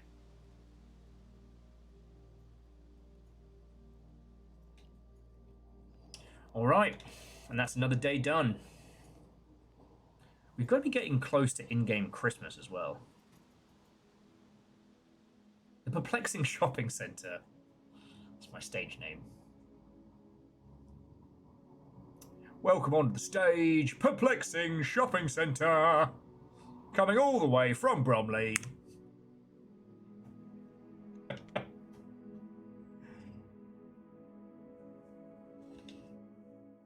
Aranax, I'd probably end up burning through all our steps just to get back there before I even got to deposit a couple of coins. Alright, day 44.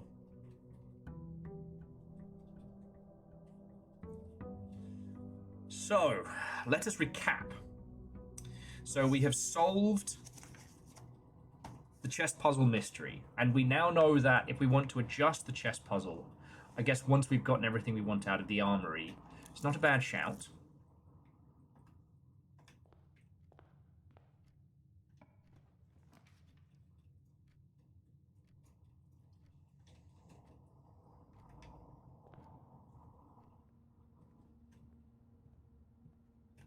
I do like the idea of being able to... Ooh.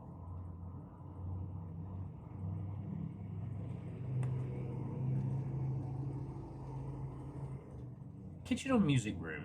Both pretty good right now. Music room gives us a good key, though.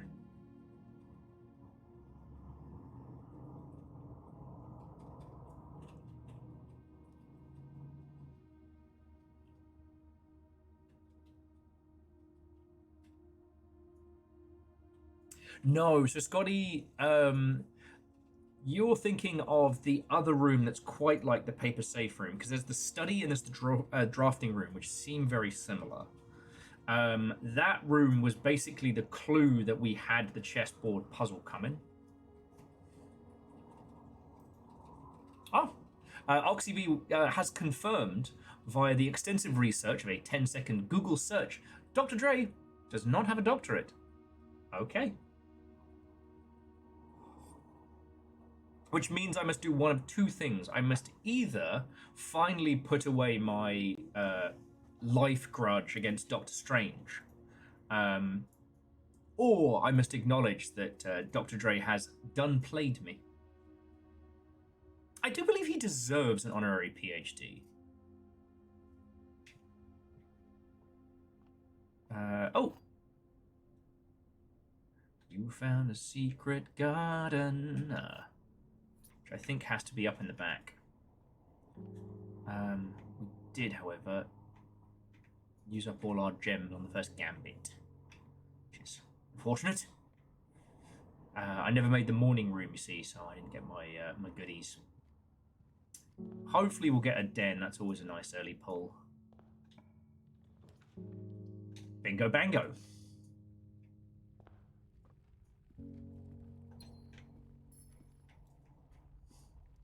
Look, I don't know why it's become something that's annoyed me so much. Just the idea that Doctor Strange changed his first name to Doctor so he could continue to be called Doctor.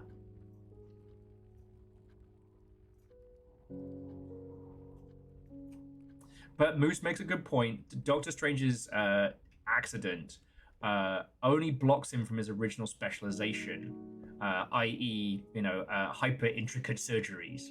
But don't you need to get recertified as a doctor, right? Like, you just keep it in perpetuity?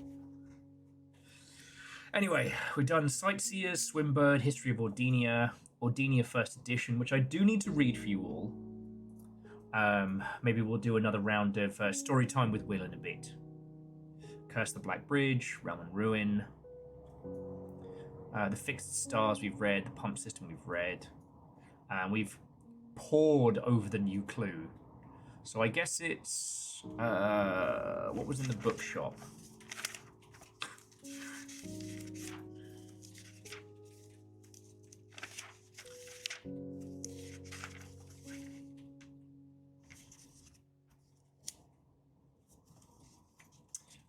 Drafting Strategies 4 and 5. Okay, so we read Drafting Strategy 3, not Drafting Strategy 4.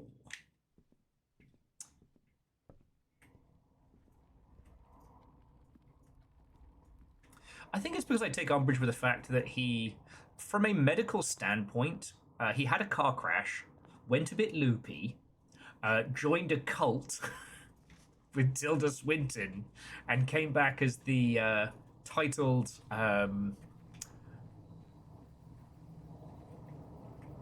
Master of Time Manipulation, or whatever his stupid title is. And he's also a jerk in Marvel Rivals.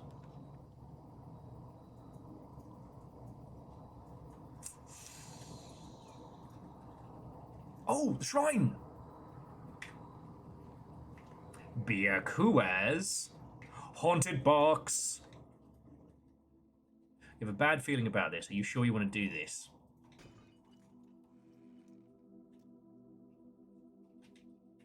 An ominous feeling persists.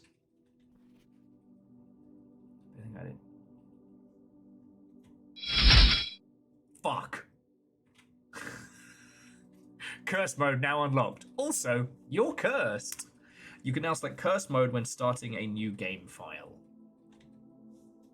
Are we...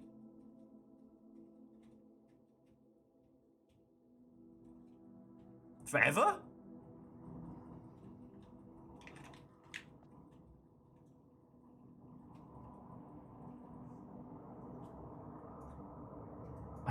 DeLorean's rule following in at a point here.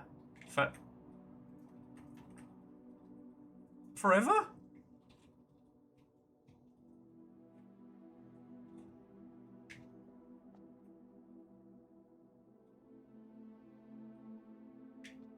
Oh, thank the fucking gods. Okay, it's not forever.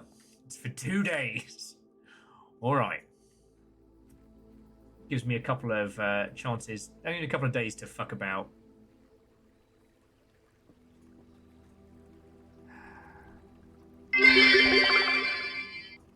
You can have that curse as described, or business fish is replaced by a loan shark. Your choice. I'll take the curse.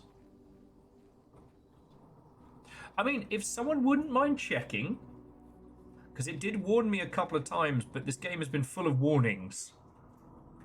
If I did just break this save, I'm going to just close the stream, just go and have a fucking great big cry.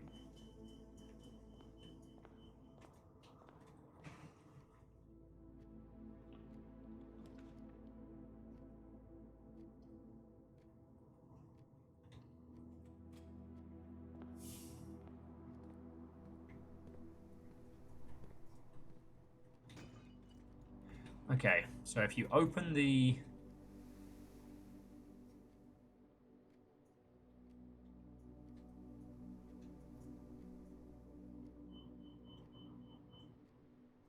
Yeah, so I'm cursed for 2 days. Okay.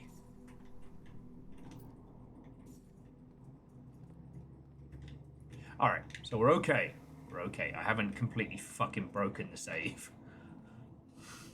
Would be so sad.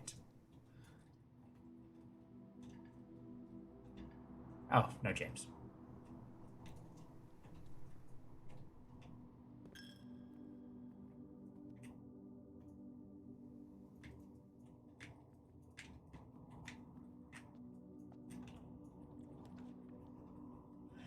But it's fine, it's fine. We all learned a valuable lesson.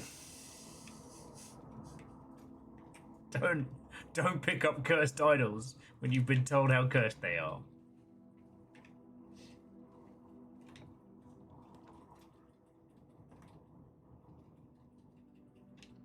It's just Psycho Mantis never broke your save game. I'm going to be a boss.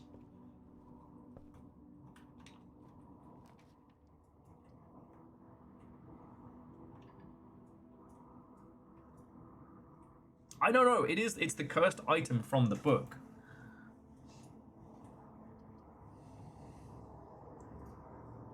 Like, we did it.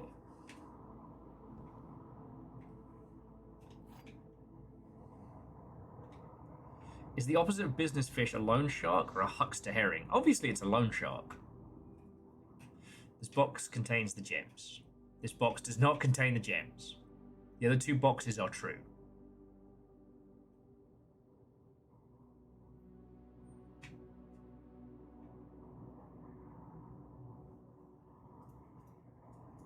Wait, if both of these guys are fucking liars and this is true, then this is the one that has the gems in.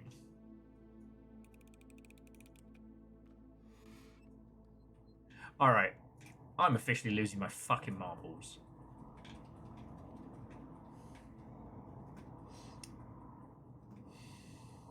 It's alright. Not every run can be a winner. Definitely not going to be getting any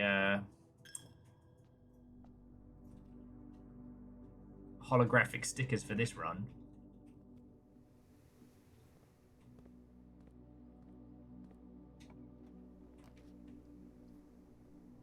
You know what it was? It's because the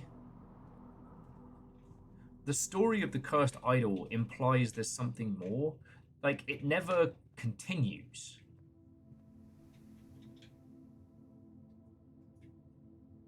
You know what I mean?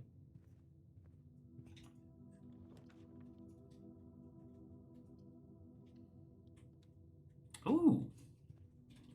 So here's a thought.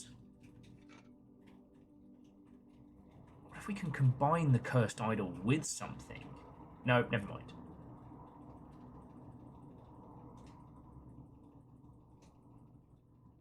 And no, Scotty, we can only break specific pots.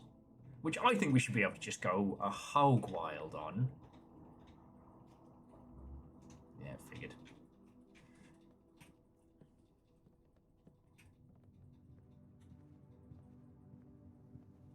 Yeah, what if I combine the cursed idol with sledgehammer?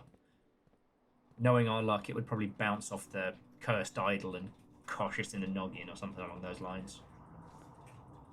That's fine. We'll, because the thing is, I still have the unredacted history of Ordinia to go through.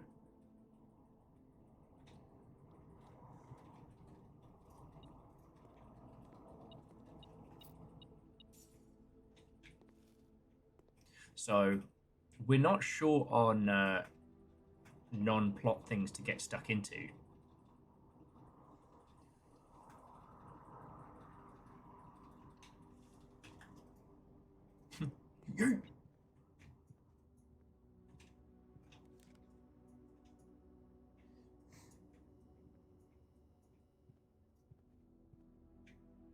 And hey, if the cursed object had also had some, like... Oh.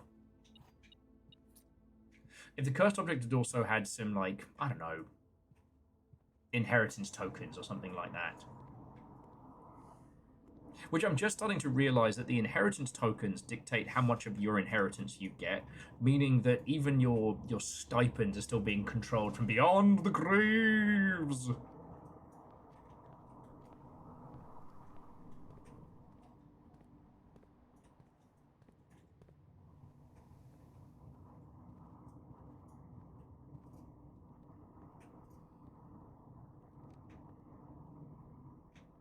Oh, sorry, yes, allowance tokens, but still to the point is like, who owns the estate? We do.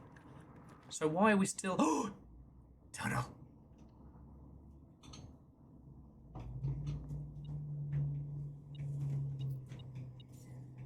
Okay, okay. And they thought me mad when I started digging into my own home.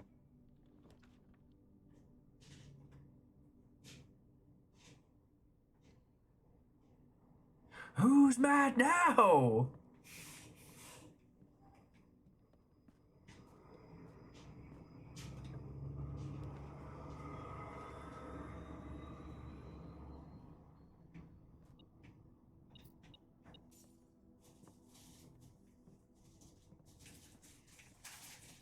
Straight to the antechamber. Let's go.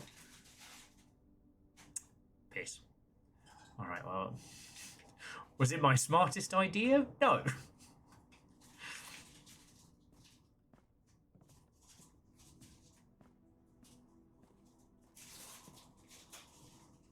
Oh.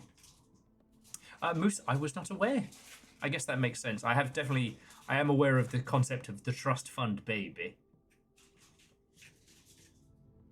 Television and media has made me acutely aware of their so-called problems. Okay. Hey, Fred. I'm cursed.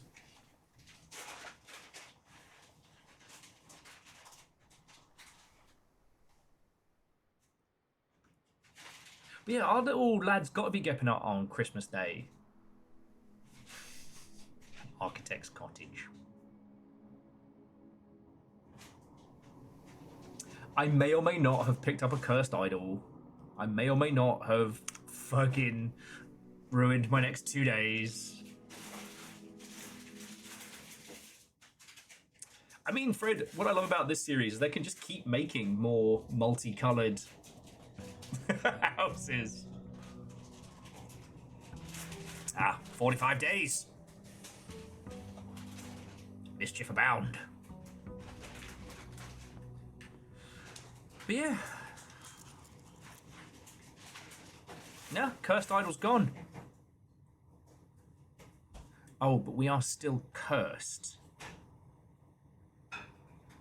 Okay, so holding the idol sets your steps to 13. We have the curse of the idol, which means we're going to be losing keys, steps, and currency as we go. But if we can get the hovel, at least that'll allow us to get a little bit further.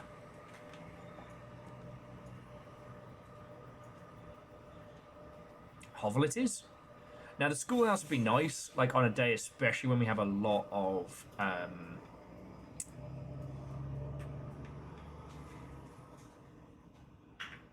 we have a lot of gems coming in. Because I believe we need to get to 8, because that seems to be the general theme.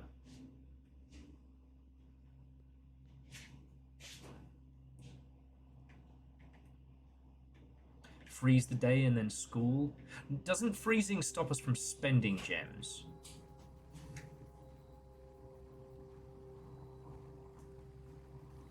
You can't spend money and you can't spend gems, but you get to keep everything for tomorrow. Oh, yes. So yeah, we basically go for like a make money run. At least this way we'll burn through our steps. We're only cursed for one more day. And then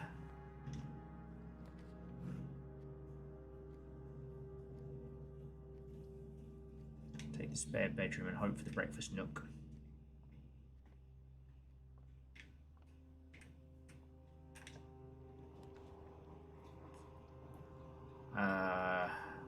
Oh, actually, because the next time you draft the walk-in closet, you get extra goodies. My fancy Mount Holly merch shirt, sleeping mask.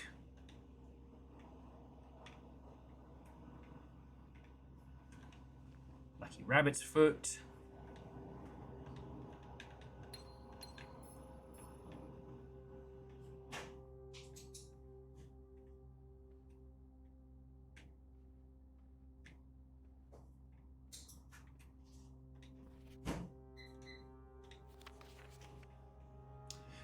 You know what? We've been doing this so long, my brain is like, you know, that's a pattern there. The beauty mark. It's a little part of my noggins that like, that's got to be something. Technically, Nova, it wasn't a book I shouldn't have. I cracked open a cursed chest with a cursed idol in it. Even though the spooky children's book told me not to fuck with it. And for the briefest of moments, I wasn't sure if I had broken the entire run or not.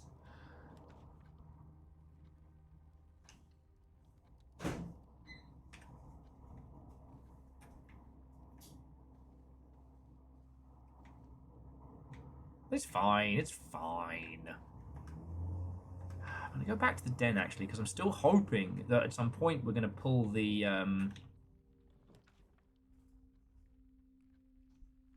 Weapons and armor for sale? Fuck yeah.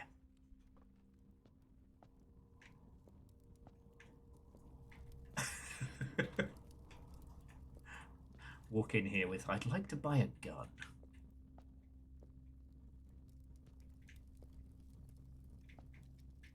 Okay. So, what have we got? We have a flail mace, a morning star, knock the locks clean off chests and trunks. the axe. You may use the axe in the room directory to permanently remove the gem cost from one room.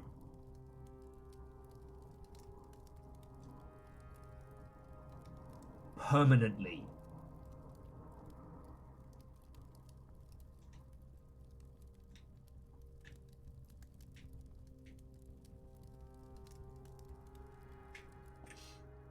Yeah, Akari, if we can combine that with the classroom.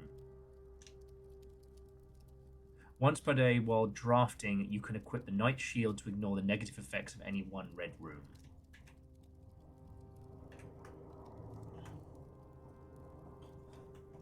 So it says from the...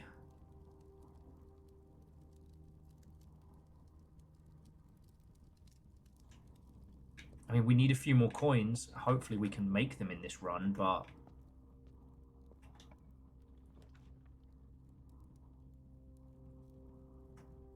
that's going to be incredibly powerful.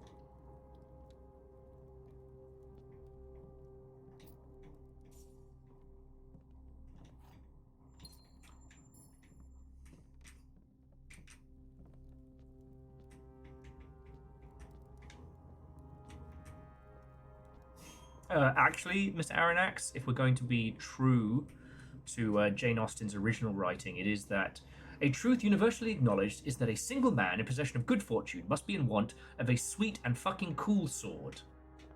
I believe those were Jane Austen's exact words. Fuck! I wanted that, but not here.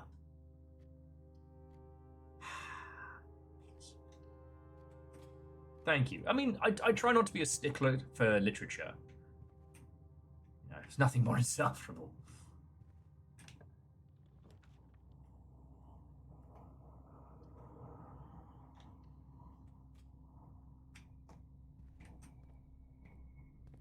Sadly, no, it's not Pride and Prejudice and Zombies. I'm just talking utter horseshit. Sadly.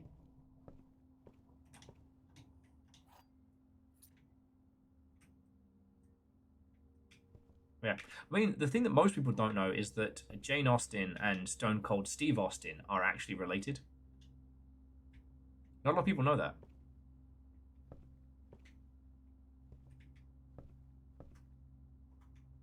Sorry, I'm dropping literary facts on you all today.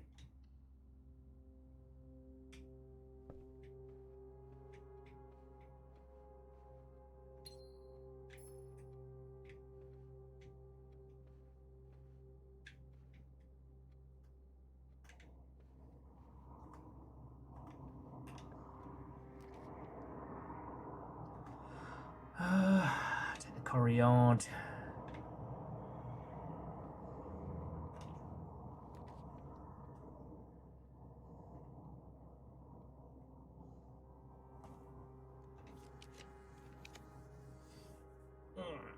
Time to exit through the gift shop.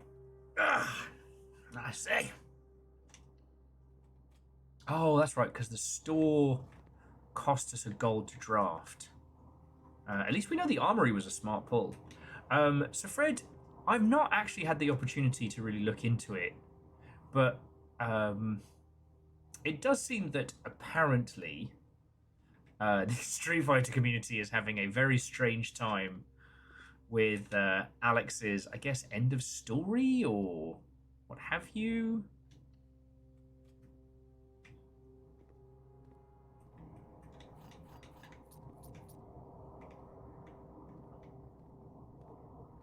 Now, Alex was never a character I particularly cared for.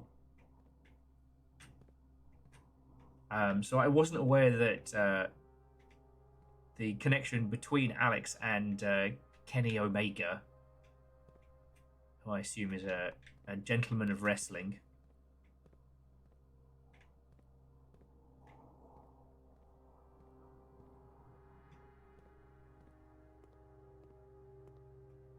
So, they basically made him into Alex, gave him front and center for the best mechanical designs. He mocaps Alex and they used Kenny's finisher as one of his supers. Oh, lovely.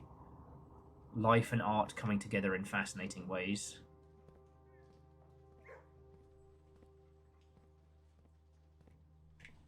to say, Poppy. Poppy.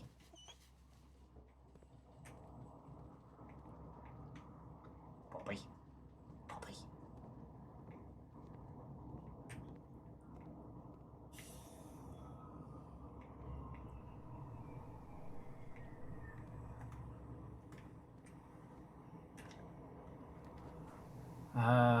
Boudoir is nice, but locks us off. Secret passage, we get to choose where we're going. And if it eats all our keys.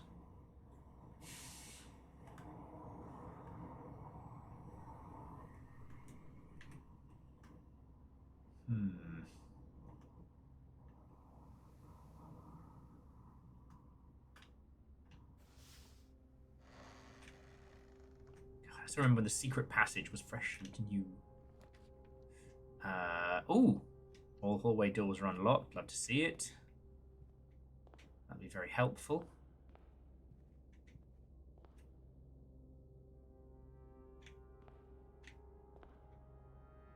I will say, this is the character we're going to end up having to like history research the most, as she's the only of the ancestors line that seems to have a pronounced crown.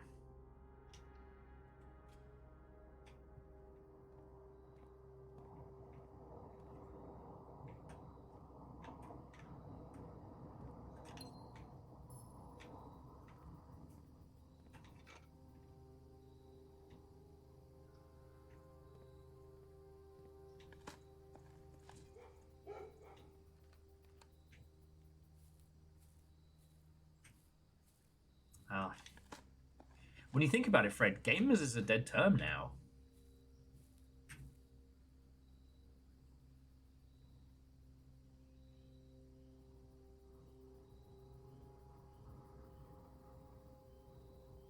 Well, so Chaunerus, not entirely sure what you mean, but I'm sorry you're having a hard time. Go get some sleep. Honestly, we're probably going to do the unedited history of Ordinia after I've had a cheeky little bathroom break. And Fred, see, that's the thing. I haven't seen the lore. The most I've seen is people saying, "Oh no," followed by one meme today of Giles, go home and be a family man, followed by Alex. For those who don't know, so Alex is a brawler, was kind of a fightier grappler who was introduced in Street Fighter 3. Whilst Street Fighter 3 still had Ken and Ryu in it, Alex was kind of the poster child for Street Fighter 3. You know, he was like a little bit of an army beefcake muscly dude, cool grappling moves. God, now my brain is struggling to remember what the actual starting lineup was for Street Fighter 3, because there was a lot of new characters. You know, the Shoto character was this plucky kid from the streets. I'm sorry, plucky kid from the inner city. The gems are on the table behind you. It's because I fucked up the last one. It's patronizing me. The gems are in this box. Every statement claiming where the gems is false. Gems are in the blue box.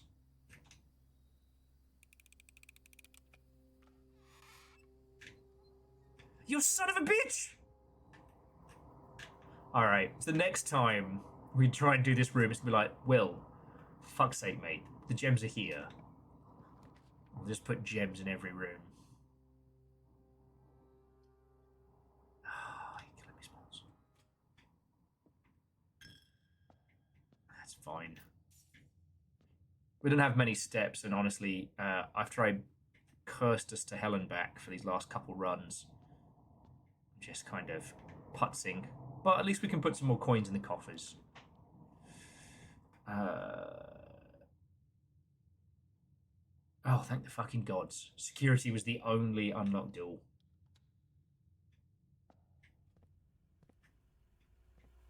Indeed, ham-wise grows fatter still. To ever tell you all, one of the most manipulative bits of bullshit I encountered in a game is this door locked by electronic key. Okay, this is a dead run.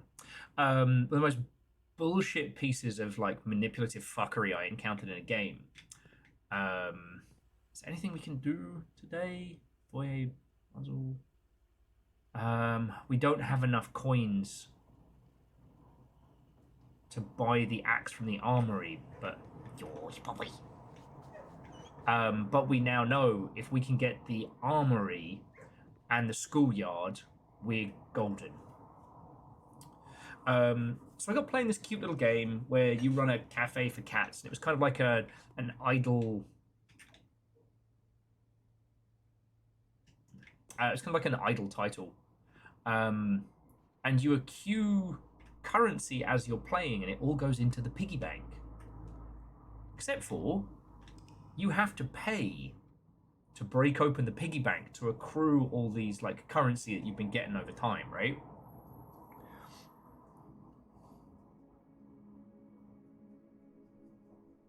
Oh yeah, Chaunerus, thank you kindly. I'm glad we got to do the cool shit, and go get some sleep. But yeah, so I guess whatever the Street Fighter lore ends up being, I'll have a whatever the Street Fighter nonsense is, I'll have a look into it. Street Fighter's not exactly been a bastion of always great storytelling. It certainly had its moments.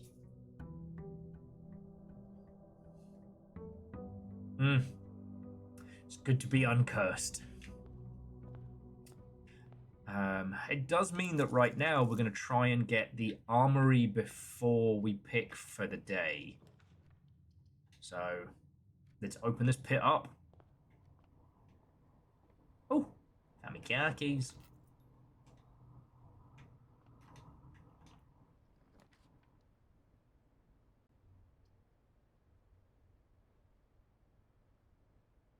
Okay, so the clock tower we haven't seen yet, so let's do that, like the seminal video game. Tomorrow you will start with a key for each time room you draft today.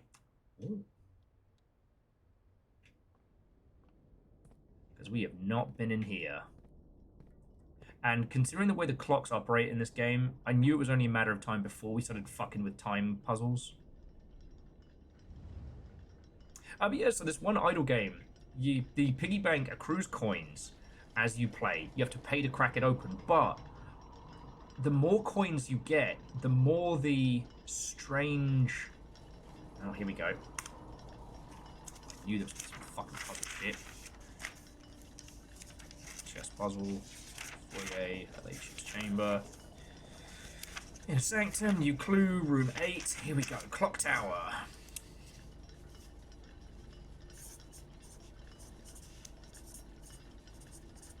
But yeah, the longer you go without cracking into this piggy bank, the more it begs and pleads and says how much it hurts and how, you know, it's so full of coins, it's suffering.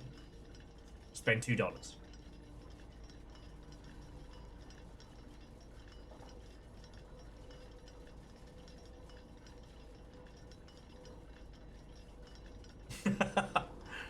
Bronx, a peak storytelling. Peak. Okay, so southward I see a swan, ashen like sands of the shore, carried by westerly winds.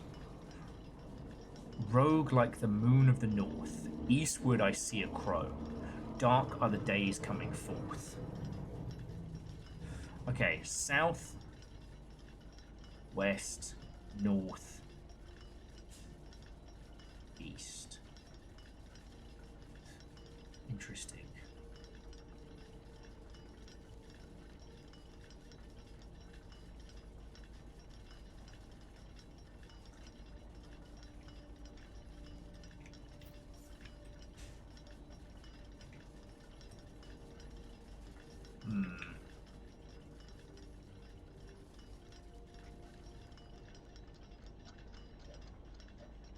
I see boxes, I see lights. Oh, lovely view up here.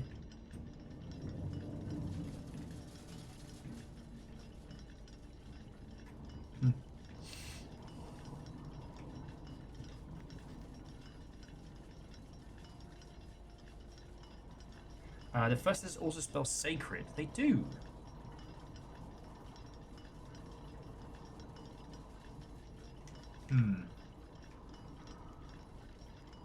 There doesn't seem to be anything obvious to interact with here.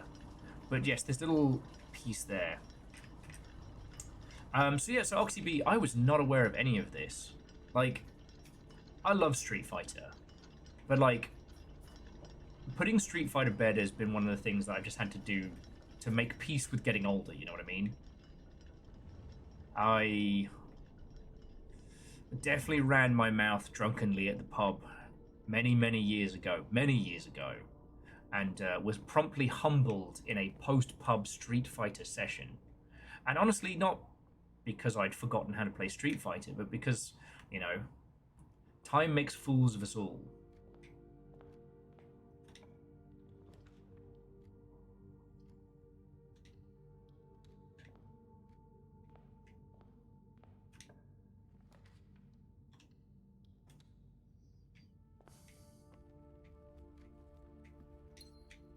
And like, I was shit hot at Street Fighter Alpha. Well, I mean, Street Fighter 2 Champion Edition was where I learned my craft. All of these are bad. Maybe we'll get a breakfast nook here. No, the armory. Right.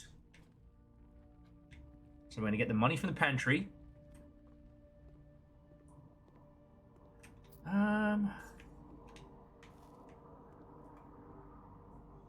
Yes, we're going to get the money from the pantry. Then we're going to head outside. Hope that we can get the schoolroom. And we have enough money to slash. Oh, now, does anyone know if we have to use the axe at the moment of purchase, or if it comes with us and we then get to apply it? But yeah, I was good at Street Fighter Champion Edition. I was great at Street Fighter Alpha and Alpha 2. But when you don't have access to like a fighting game community, and you know, in the time before like proper good online play, fuck sticks.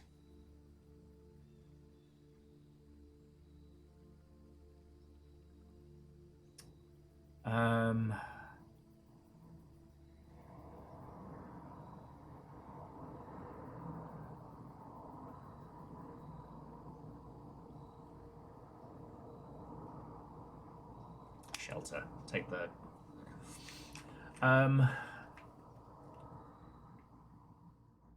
See, Bronx, it's hard to know if I want to know. Okay, you know what? We've unlocked the axe. Is it just a, you know, whatever you do, don't lick the blade kind of piece of advice? Or, you know, if it's anything narrative, I'd rather not know. But if we're gonna splash the cash on it,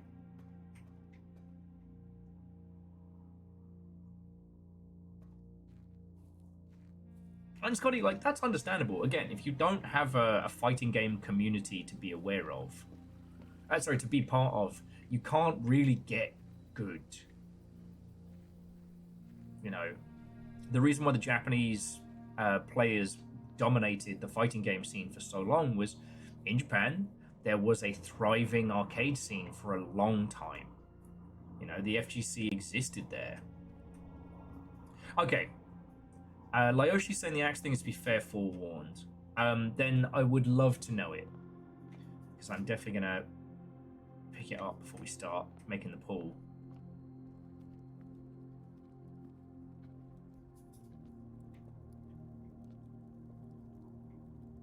You can only use the axe 3 times, so choose carefully. Ah, okay. I mean, aquarium, classroom, and then whatever ends up being next, right?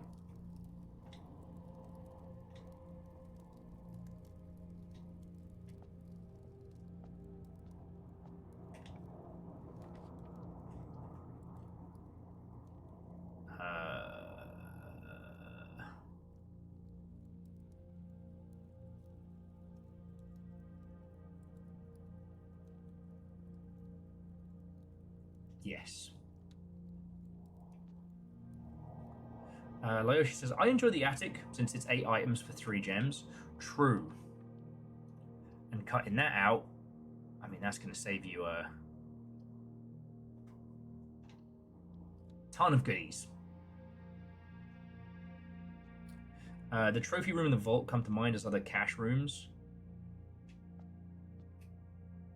Well, see, the problem is, Bronx, is that there may be some that I haven't encountered the rooms yet that are the definitive good choice. So I find myself in that. Oh, love to see it. I find myself in that eternal question, right? Like, do I want to know? You know, there's lots of things. I haven't played many of the Legacy board games. The one I played the most was Risk Legacy, if you can believe it.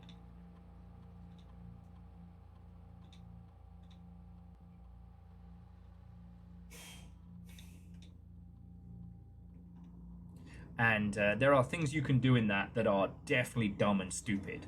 But they're dumb and stupid in a way that makes things fun. I would hate to...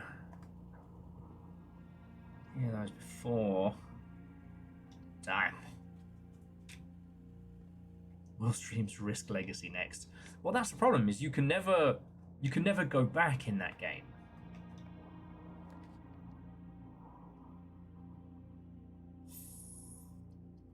Well, no cloister for me.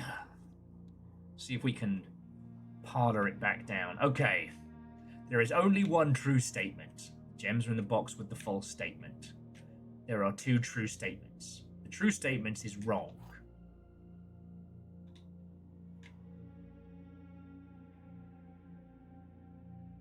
Yeah, so like Bronx, if I just chopped away at the first 3 paid rooms, I would have been mad.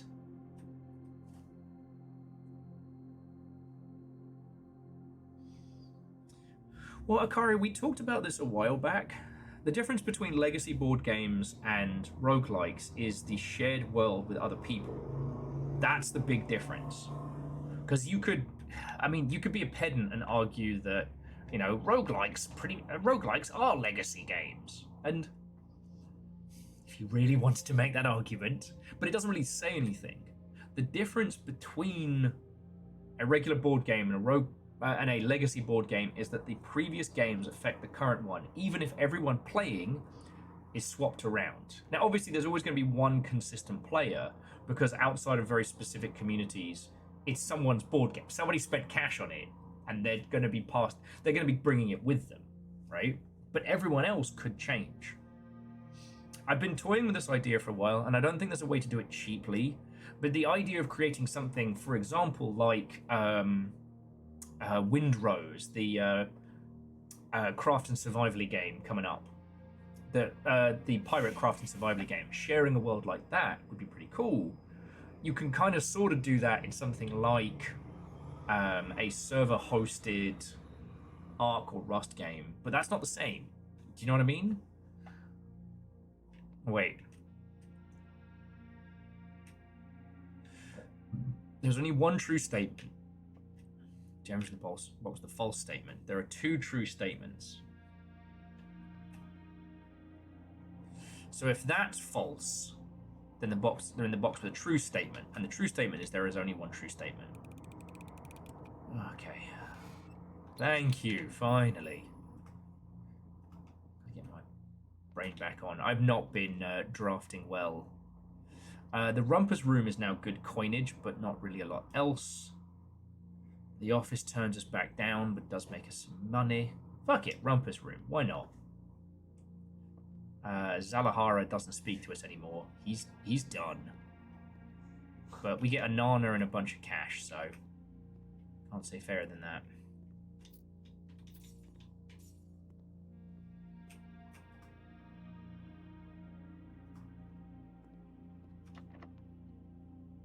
We have no... Okay. May this be the last of my cursed runs this evening. This afternoon. Time travel.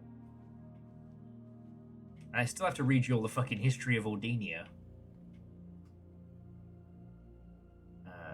Actually, we've got loads of steps, and we're protected from red, so let's go back down to the hallway. Open some more of that up. Maybe we'll get the aquarium. Because I remember there was one room that gives you multiple aquariums. If we took that and combined it with aquariums no longer cost gems, come to a fucking winner there. Oh. Well, fuck me, I guess. We'll go buy some We'll go buy some...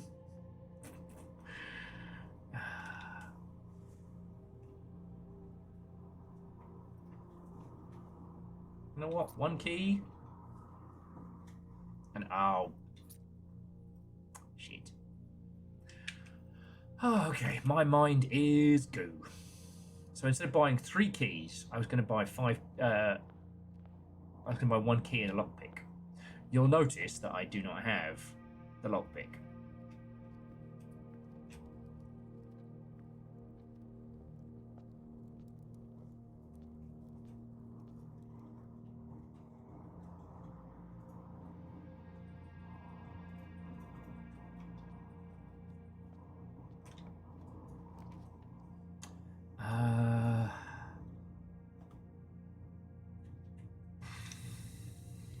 Get the extra key, the extra steps to make up for my goofs, and then this is either going to be this is the make or break pull. This is the last door we have.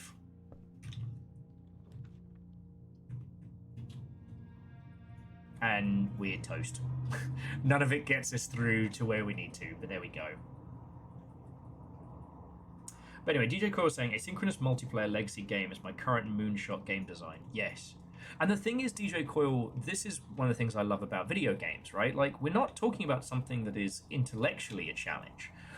All of us understand how a legacy shared game would work. But how do we do it? That is the challenge.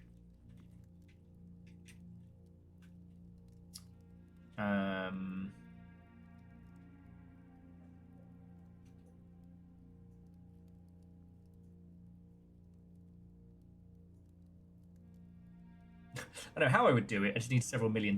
Well, that's the thing, DJ Coyle. How do we do it with the resources we have? If you had, like, you know, huge server farms and a massive budget, easy, you know, brute force it. As I'm sure everybody knows here, like, Rockstar as a development house are not geniuses or genii or genies. They just have, checks notes, infinite money. They can make something as complex as Red Dead Redemption. Oh no, the run's not dead. Rumpus Room. They can make something as complicated as Red Dead Redemption or Grand Theft Auto because they can literally throw bodies at it. And no, I did not misuse literally there. But the chances that any of us are going to have access to that level of resource is laughable. So, how do we do it with the tools we have? Yeah, it's DJ Coyle. Sorry, I was more explaining it for people who don't make games, right? Like, a legacy board game is a intellectual challenge, right? But it's still a board game. It is a game that goes in a box. The box goes to a store. The person buys the box. You know this. I know this. A legacy video game. Now that's something more complicated. I'll do the gymnasium. At this point, friends, I'm just seeing if there's any other rooms I can pull that are going to give me more resources for tomorrow.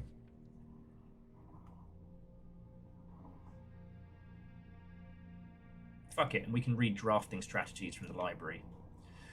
I have a feeling, though, the drafting strategies from the bookshop are going to be filled with hidden little goodies. Let's go West Wing. But first, a spot of reading. Oh, and a magnifying glass. Love to see it. Because what I would quite like is something very much in the same vein as extraction shooters or things like Icarus, you know, where you're playing sessions that contribute to a larger thing. but you're sharing not between everybody else on the internet, but between people you know. It's clearly a Gmod server where you pay Kyle to keep a paper trail between resets. Yeah. But then, like, we've talked about this when it comes to, like, RP and, you know, games that really do have you embody a character, actually roleplay. You can do it, but how do you do it without killing yourself and or spending all the money? Okay. Welcome, friends, to Drafting Strategy, Volume 4, the August issue. We're going to be going over tools of the trade, gilding, the guiding compass, glue, grease, and guts. It's about time for an upgrade, tooltips, and a word from our editor. What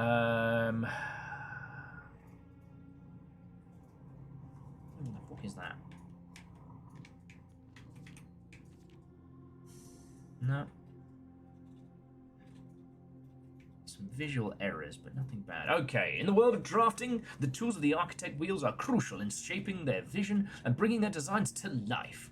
The precision, elegance, and functionality of these instruments can have a profound effect on the drafting process and the final outcome. That's why it's very important to choose the right tools. And this issue of Drafting Strategy will dive into the vast realm of the inventory.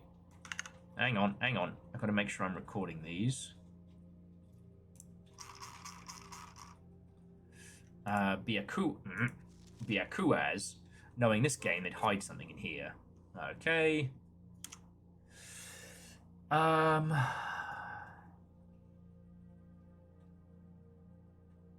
Ooh. So we've never encountered repellent spray, but apparently that can remove a piece from the deck for a week. That's really fucking cool. Emerald bracelet. The emerald bracelet was really nice. Emerald bracelet plus the schoolhouse would be fucking brilliant. Have I even drafted my? Yes, I did. I took the shelter.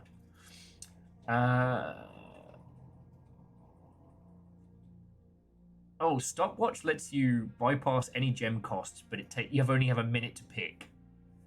All right, gear watch, on a compass.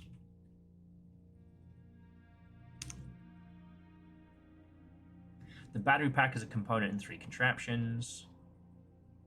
Question mark, question mark. Oh, does that mean we haven't encountered it? That's cool. Upgrade. I've really enjoyed the breakfast nook.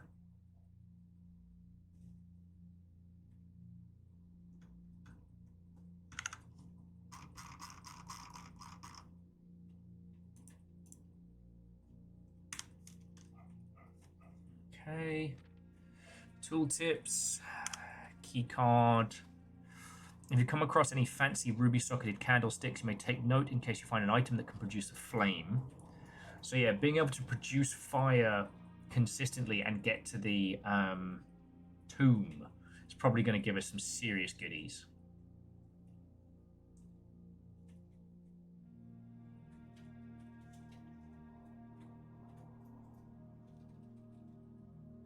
Stringing together adjoining hallways has always been the most straightforward strategy when using a hall pass. I don't think we've even seen that. Watering can we have? Did I? Good. And then a word from the editor.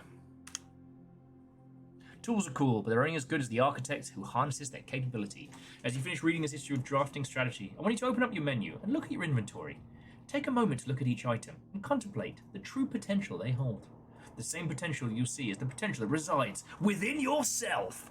I'm Barry Scott, and you can be a better architect. For it is not the tools themselves that will sculpt grand structures and monuments of tomorrow, but the deft hands and brilliant minds of architects just like you. Okay.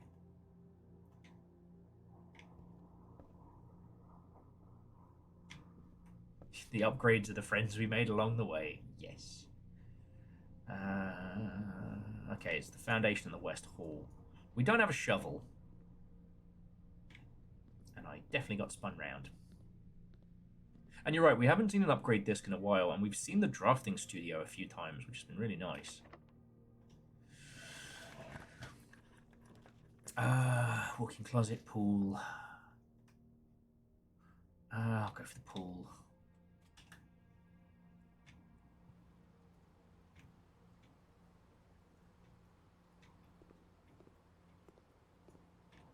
Actually, let's go hit the foundation real quick, though.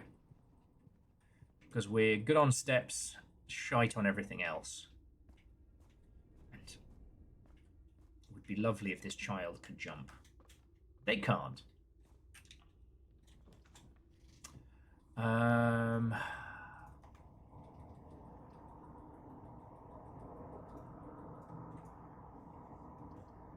have to go gift shop.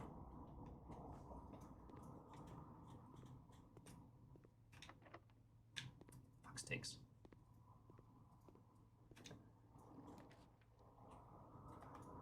And the observatory. Can't hurt. More stars, more wins.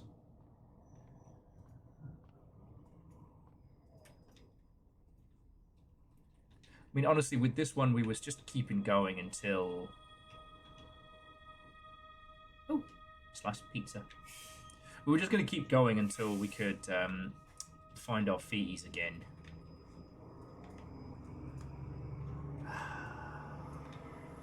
Ooh.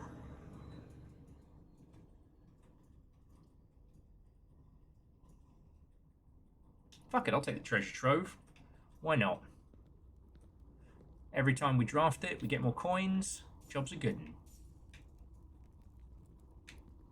You know what it was? It was last week we just hit. Oh! Wow, that's fascinating. The chests from down in the gorge, each time we get a different one.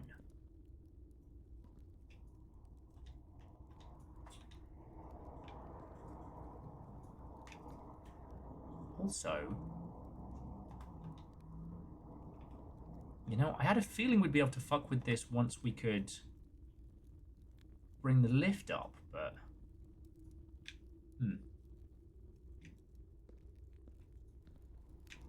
But we did solve the little, the light switching puzzle here.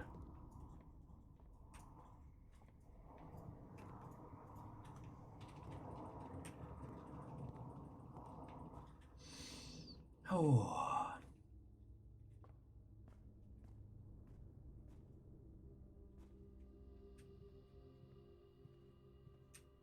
Watch the pool be completely locked.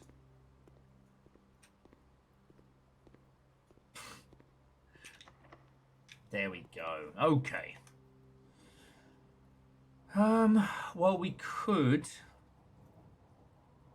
wander back towards the locksmith. Who are you? I'm a locksmith. And I'm a locksmith.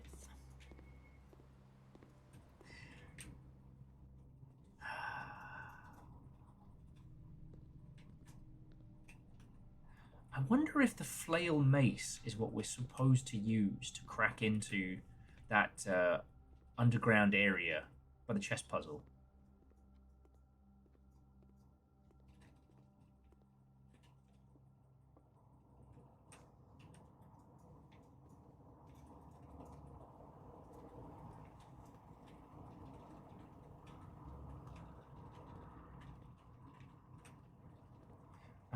We didn't draw a break room, did we?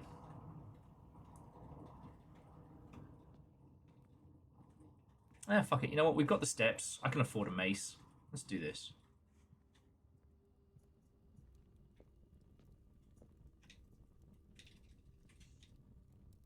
It is interesting in this game how it does have a rhythm to it. You can be in quote-unquote on a roll. And honestly, if I hadn't hit that cursed block, I'd probably still be doing well. Because like each large house tends to give you cool benefits.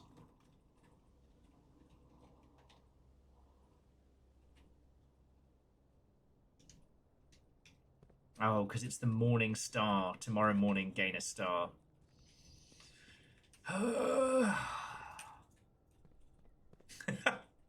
At the end of this, it turns out our uncle is not dead, and they reveal their mask, and it was Pun Spectre the whole time.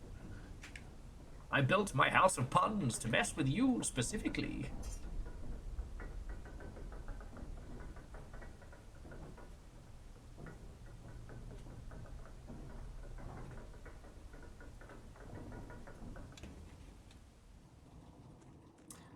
Well, Akari, to quote Sir Frederick Durst, break stuff.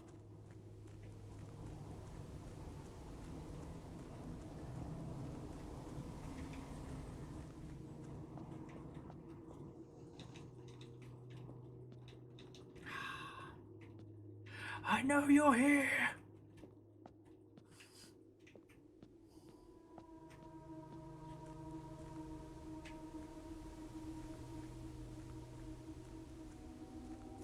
So Aranex, I don't think it's going to change this run, and I do think that sometimes it's best to just put a bad run down. However, I'm going to nip to the loo. I don't know if you'll want to do the unedited history of Ordinia, or just leap into another run, but I've had a lot of coffee today, so I need to pee.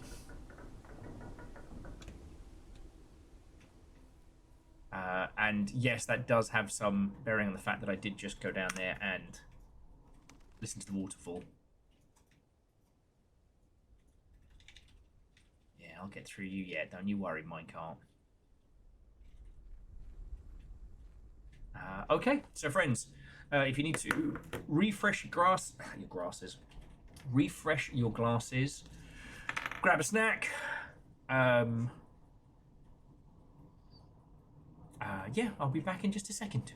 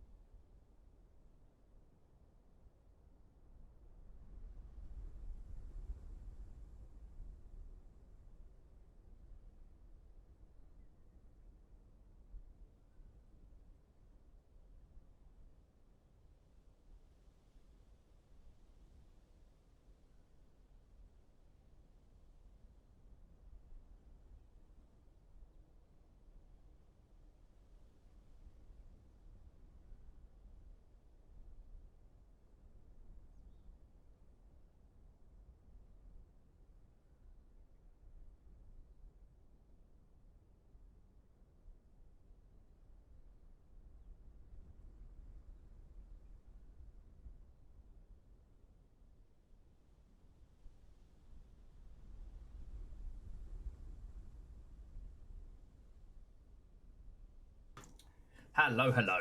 I have returned. Right. So what I'm going to do is I'm going to start a new run, indulge in some of those battle snacks. As now we should be out from under the yoke of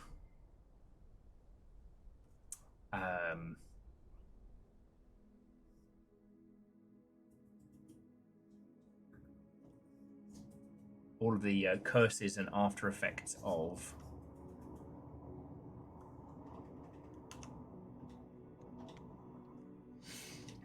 and then yeah, I'm hoping this is going to be our good run of the night. 47 days in. It's almost Christmas. Also, get little snacks in me, so I can't snack and read the history of Ordinia.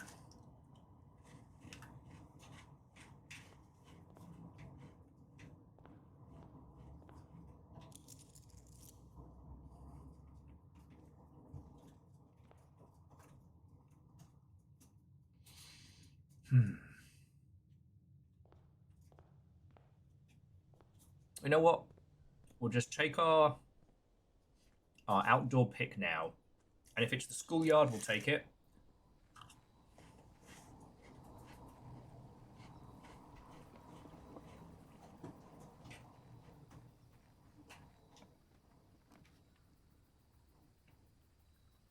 It is none of the above.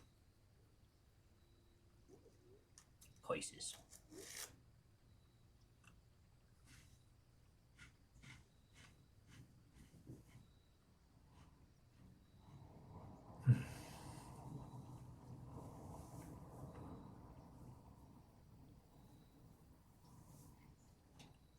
Let's go for the root cellar then.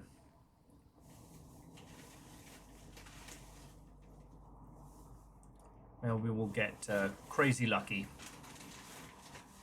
And it was, I broke my own rules. Should have done the first few bits, then seen what it was.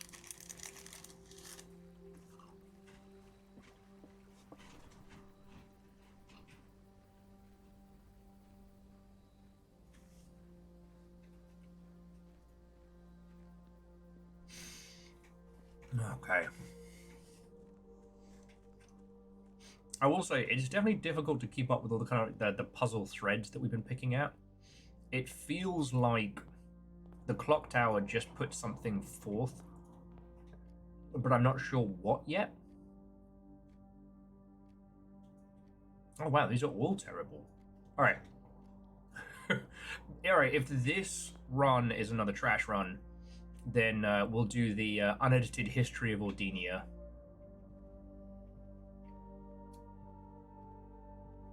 Damn. That's a bad pull.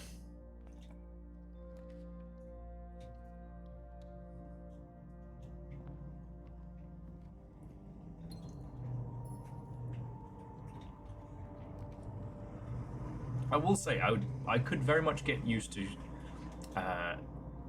starting with as much as we do.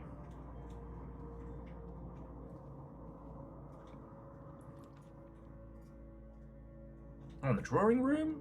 Let's fucking go. Ooh. And if luck be on our side, maybe we can finally draw the House of Mirrors. Come on, House of Mirrors.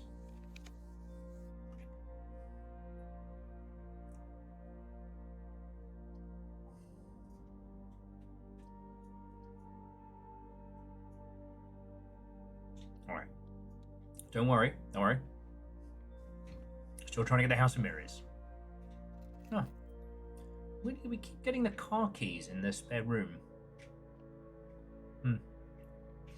I haven't read enough of the 7.5 Deaths of Evelyn Hardcastle. Okay, not what I wanted, but alright. To really draw any kind of like banterful conclusions or otherwise.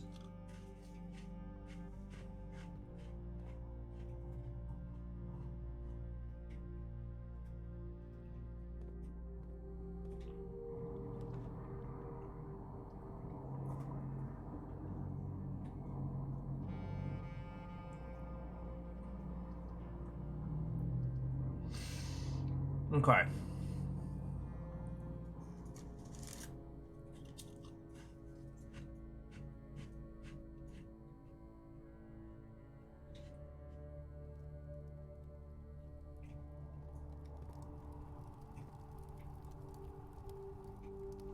Now, to my understanding, the furnace doesn't need to be powered to function enough to melt the ice, right? It just needs to be powered. Okay, yeah.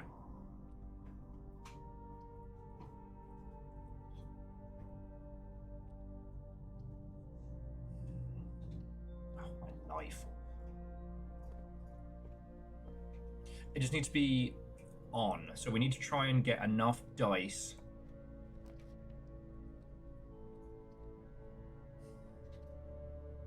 to be able to put somehow.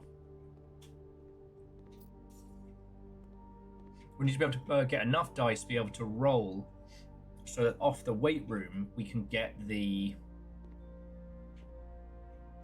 Alright, what are you up to?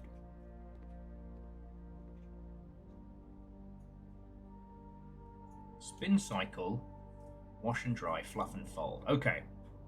The service costs 5 on exchange of all of your gems. Oh, yes. So this is if we're loaded with cash and we desperately need something else. We can do that in here, but this is very specifically tied. The laundry room is very specifically tied to the boiler.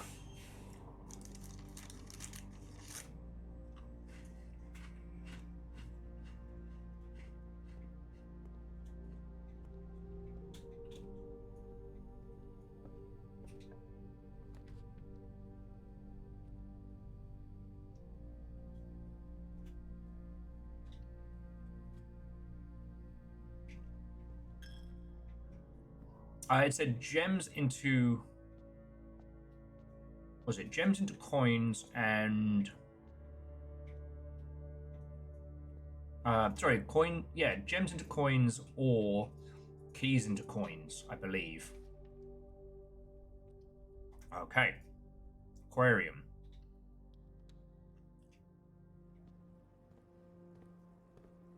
Business fish. Eat 'em up, eat 'em up, eat 'em up.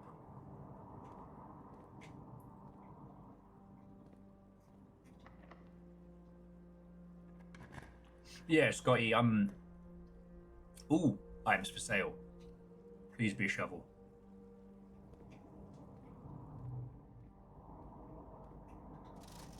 Of course. Sledgehammer? Certainly. Metal detector? Why not? Might as well. A couple of gems for my troubles.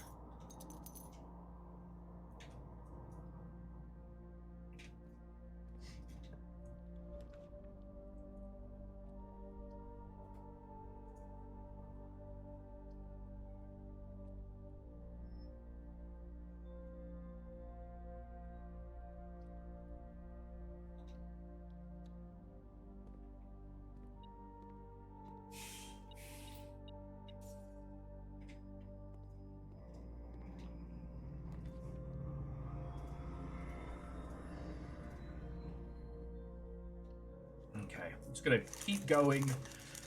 We just want to see if we can get like a reliable source of dice.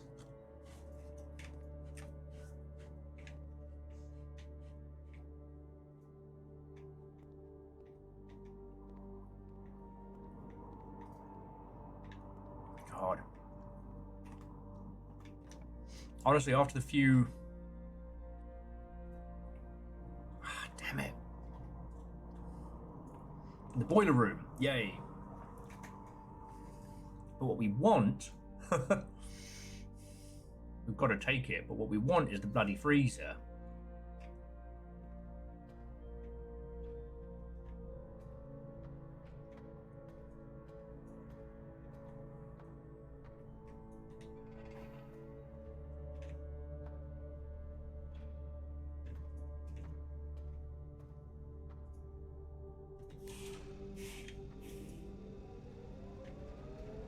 But let's see what shakes forth. Yeah, the freezer and the furnace have to be close to each other.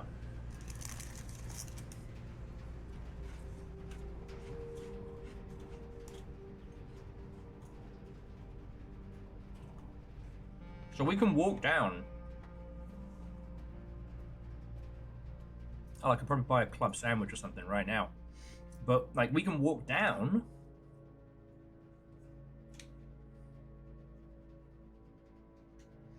And, like, give it a shot, but we have no additional dice to roll. So...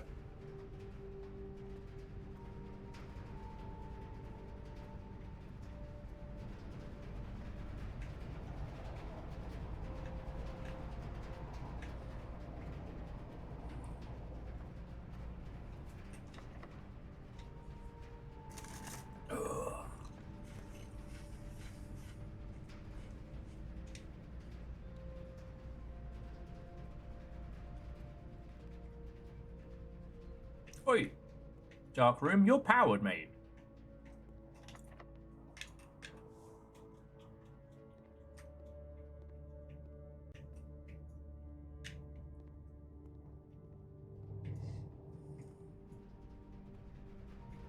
Yeah, the freezer and the furnace don't have to be connected, they just have to be geographically close to one another.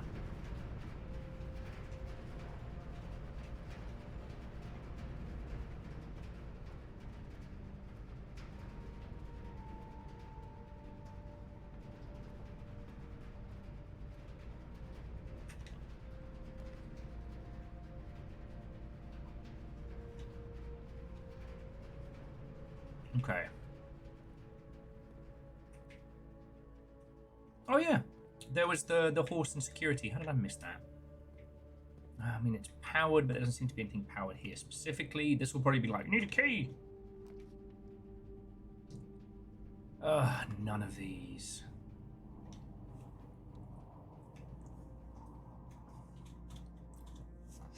Hard the cards and all that. Sometimes it all falls apart.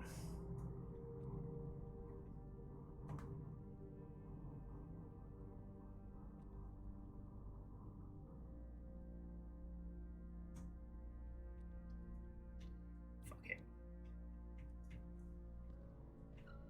Of course, the security. Okay. What was it I was saying about, you know, this is the run?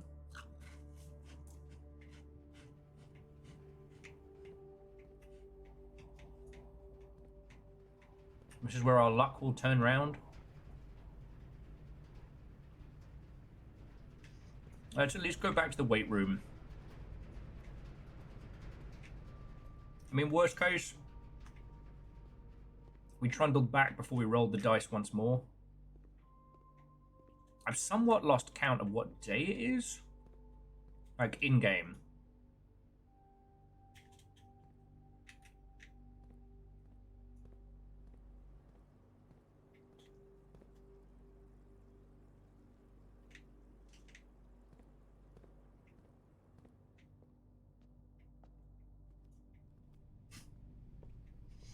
Okay, here we go.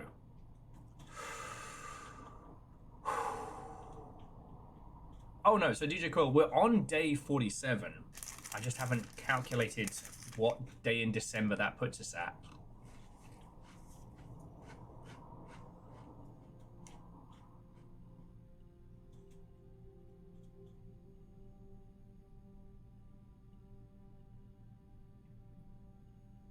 Oh shit. In the underground door segment, we have one of the first cities unlocked. All right, here we go. Heart the cards. Bam! Ah.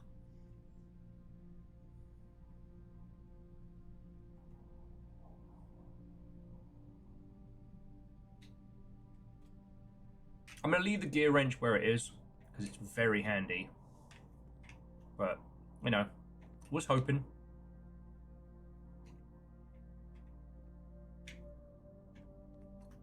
And we can get a break room or an axe. Okay. Okay. I think win, lose, or draw, the next run is the run.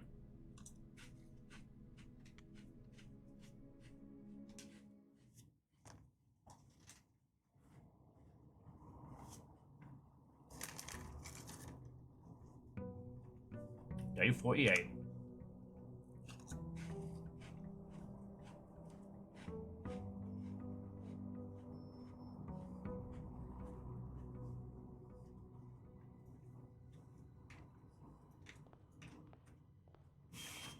You there, Nokari.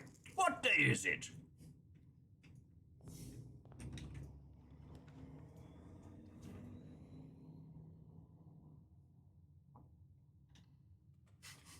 It's Christmas Day. Ah, and there's still time.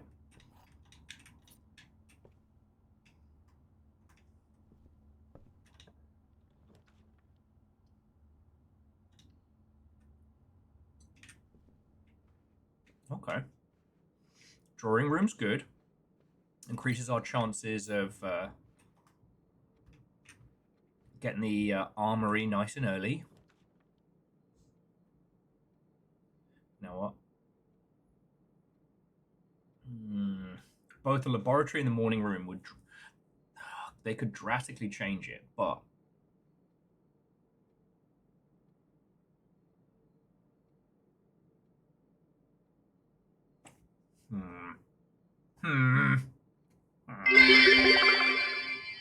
You there, boy.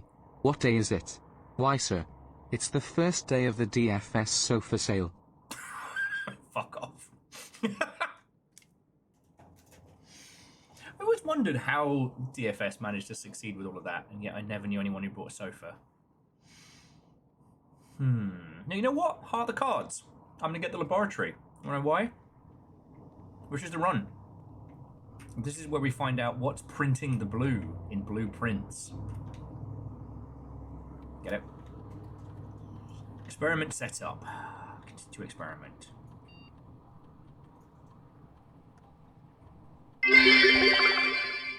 Christmas, sir. It's 50% off rugs at the rug store. If you buy one rug, you get one haunted rug free. Scotty and Akari, thank you. Wait, so is it you buy one, you get one free? I said you buy one, you get one free. Scotty, I may need you to go and find the buy one, get one free bloke and drop it in Discord, because no one understands how funny I am. Okay. Now it says, each time you unlock or bypass a security door, permanently add 1 gold to your allowance, or immediately add 1, or each time you eat an apple.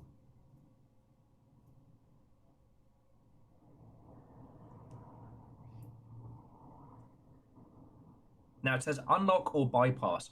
I say we cancel, wait, and come back. Because if we can get a security door, even if I fuck up all the puzzles on this run,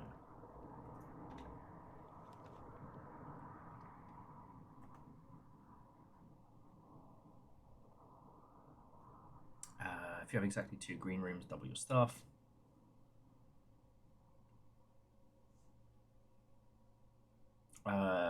We'll go parlor because we already have. Yeah, we already have crap loads of steps. We haven't been outside yet, but I was really hoping that we wouldn't.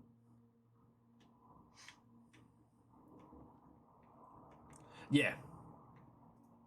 Okay. There are 2 true boxes. There are 2 empty boxes. This box is empty.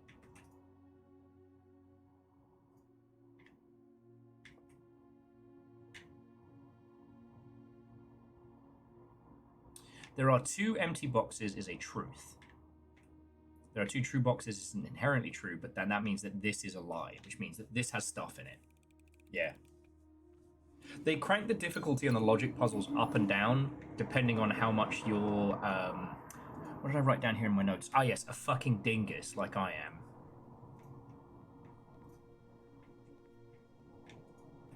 But that's where the roguelike element of this comes in. It's not just the puzzle cascade. It's the skill of the draw, you know. It's It's solitaire. Cool Kid Edition, you know? Kitchen, hallway, drawing room. Nah.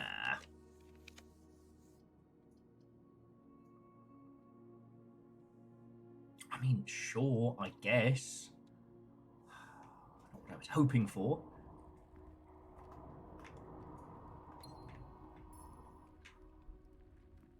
Really rather like a great big bloody battle axe. That's all the same. But beggars and choosers and all that. Better den than Denny's. Apple.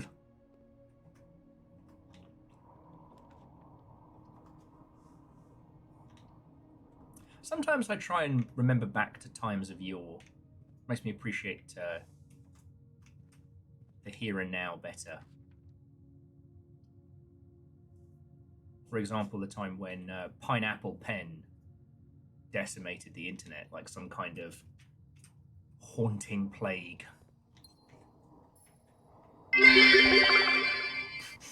Will, I am truly sorry. That advert may be a little rabbit hole. I'm a lot of old PlayStation and Sega adverts on there.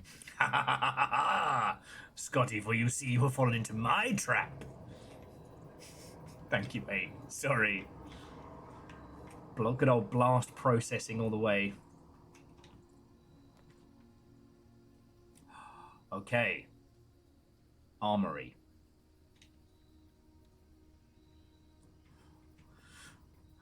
Okay.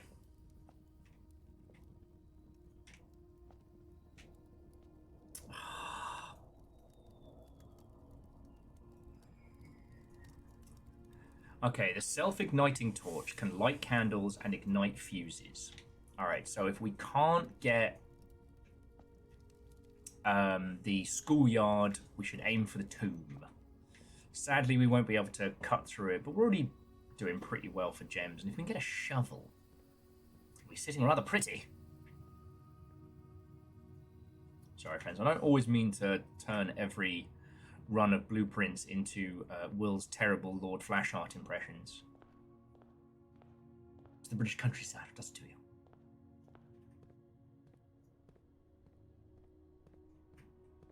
There was dynamite in the trading post.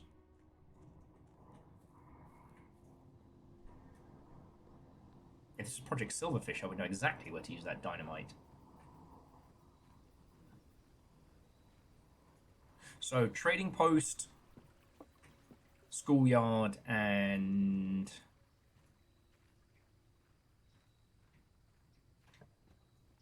hovel and tomb.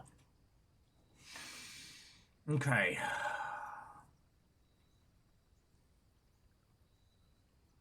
I think we should do the tomb. Yeah, tomb it is. Because the tomb has candles. Now, we already did the puzzle with... here we go.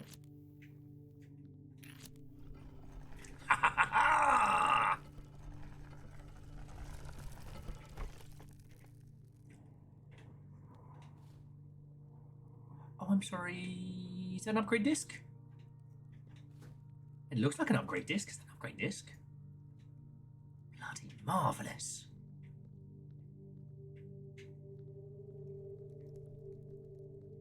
Sorry, that one's got the kind of the same feeling as actually finding one of the Dark Souls hidden doors.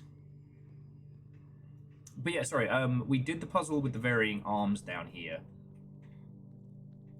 So...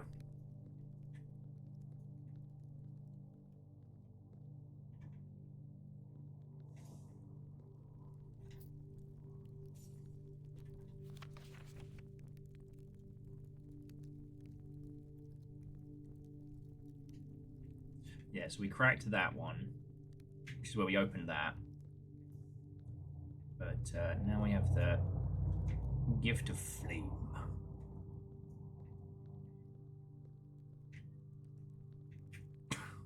Upgrade these prints.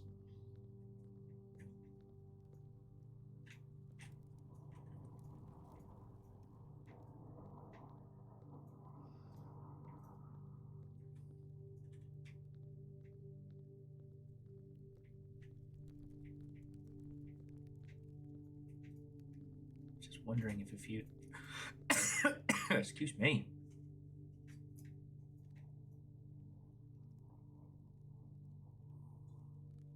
Oh.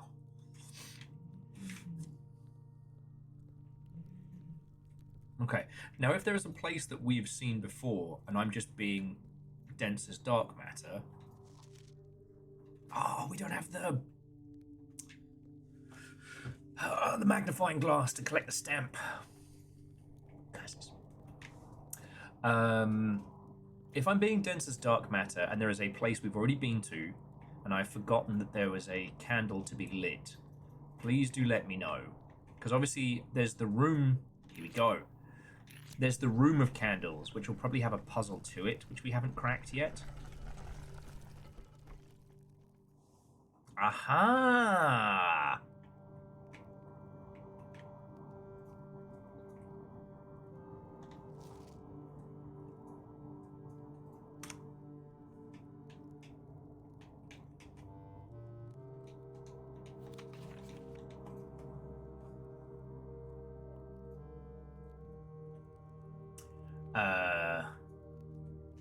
Do any of you speak purple?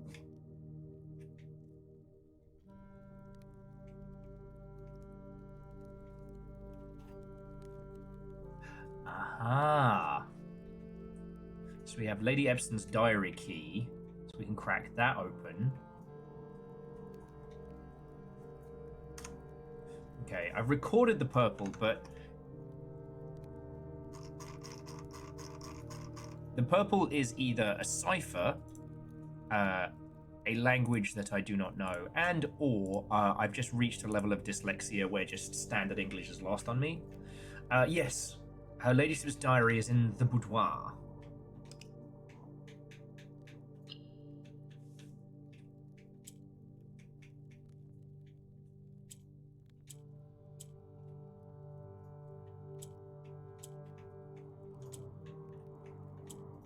Easy peasy. Sorry, compared to the ones we were doing in the other areas, that was significantly easier. Essentially, the central glowing point rotated everything else, so just move them around one square and give it the old spin to win.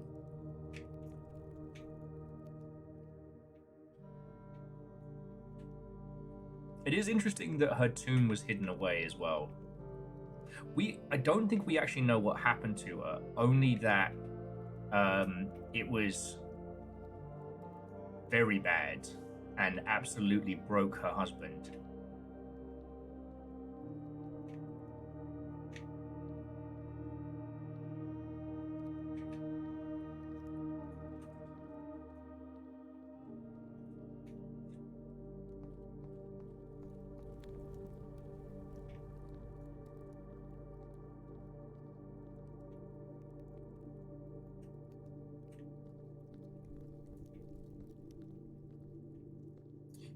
When did the Black Bridge curse take place? Do you mean when did we get cursed? Or do you mean...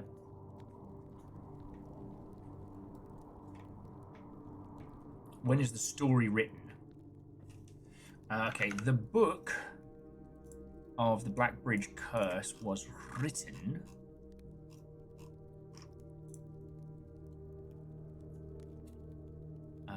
we don't know.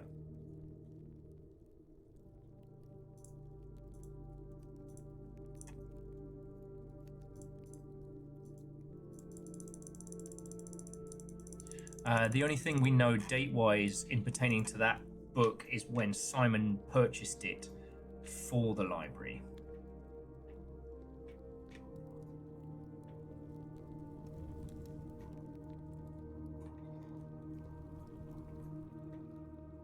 Oh, is it still going to make us lift the handle? Okay.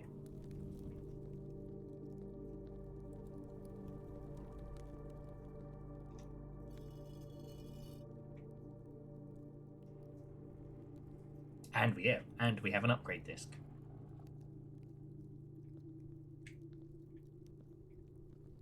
God. I was thinking it's almost mildly insulting how this bit has been laid up. But I find it interesting because this probably would have been what you know, his lordship had put together last before he died. Bless you. Here we go.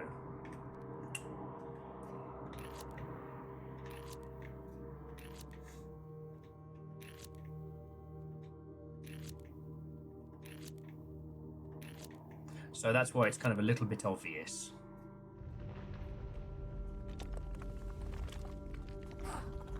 Bless you.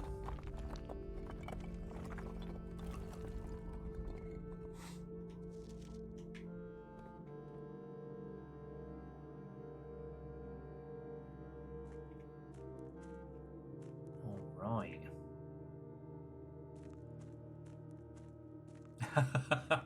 So Lyoshi, I figured that because there was no discerning patterns on the disc and everything was on there, maybe lighting them all was the first way to do it. But anyway, after waiting for the better part of 3 weeks for the equipment to be carefully holstered down the cliffside, one piece at a bloody time, the wait is finally over. Today we begin our formal foray into the mountain and begin excavation of our first tunnel. First at minute. To prevent further delays, Thomas Sinclair has generously volunteered to install a freight lift to facilitate both personnel and transport. However, having seen the ornate designs, one can't help but feeling that the Baron's delicate taste might be better suited to a ballroom crowd. Anyway, regardless of the particulars, I'm sure my crew won't object to riding up and down the tunnels in a fashionable style. Aha!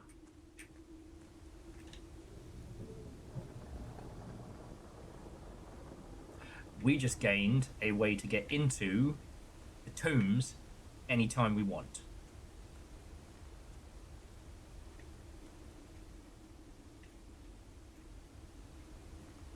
We can now just walk into the tunnels.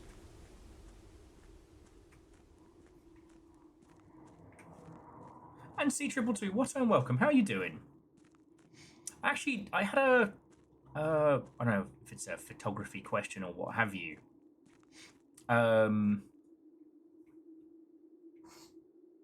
In Fatal Frame 2, the style of camera that I forget what it's called,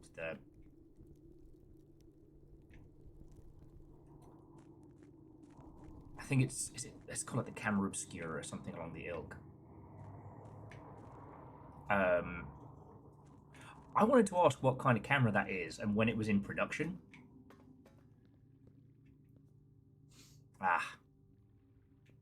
We can't get back outside because of the water level. All right.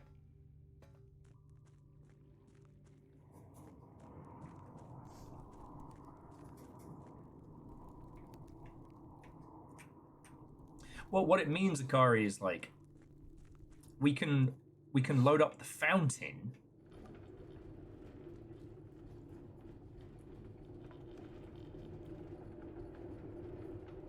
I don't think we can push it any further, so I think we have to go in here. We can load up the fountain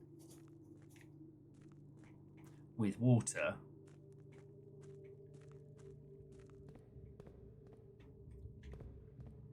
And anytime we want to head into there, we can just walk in. We don't even need to make it to the foundation anymore.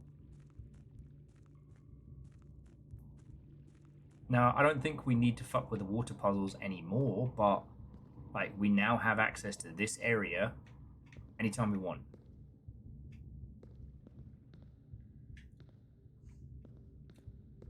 Just wish I could remember what needed lighting. There was something else, right? Like I'm not being completely loopy.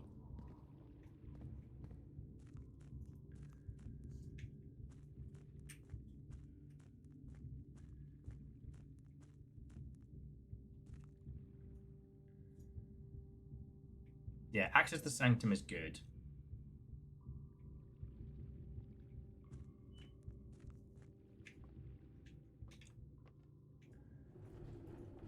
Only pisser is we got to pull this back whenever we're heading back in. But yeah, this is basically just to open up a larger portion of the underground area.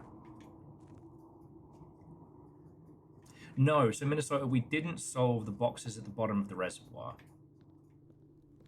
But I don't know if we can get down there from this side or if we have to go down from the other side.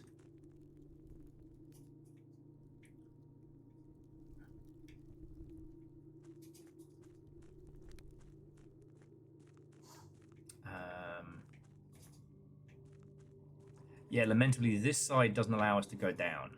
So it doesn't quite allow us the biggest of sneaky cheats, but, you know.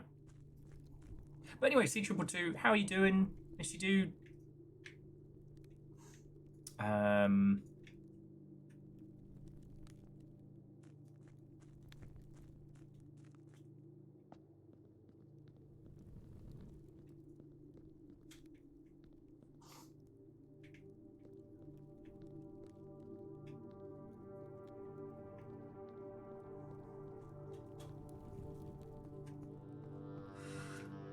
Well, I have certainly missed the great GDC bean hunt this year. What I've actually missed is seeing you and everybody, so I think I've gotten spoiled with it, you know?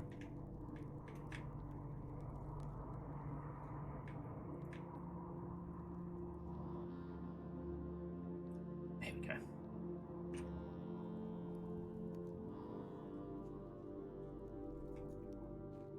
Yeah, and it appears, Minnesota, if we solve the boxes at the bottom of the lake problem, that'll be another sanctum key. And now we know that each of the sanctums represents a different region. Okay. To the laboratory. And I think the unedited history of Ordinia dramatic reading will have to be a next week maneuver.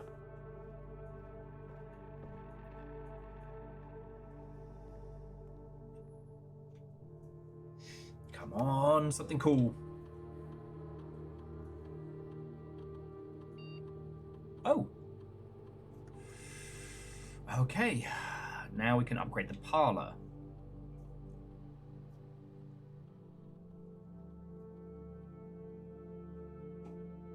Oh god.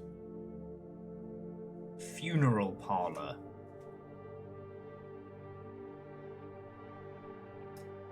The prize is equal to the red rooms in your house. If you open an empty box in the funeral parlor, you lose 30 steps.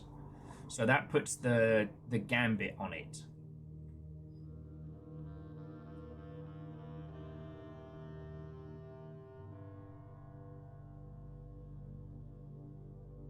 It's not your coffin! Stop telling people you're dead!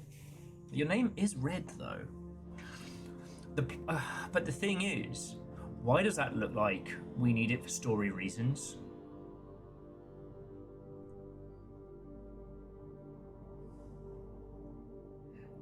Are you puzzle sickos? Oh, sorry, are those of you who played it, are you keeping Sturm for that very reason?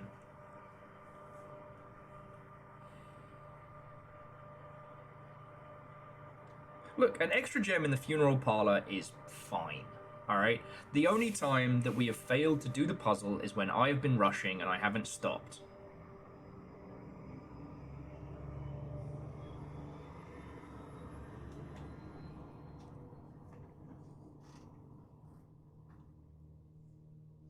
It's just the funeral parlor changes the room fundamentally.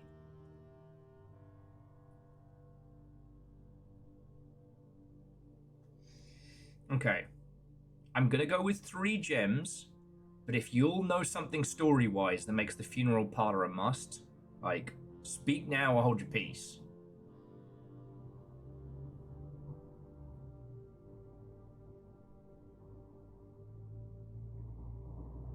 Well, yeah, so Pokenuts, that's the point. If we're not sure, we can just go, nah.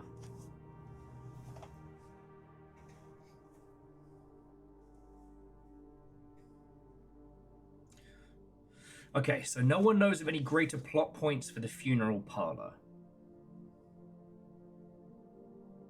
Okay, so then we'll go for just the parlor plus 3.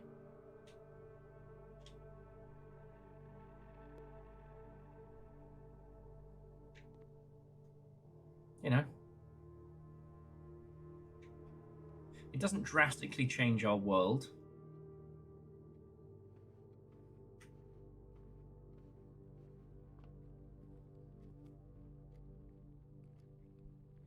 The things we want is the ladyship's boudoir.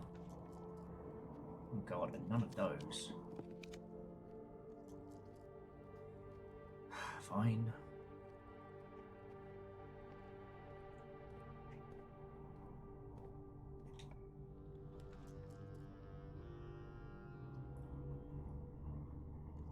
Jesus, why the...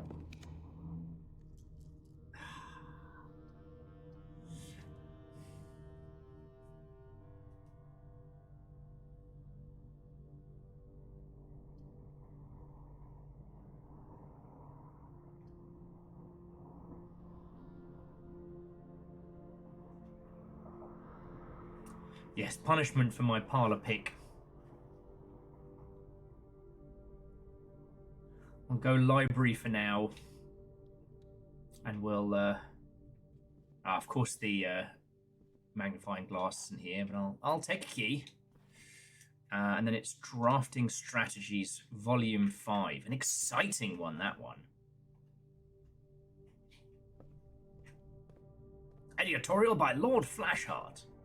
And it's just a coupon for a gun.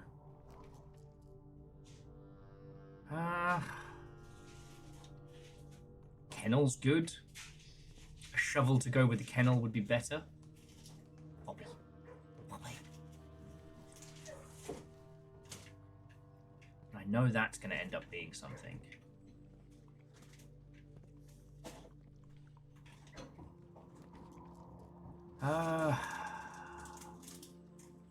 Shit. Alright, well. Set ourselves up for a little bit of success tomorrow.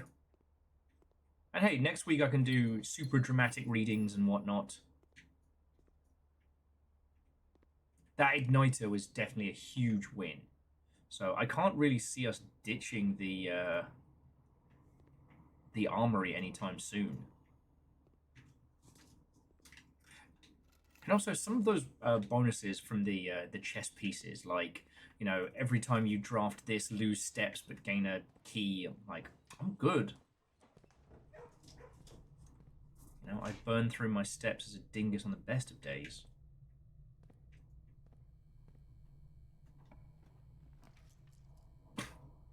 Fucking shitting me.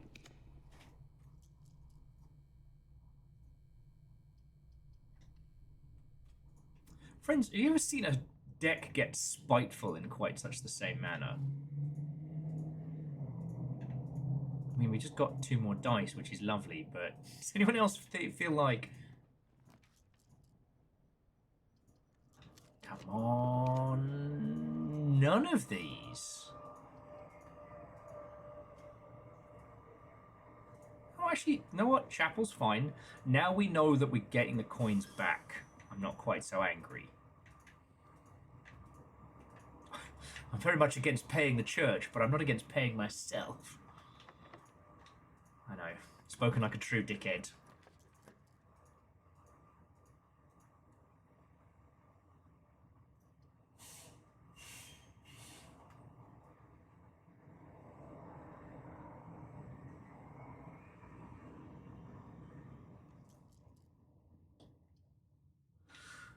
Okay, so C222 was looking, and the closest they could find to the camera obscura was the Minion, which is a World War II era camera. Difficulty being the style's been around since before the 1900s. Okay, it was just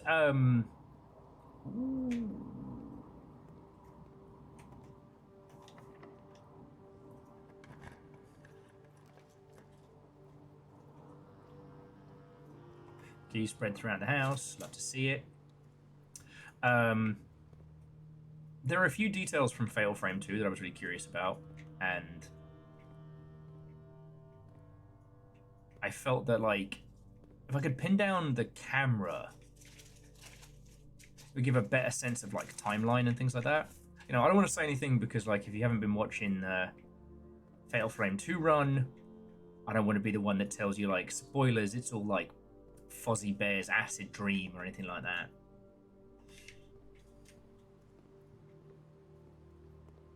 But,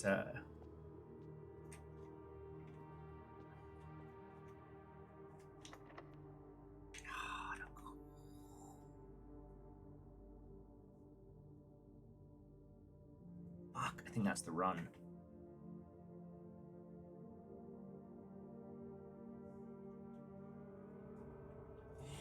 Scotty was adding Reddit and Wiki says it's loosely based on period German designs. Okay.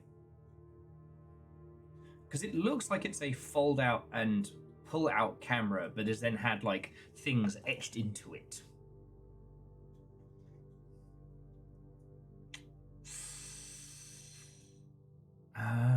This is what I get for not drafting red. The game is punishing me.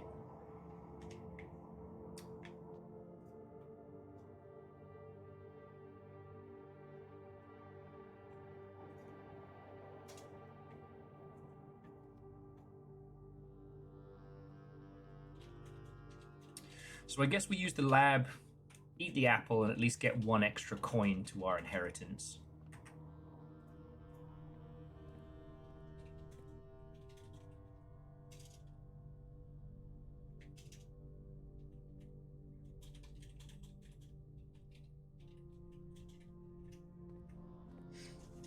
So DJ Coil, please forgive my dyslexic ass, but that sounds like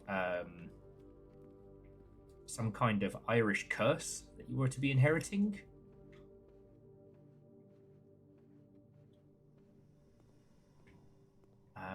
Maybe we should head to the outdoor orchard as well, see if we can get an apple. A Belgian curse. Ah, okay.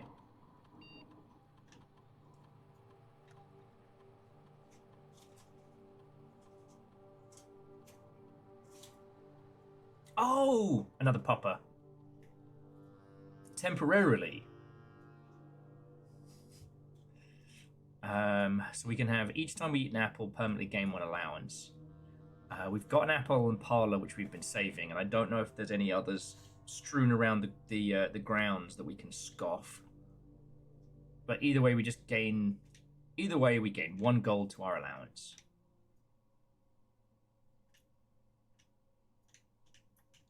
I mean, honestly, I would just run outside and just start cramming apples in my gob.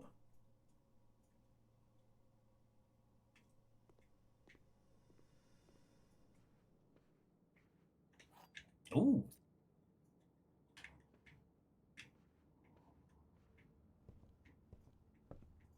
Oh, I'm a fool of a toque. So I just chose the cram an apple in my gob, right? Except for I used the spread coins all over the... spread keys all over the map.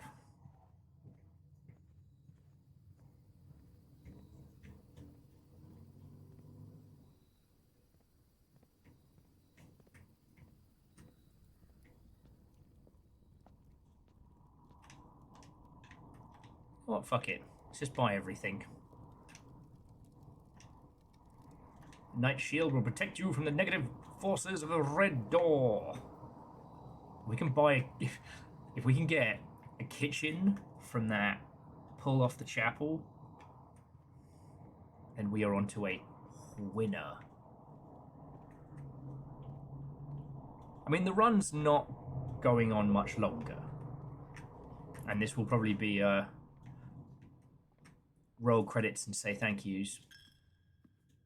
But this could be extremely funny.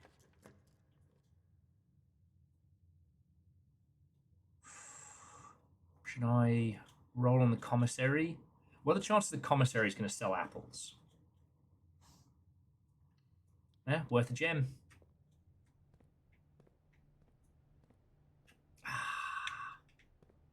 Worth a gem, worth a shot.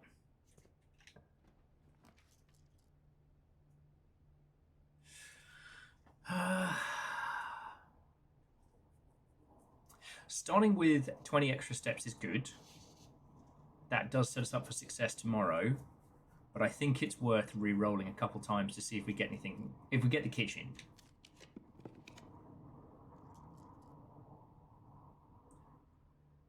Though the break room would be super useful, because that gets us the key card for tomorrow,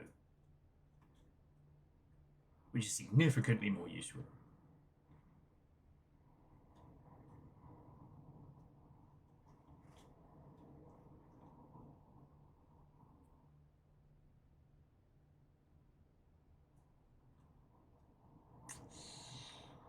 Or do we heart the cards it?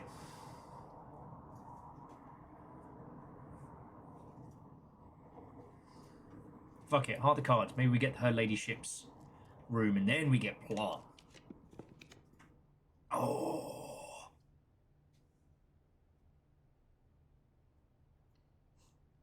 Boudoir, 2 more rolls. Again, we don't have enough steps to be able to do anything super meaningful.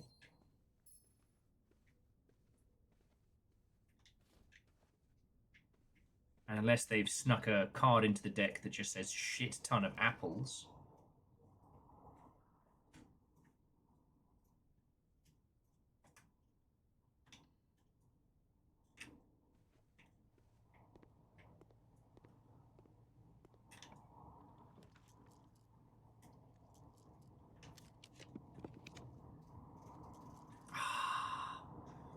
All right, Sauna, you're in.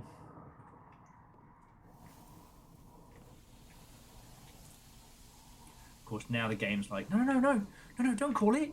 Here's some running shoes and a personal valet.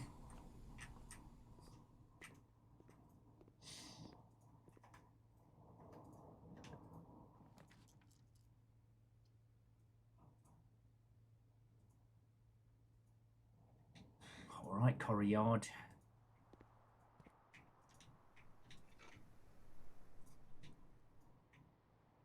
We've only got 4 steps, and it's the secret garden that spawns apples. Now, if we'd been able to have like a full run, secret garden plus lots of green rooms plus, you know, increase my allowance. Now we just got to roll this one. Oh, actually, corridor's always unlocked.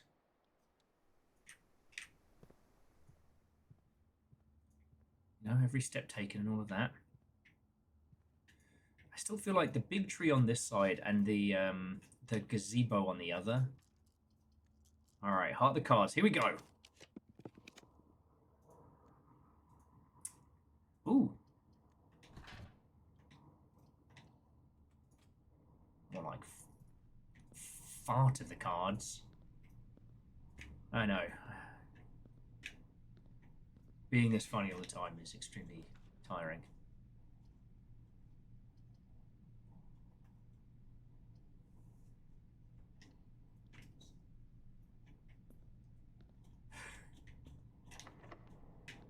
Knew it.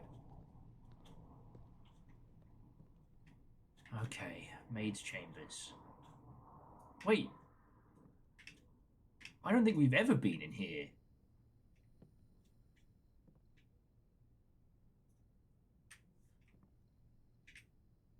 Okay.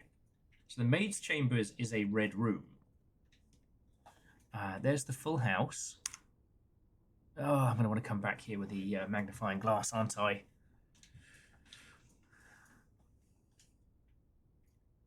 There's the Mila statue.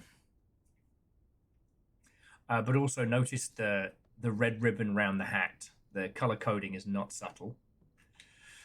Okay. Staff notice. The day we all dreaded has finally arrived, and it is with unprecedented sadness that we inform you of the death of our benefactor, employer, and master, the Baron of Mount Holly, H.S. Sinclair. That's how he got like a nice wrestling intro there. Any staff who have an interest in attending services may contact Mrs. Babish for details. In the following instructions left by the Baron himself. Effective immediately, all work at Mount Holly is suspended. All live-in staff will have 1 month paid leave and must vacate the premises by Friday, November 6th. Oh, so they just don't even get hired back. I definitely misunderstood that in the beginning. I don't see anything else. Although, it's not just me. The layout of this room is weird. The maid's outfit. And that's locked. Piss! Okay. Okay.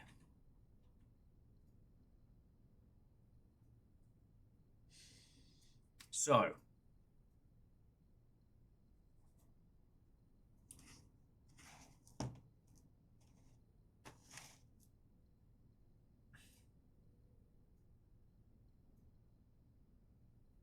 I'm going to bring our adventures to a close. I will say that I know I said there'd be story time with Will, but we did do the Black Ridge Bridge, which is very good. And more to the point, we set a lot of stuff on fire. I guess my only big question for you lot is, did this warrant a shiny sticker? Because we zoomed through a lot of puzzles, and I didn't even ask. But Fred, there was story time. It just happened to be fantasy story time and not history story time. Honestly, I thought this was much more of a dead run. But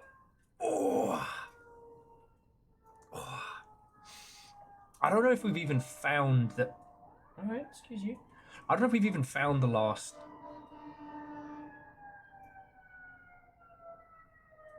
I may have to mute the mic in a sec, depending on where these. Okay, we're good. You're right, Leoshi. We should have done a sticker for the gallery room 8 stuff, and pure coincidence that we got to row 8, room 8.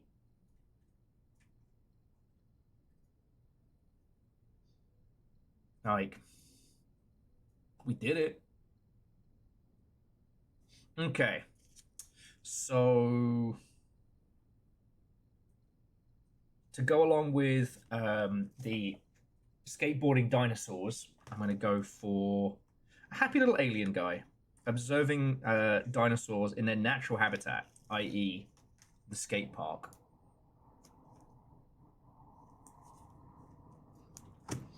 Okay. And that, dear friends, has been our day on Blueprints.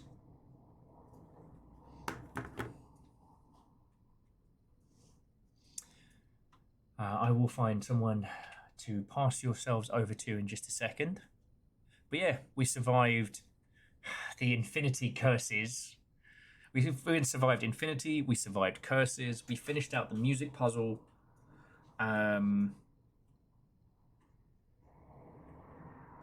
We scratched the clock tower. Got a lot of shit done. Again, friends, if you didn't see it earlier, if you want something to listen to later on tonight, these are the GDC tapes. I should re-put them in Discord, but I think somebody reposted them. And yeah. To those of you who sent me games, because it's the Steam Spring Sale, that's extremely kind of you, and thank you. And I believe it was Avenger. Thank you for sending some cash. I think I've got enough time to maybe rush downstairs and turn that into some chicken for dinner or something like that. Yeah. Sorry, now I've stopped doing puzzles, my brain's just gone. Let me say my thank yous. As I would not get to sit here at all. I would not get to do this without you lot. So, as strange red goose is my witness, thank you all. To the DeLorean's rule, thank you for the follow. Don't be a stranger. To Avenger and Andorf, whether you were gifted a sub or celebrating a long spree, fucking thank you, you legends. To Avenger, again, donations are a big help right now because I can use them immediately for food. To Scarred Alaska, Akari Zero, Ehrman, Gear Graphics, Scotty Doggy, Shitaru, Wolfcrowd, Punspector, Vanderbeest, Simple Chaos, Bacon Adventure, and J Post, all through cash in with bits. Fucking legends, thank you. To the whole moderation team, to Nova, Moose, Caffeine, and Toll, thank you for putting up with me. Sorry I'm a fucking mess. And yeah, let me see where I can pass your lovely selves to. Now, I will say one thing. I saw earlier on today that Nick is not doing well. I believe Nick's fighting a fever and trying to repair his, or have his house repaired at the same time.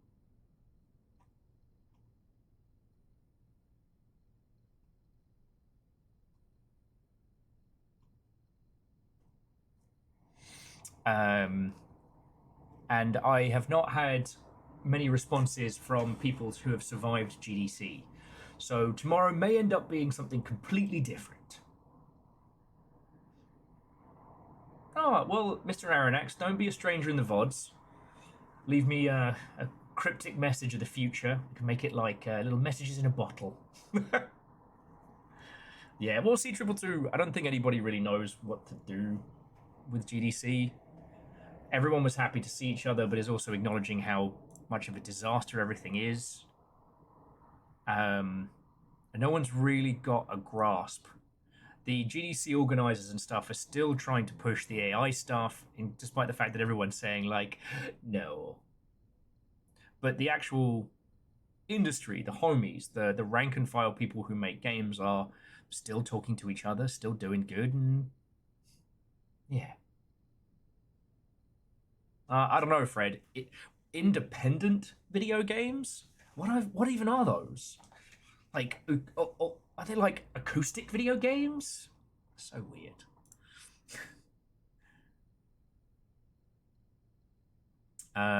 So I can take you all to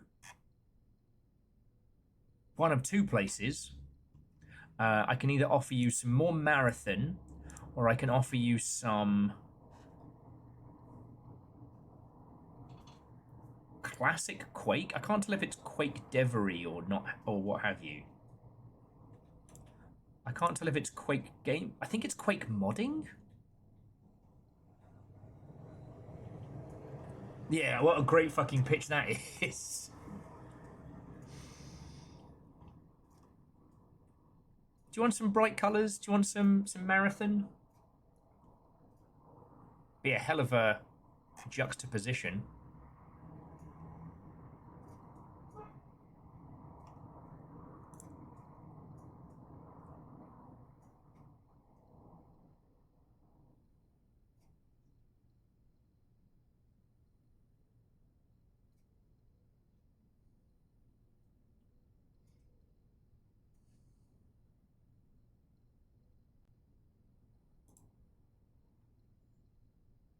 Okay, so then, two lovely folks, I'm going to pass you over to the Space Cadet of Seattle, who is careening around the beautiful landscape of Tau Ceti.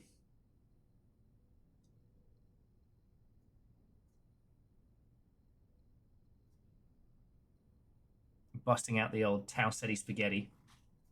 And Ultrazini, a hello and goodbye. I'm just about to pass you all on over. But, always good to see you. Don't be a stranger.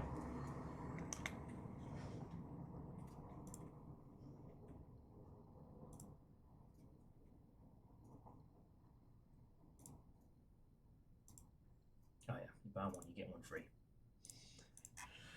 Yeah, sorry, I guess puzzle brain. Right. We're going to go annoy the Space Cadet of Seattle. Love to you all. My beautiful puzzle sickos. I will see you tomorrow, but what tomorrow ends up being is a bit of a dice roll. So keep an eye on the Discord, keep an eye on the Twitch alerts. And yeah, I'll see you all your lovely selves tomorrow. That's it. Yeah, that's it. Pre-order tomorrow's stream. Well, yeah, Ultrazini. That's good to see you. Right. Countdowns for the VOD watchers and the sickos. Sorry, I don't mean to be Mr. McBegging for comments on the YouTubian VODs. It's just been odd. There hasn't been a comment on any of the videos, I think, since garlic bread. And it's been making me more than might nervous. I'm just being a dingus. Alright.